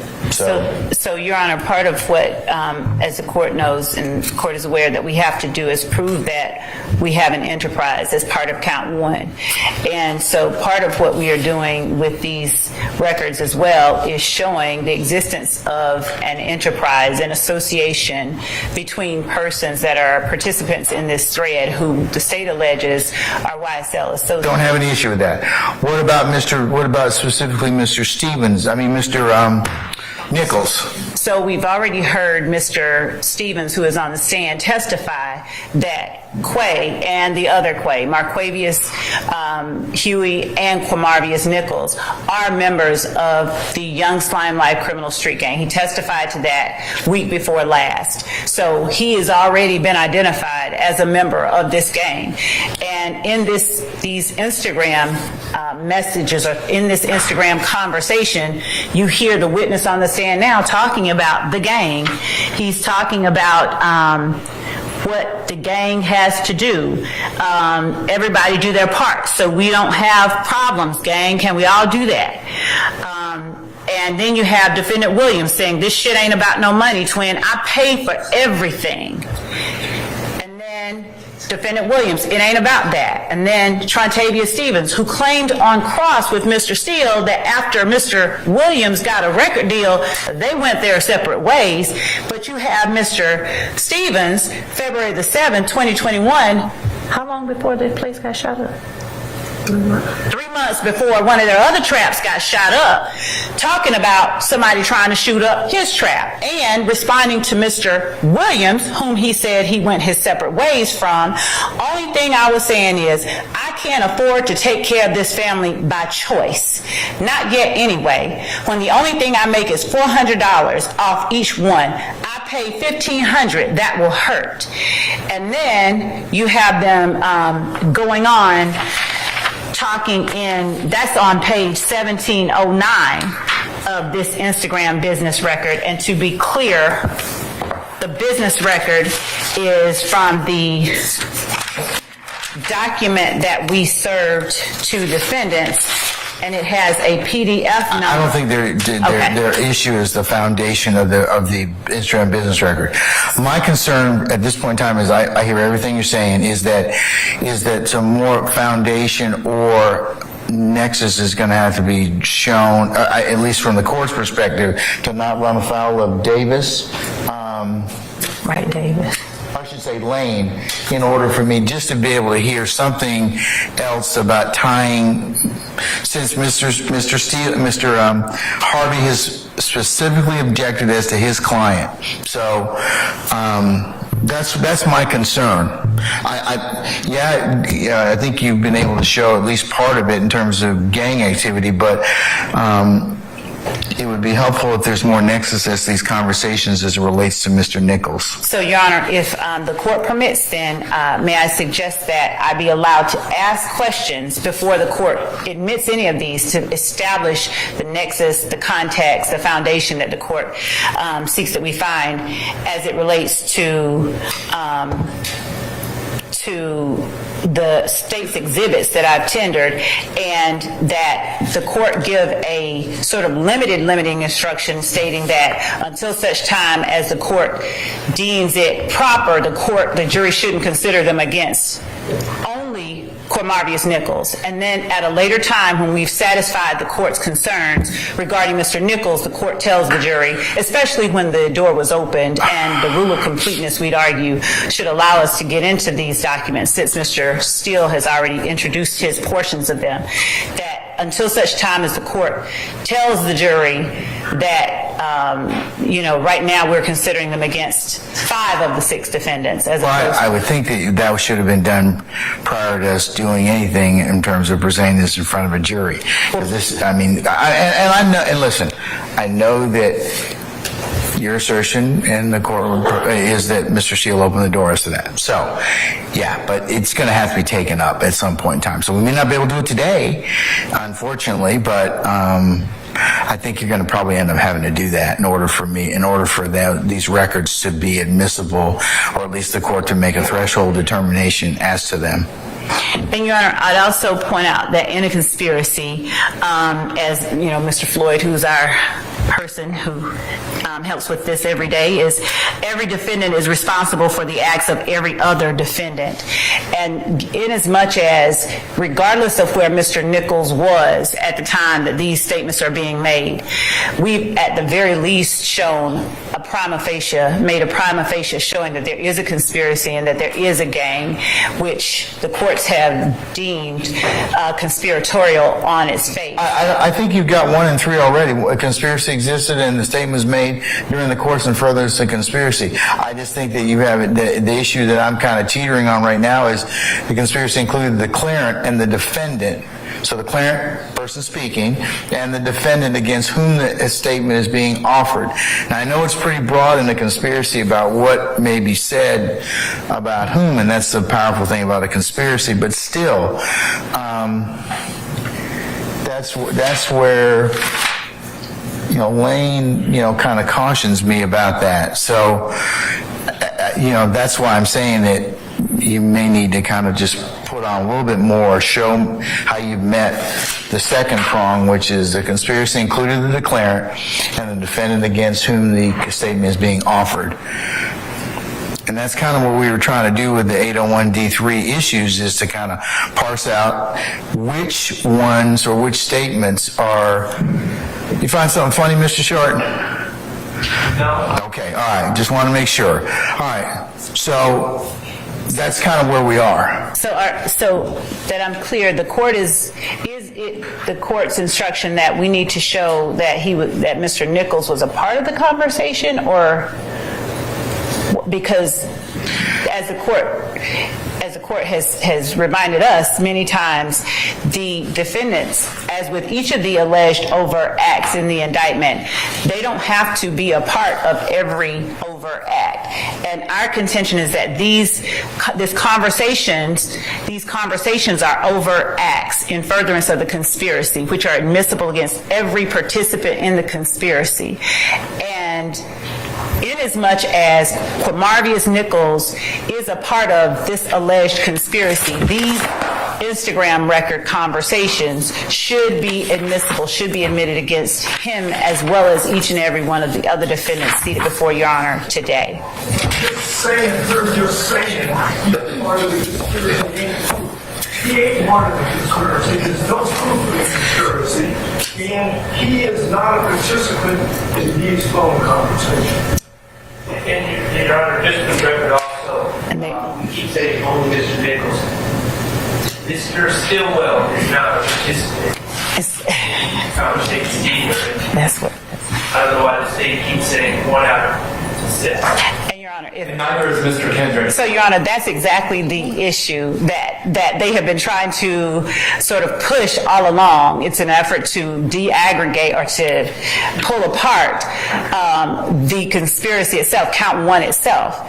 And in a circumstance like this, in this type of case, that is why we have the laws that we have. They are quite liberal, they are quite broad, and they are meant to reach beyond the contention of defendants who want to assert, well, I didn't have anything to do with that act, so you can't hold that against me.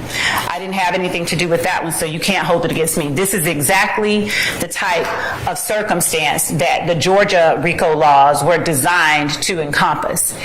And And for that reason, we are asking that the court allow us, prior to the jury being sent home today, to get into these conversations by the witness on the stand, the defendant Williams, Wooney Lee, who's also on the indictment, Antonio Sumlin, who is also on the indictment, Marles Farley, who's also on the indictment, all of these members of YSL and associates of YSL.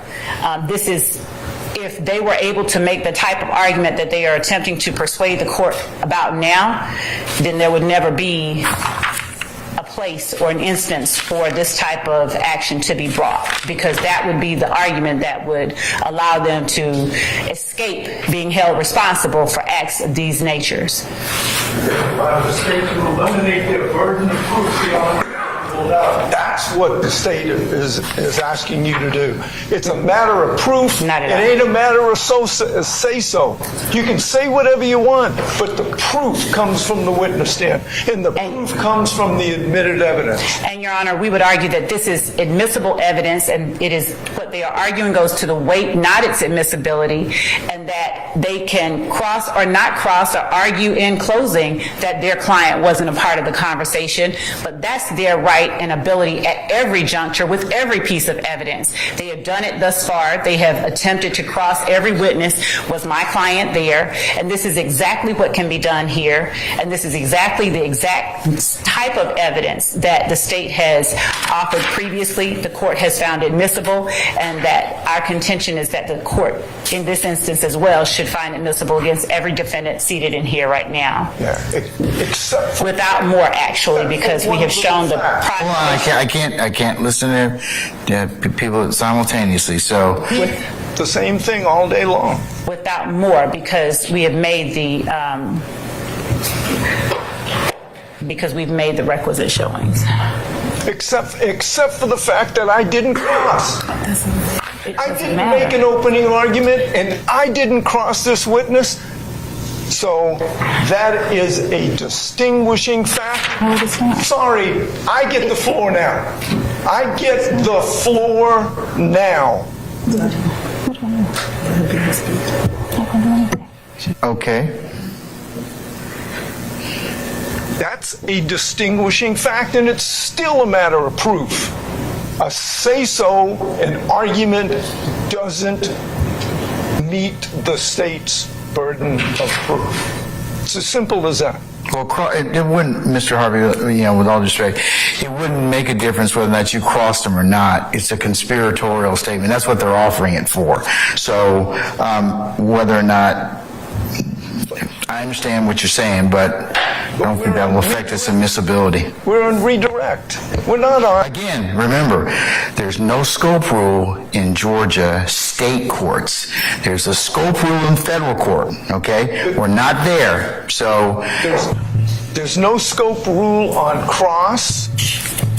I'm not so sure there isn't a scope on redirect. It's not.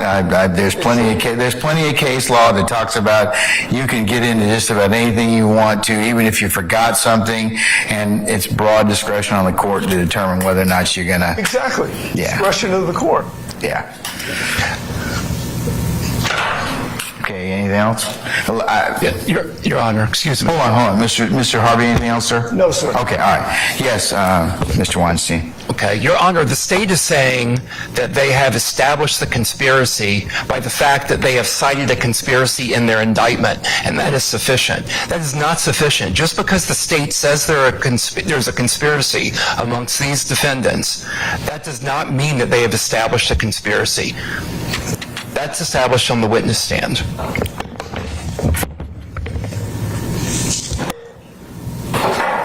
In response to Mr. Weinstein, I'm not sure where that comes from, but we are not asserting that there's a conspiracy count that we've established. The court has heard the evidence that has been presented thus far, and based on that evidence, we believe that we've at the very least made a prima facie showing that a conspiracy exists. the defendant does not have to be a part of the conversation that the state is intending to offer. He only has to be a participant in the conspiracy. And the jury is entitled to infer the existence of an enterprise and conspiracy from circumstantial evidence.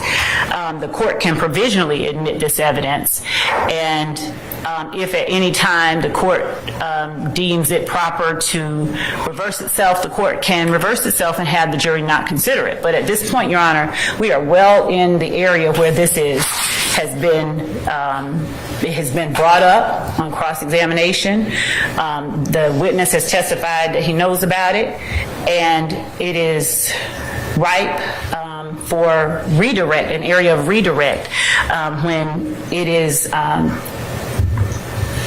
relevant evidence that further proves the existence of the enterprise and the conspiracy. So we would ask that the court admit it, provisionally admit it if necessary, but admit it and allow us to publish to the jury before the jury is sent home for the day, because this is... All right, let me look at something else, please. Please, madam, before I make a decision.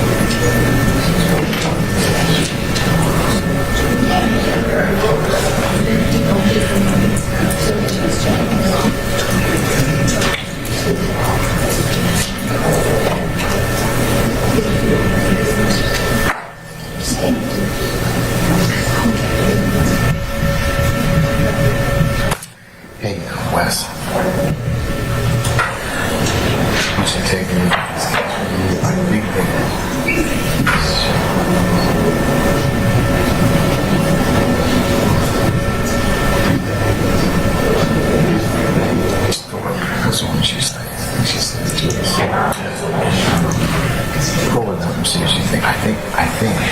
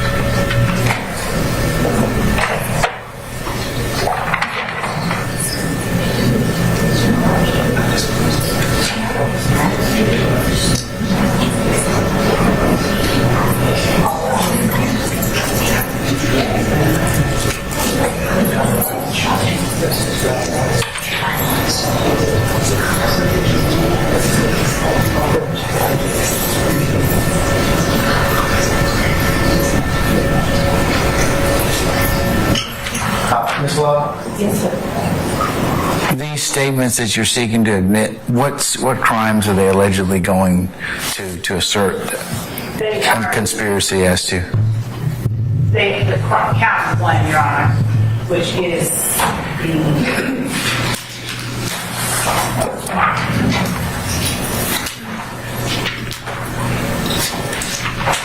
conspiracy to violate the Racketeer Influence and Corrupt Organizations Act for the said accused together with both together and with unindicted co-conspirators unlawfully conspired to acquire, maintain directly and indirectly an interest in and control of United States property and other personal property through a pattern of racketeering activity, and while associated with an enterprise that unlawfully conspired to conduct and participate in, directly and indirectly, such enterprise through a pattern of racketeering activity.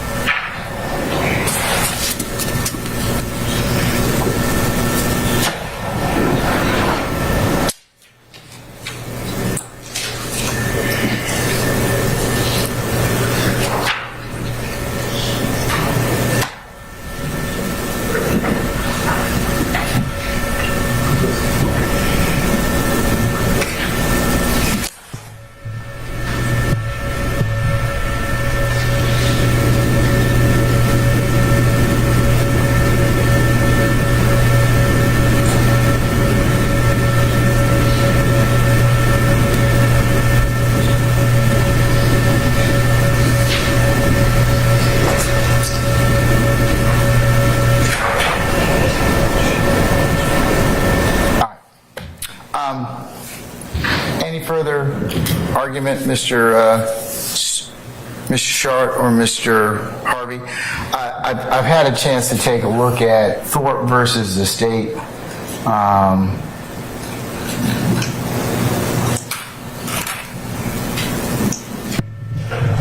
At 285 Georgia 604, 2009 case, and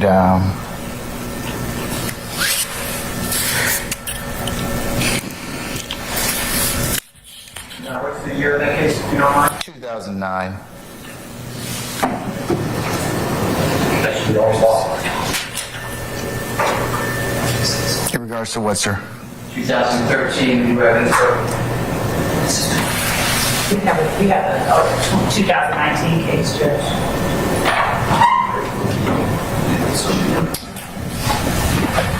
I don't think that law has been overruled. What's the 2019 citation? What case is that? Jones v. State, 305 Georgia 744. It's a 2019 case. 305 Georgia what? 744. Thank you. Penn site at. I can't find that this law. I couldn't hear it either. It's 305 Georgia 744, Penn site 746. And we'd also point out, Your Honor, that regarding the statements, it doesn't have to prove a crime, it just has to be sufficient. It's sufficient if it proves an element, such as an agreement to participate in an enterprise or a gang. And that, again, is what we are trying to show.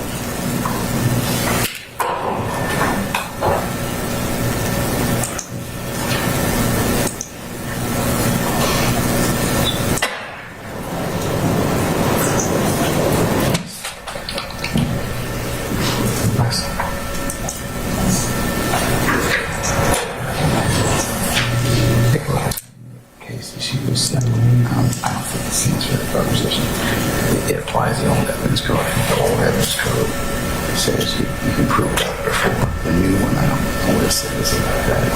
That's your understanding? Your Honor. Yes, Mr. Steele. If you look at the Jones case, that was just signed by the Honorable District Attorney, was tried before 2000. Yeah, I got it. And it applies, yeah, Ms. Love, that's part of the challenge of that case is the applicability of that particular rule, that you can prove up a conspiracy, at least some prior to the conclusion, existed prior to the new evidence code. So I'm looking for something more recent that shows that, but that seems to be the old code. I'll get it for you, Your Honor. I'm looking now.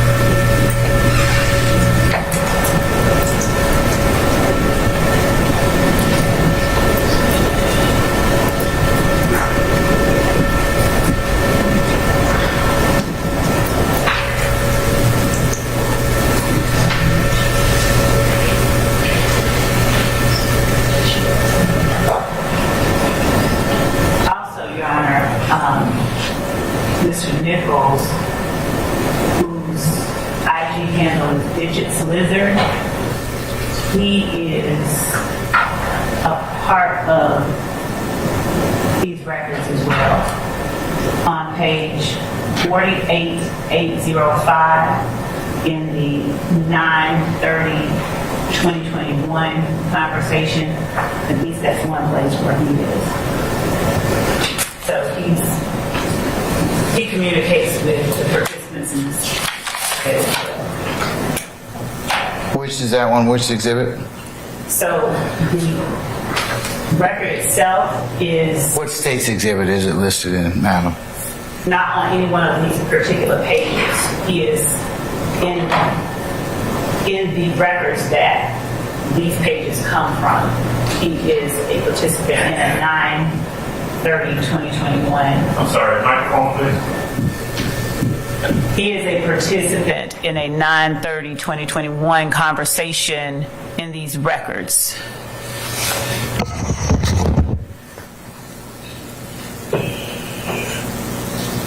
Nope, that's denied.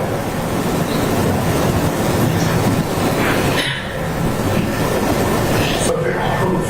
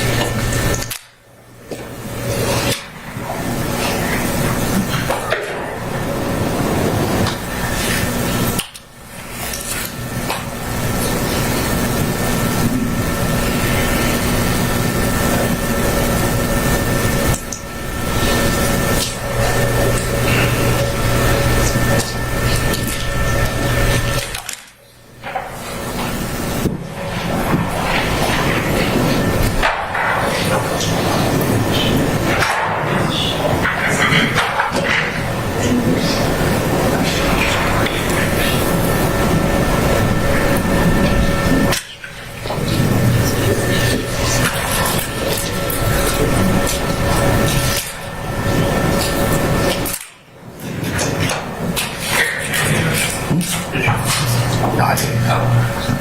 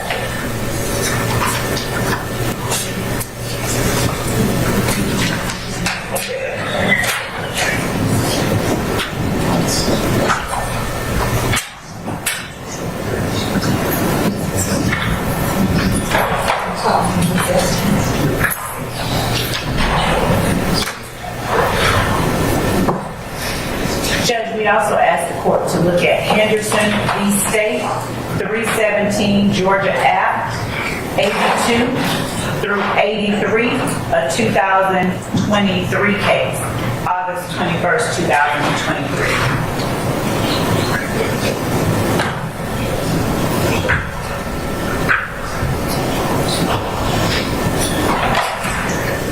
What's the name of it again? I'm sorry.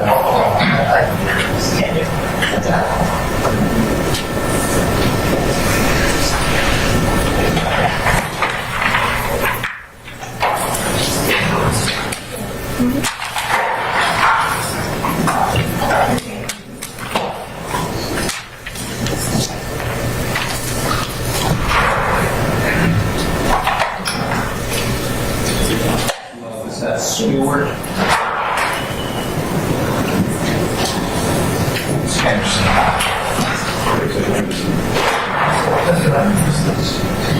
317 Georgia Appeals 82. Is that correct, Ms. Long? Henderson v. State 317 Georgia 82. Yes, and I'll give a Lexus site 2023 Georgia Lexus 179 or 2023 Westlaw 5338772. And we'll just send it out to everybody.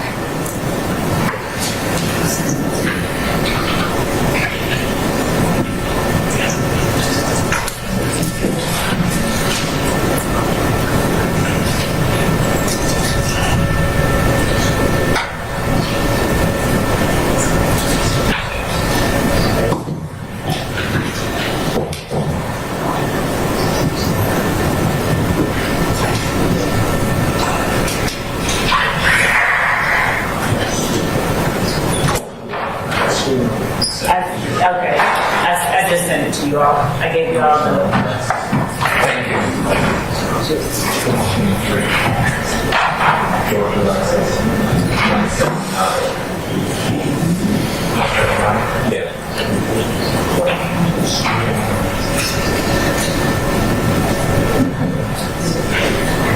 Also, Chavers, CHAVERS versus the State 304 Georgia 887, a 2019 case, speaks to the fact that the court can conditionally admit the evidence. You said 304 Georgia 887. I said 304 Georgia 887, a 2019 case. Thank you.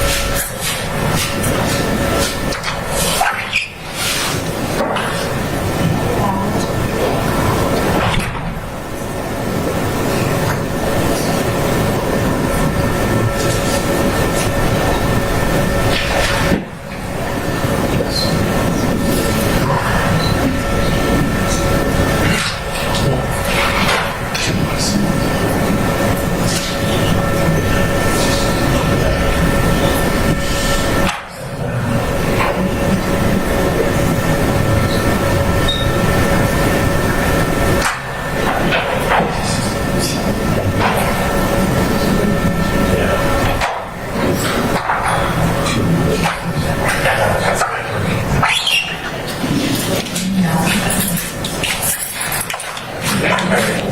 it either. I don't have to pay for it on my personal phone.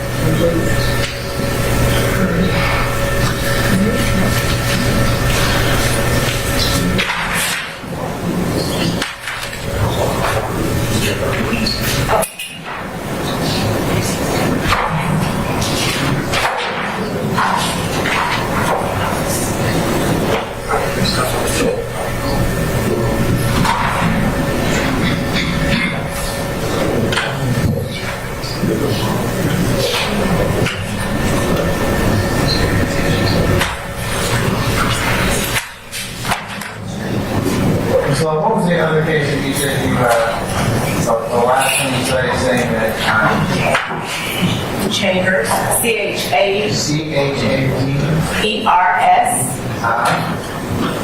versus the state, 304, Georgia, 887.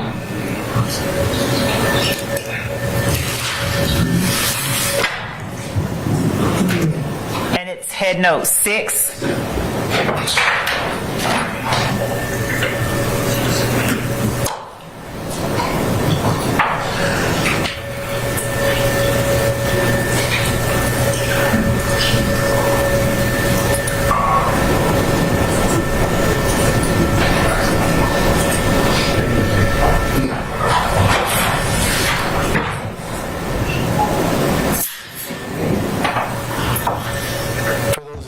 take a comfort break, go ahead and do so. Just make sure you are back within the next 5 minutes or thereabouts, okay?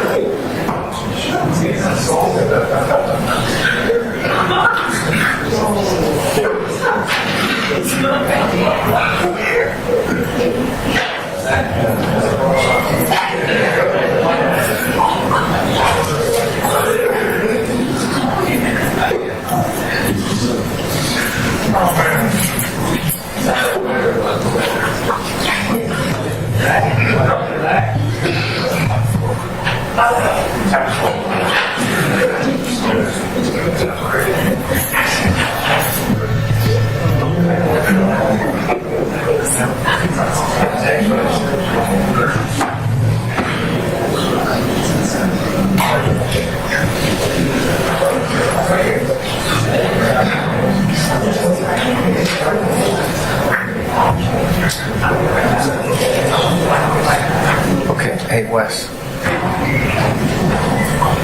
Seems to indicate this is changed.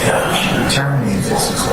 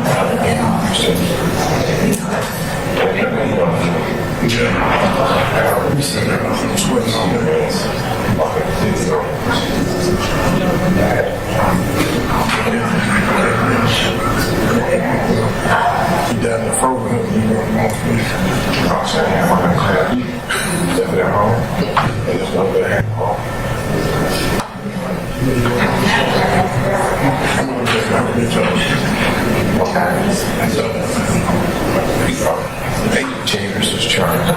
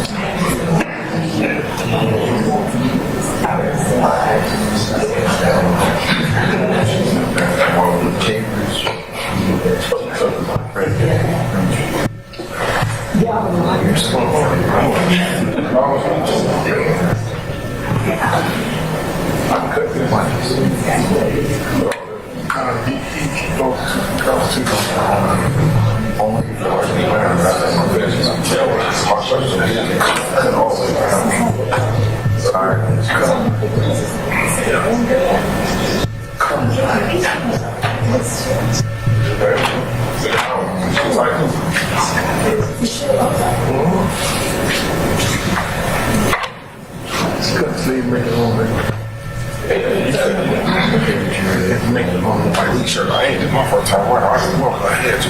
I would have been cut. I would have been cut off the material. That was good for our neck week. But I just couldn't. Yeah, he got a medium on. I can't catch my shirt on. Really? Yeah, I can't catch my shirt as well. I saw the Jackson? Yeah. I just like all my. Let's make sure.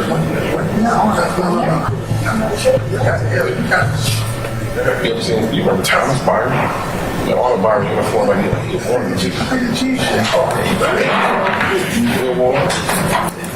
Tell me. This is what I need. Just look at everything. All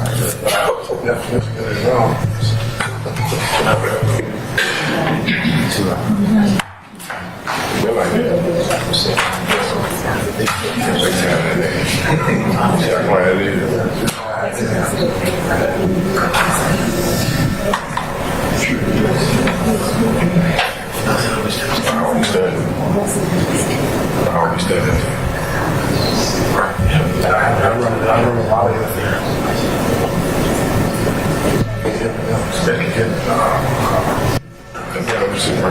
Bring it on here, bro. Right. Sorry, Sergeant Ingram, everybody back yet, sir? Yes, sir. Okay, all right.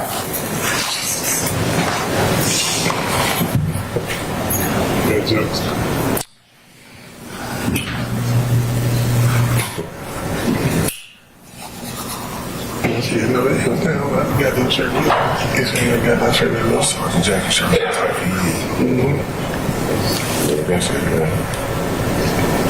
I want to see the feel like that. I'm not all in the sleeve, but I couldn't miss what you up on the hill. It's going to be so bad. Yeah, man. I couldn't get it. It's going to be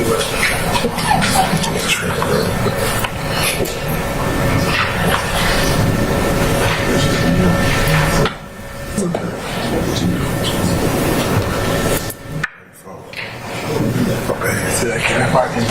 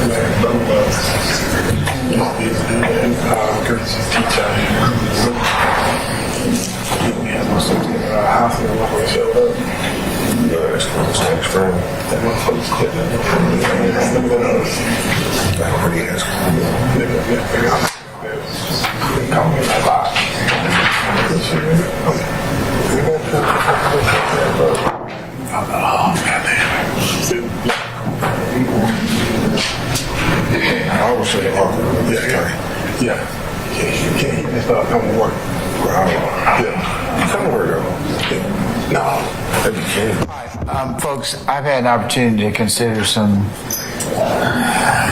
additional case law relative to the issues of statements in 801D2. Specifically, I've had an opportunity to take a look at Shavers versus the state, 304 Georgia 887, the 2019 case from our Supreme Court.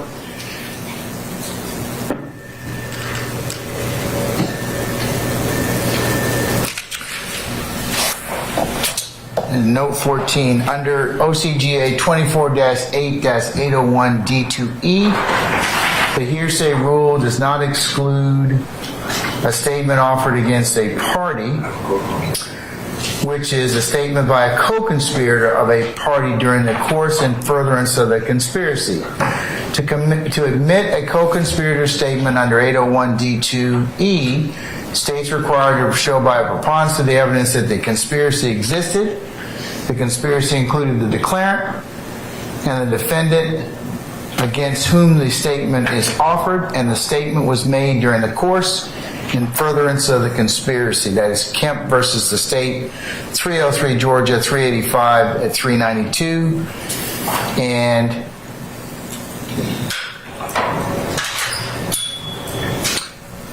under head notes 15 and 16, determining the existence of a conspiracy, the trial court may consider both the co-conspirator statements and independent external evidence, although the co-conspirator statement alone does not suffice. And that's Dublin versus State, 302 Georgia, 60, pinpoint 63, 2017. And in considering whether a conspiracy was established for the purpose of the rule, we do not require that the conspiracy be proven prior to the admission of the evidence in question, but only that the conspiracy was proven at trial. That's it's pages 63 and 64, 805 Southeast 2nd, 27. So,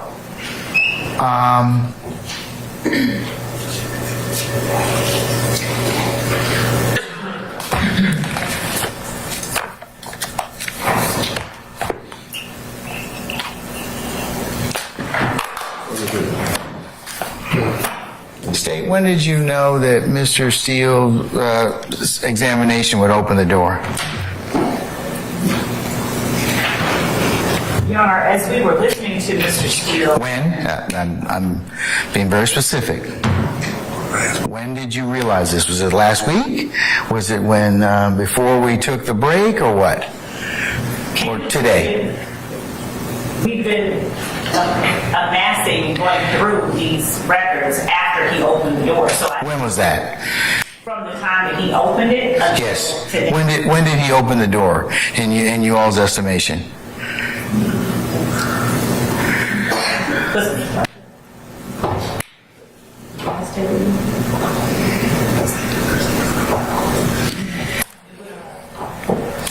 We began looking back through them, I would say, at the end of day on Wednesday or third, whenever the last day was we had court, we were looking back through them.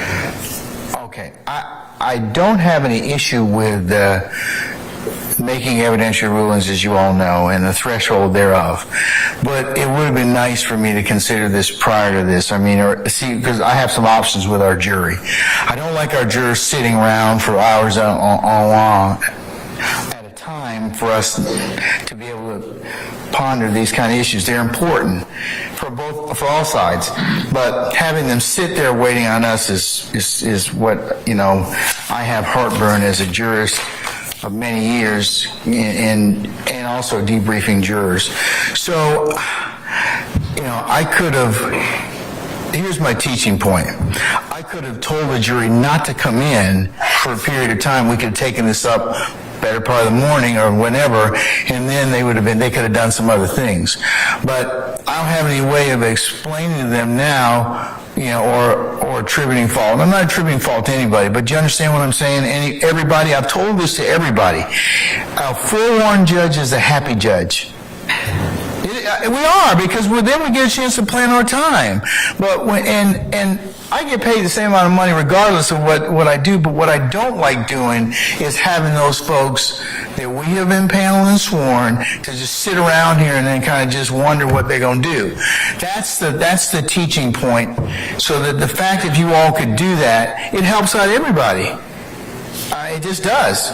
Your Honor, I did not. And I know you didn't, but I've told everybody this kind of ad nauseum, and I'm just repeating it again because this is a prime example of what I don't want to do. I mean, I don't want our jurors sitting around here. I could have easily told them this weekend.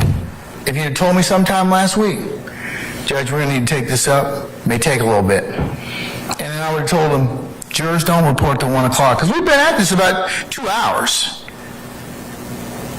And then everybody kind of looks at us like we can't get our stuff together. So that's why I'm saying it's important. I mean, I'm telling all of you that. So if you have an issue that you think is going to take up, even if you're wrong about it, just tell the court so I can go ahead and plan accordingly. That's the worst thing in the world, is to have these folks waiting on us. So I just tell you, I stress that to everybody. But that's why I asked you about this. And I will send out tonight anything that might create any issues. Well, yeah, you just need, yeah, so I can kind of let our jurors know, because I don't, I'd rather undersell and overperform than just kind of tell them, hey, we're going to be here, and then we don't do anything. So, at least from their eyes, okay, I know that what we're doing is very important. So, all right. Having taken a look at the new case, or the cases of Chavers versus the state, Mr. Steele and Mr.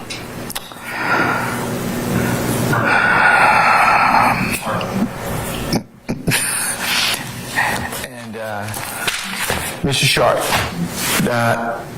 and others who have joined in this motion, I'm going to overrule your objections, and I'll permit the state to admit the aforementioned exhibits.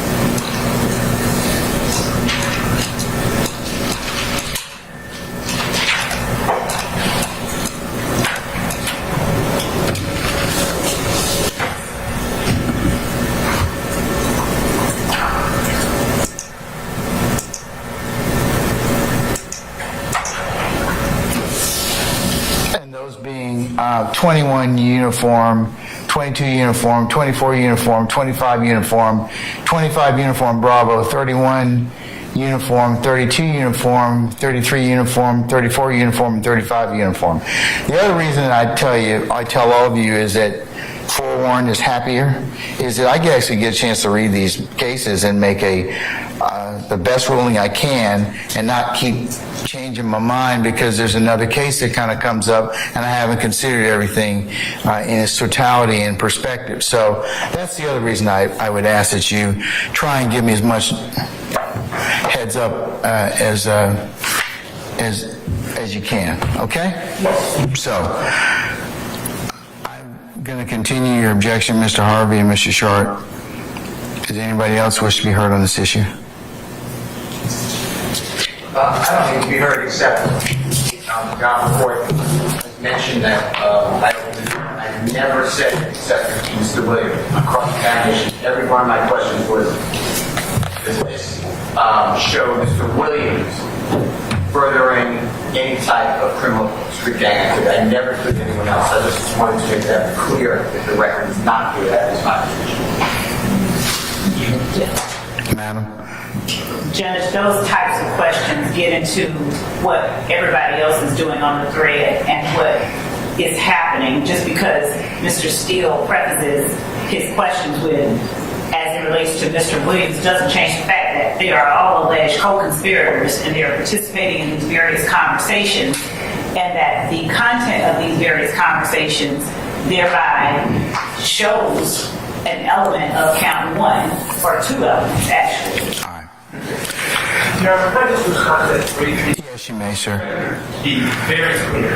When the state says that they are participating in these conversations, They being the co-accused in this case? Still well, because they're just saying they, and I think it's very clear. If they're saying participation in the conversation is proof of something, Mr. Stillwell is not participating in those conversations. Well, that's your assertion, and that's the state's assertion. That's the issue of proof at trial. But what they're saying is the records seem to indicate that there's some evidence or allegation of participation. No, Your Honor, there's no, the state has never said there's any evidence of participation information by Mr. Stillwell in these communications. And I don't believe Mr. Stillwell is the only person that's sitting here. Well, remember, there's other, I can consider also, and the jury can consider other ancillary facts that have been already established or will maybe established later. So I'll note your objection for the record, sir. Okay, hold on, you two. I gotta talk to Mr. Weinstein, then I'll acknowledge you next. Okay, all right, Mr. Matthews and Ms. D. Williams, you'll go next, okay? Go ahead, sir. Yes, Your Honor. 35U, I just want to be clear, is that the Instagram post from Martinez Arnold? Because I want to make sure I'm talking about the right exhibit. No. So that was not one of the ones that's been admitted by the judge, by the court just now? The court simply overruled you all's objection. I haven't even tendered them. I was approaching the witness to show them to him, so I haven't even had an opportunity to tender them, so they have not been admitted. No, I'm sorry, but is 35U the one, this one here? No, this is 34. 34U. Okay, so we're also going to object to 34U, Your Honor, as far as bringing that in. What's your specific objection to 34U that hasn't already been made? Just foundation. This witness is not the appropriate witness to testify regarding 34U. This is an Instagram post by Martinez Arnold. And let me back up. Listen, the ones I just mentioned, 21U, 22U, 24U, 25U, 25U Bravo, 31U, 32U, 33U, 34U, and 35U still need foundation. Okay, thank you. So preliminarily, the arguments that you're making, I'll note them for the record, and I'll say that they're continuing, but she being the state hasn't laid the foundation quite yet. Thank you, Your Honor. All right. Mr. Matthews, Sr., sir? Yes, just briefly, Mr. Huey, we simply join in the objection for all the reasons. Okay, all right. Thank you. Ms. D. Williams? Mr. Ryan is doing the same thing. Yes, ma'am. Okay, all right. Folks, it's nearly 6 o'clock. I think we're gonna have to call it a day at this point in time. So let's call back in Mr. Stevens, please, and we'll tell our jurors that our plans for tomorrow. Okay? Wait till you come in. Yeah, wait till he comes back in, please.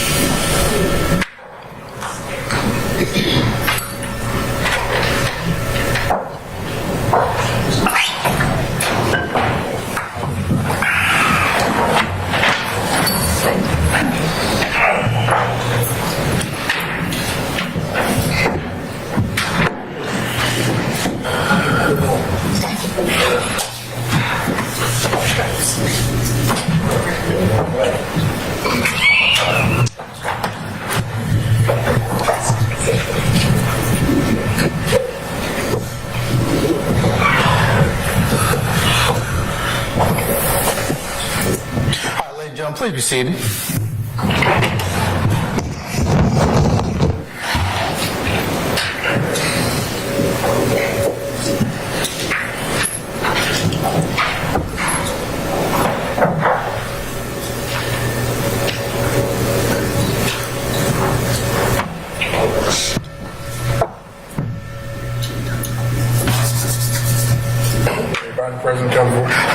Sergeant Ingram. All right, ladies and gentlemen, as you can see, the hour is nearly almost 6 o'clock, and while I have finished business with our council here, it's the end of the day, and unless you have some strenuous objection, I'm going to go ahead and recess for the day, okay? All right, you all sound disappointed. I'm so sorry, okay? All right, but ladies and gentlemen, in all seriousness, there are some times that we take up matters, as I mentioned to you earlier, outside your presence and hearing, and we appreciate your patience because sometimes we don't know how long those will take, and as much as we can go ahead and plan those, we'll try and do so, but I don't want you to attribute anything against anybody. It's just those kind of things happen, and we ask for your patience in advance and continuing patience, okay? All right. Mr. Stevens, be here tomorrow morning for 9 o'clock, okay? All right. All right. Don't discuss testimony with anybody except the attorneys in this case.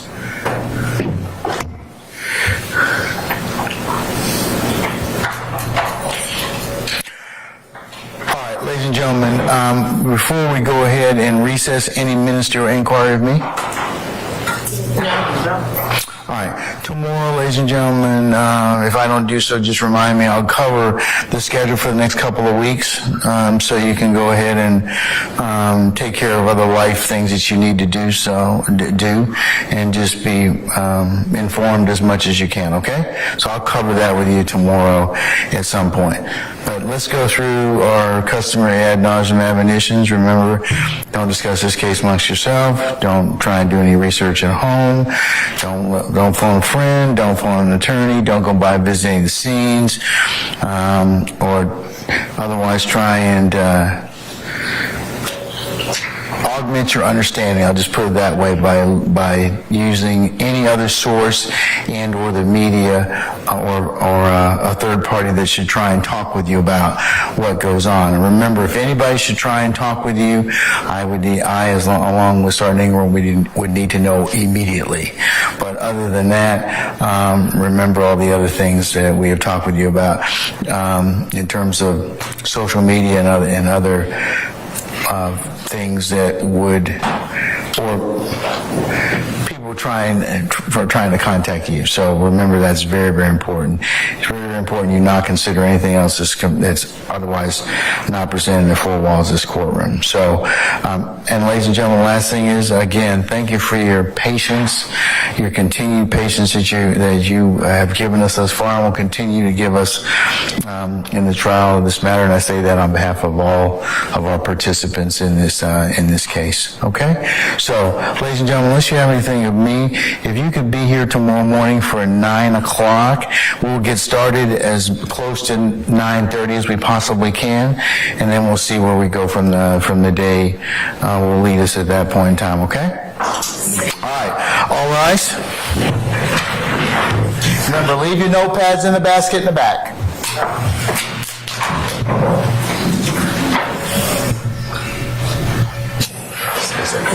I'm not getting started in this time.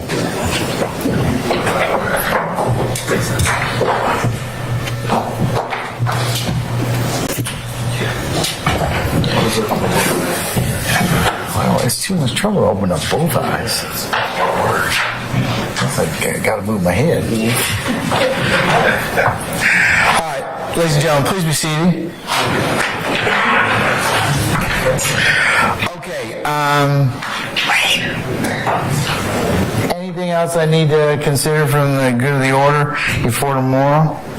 Your Honor, we provided a few videos that we intend to introduce over the next few days, and again, we will just continue to provide anything that may potentially cause problems to the defense so that the court can be.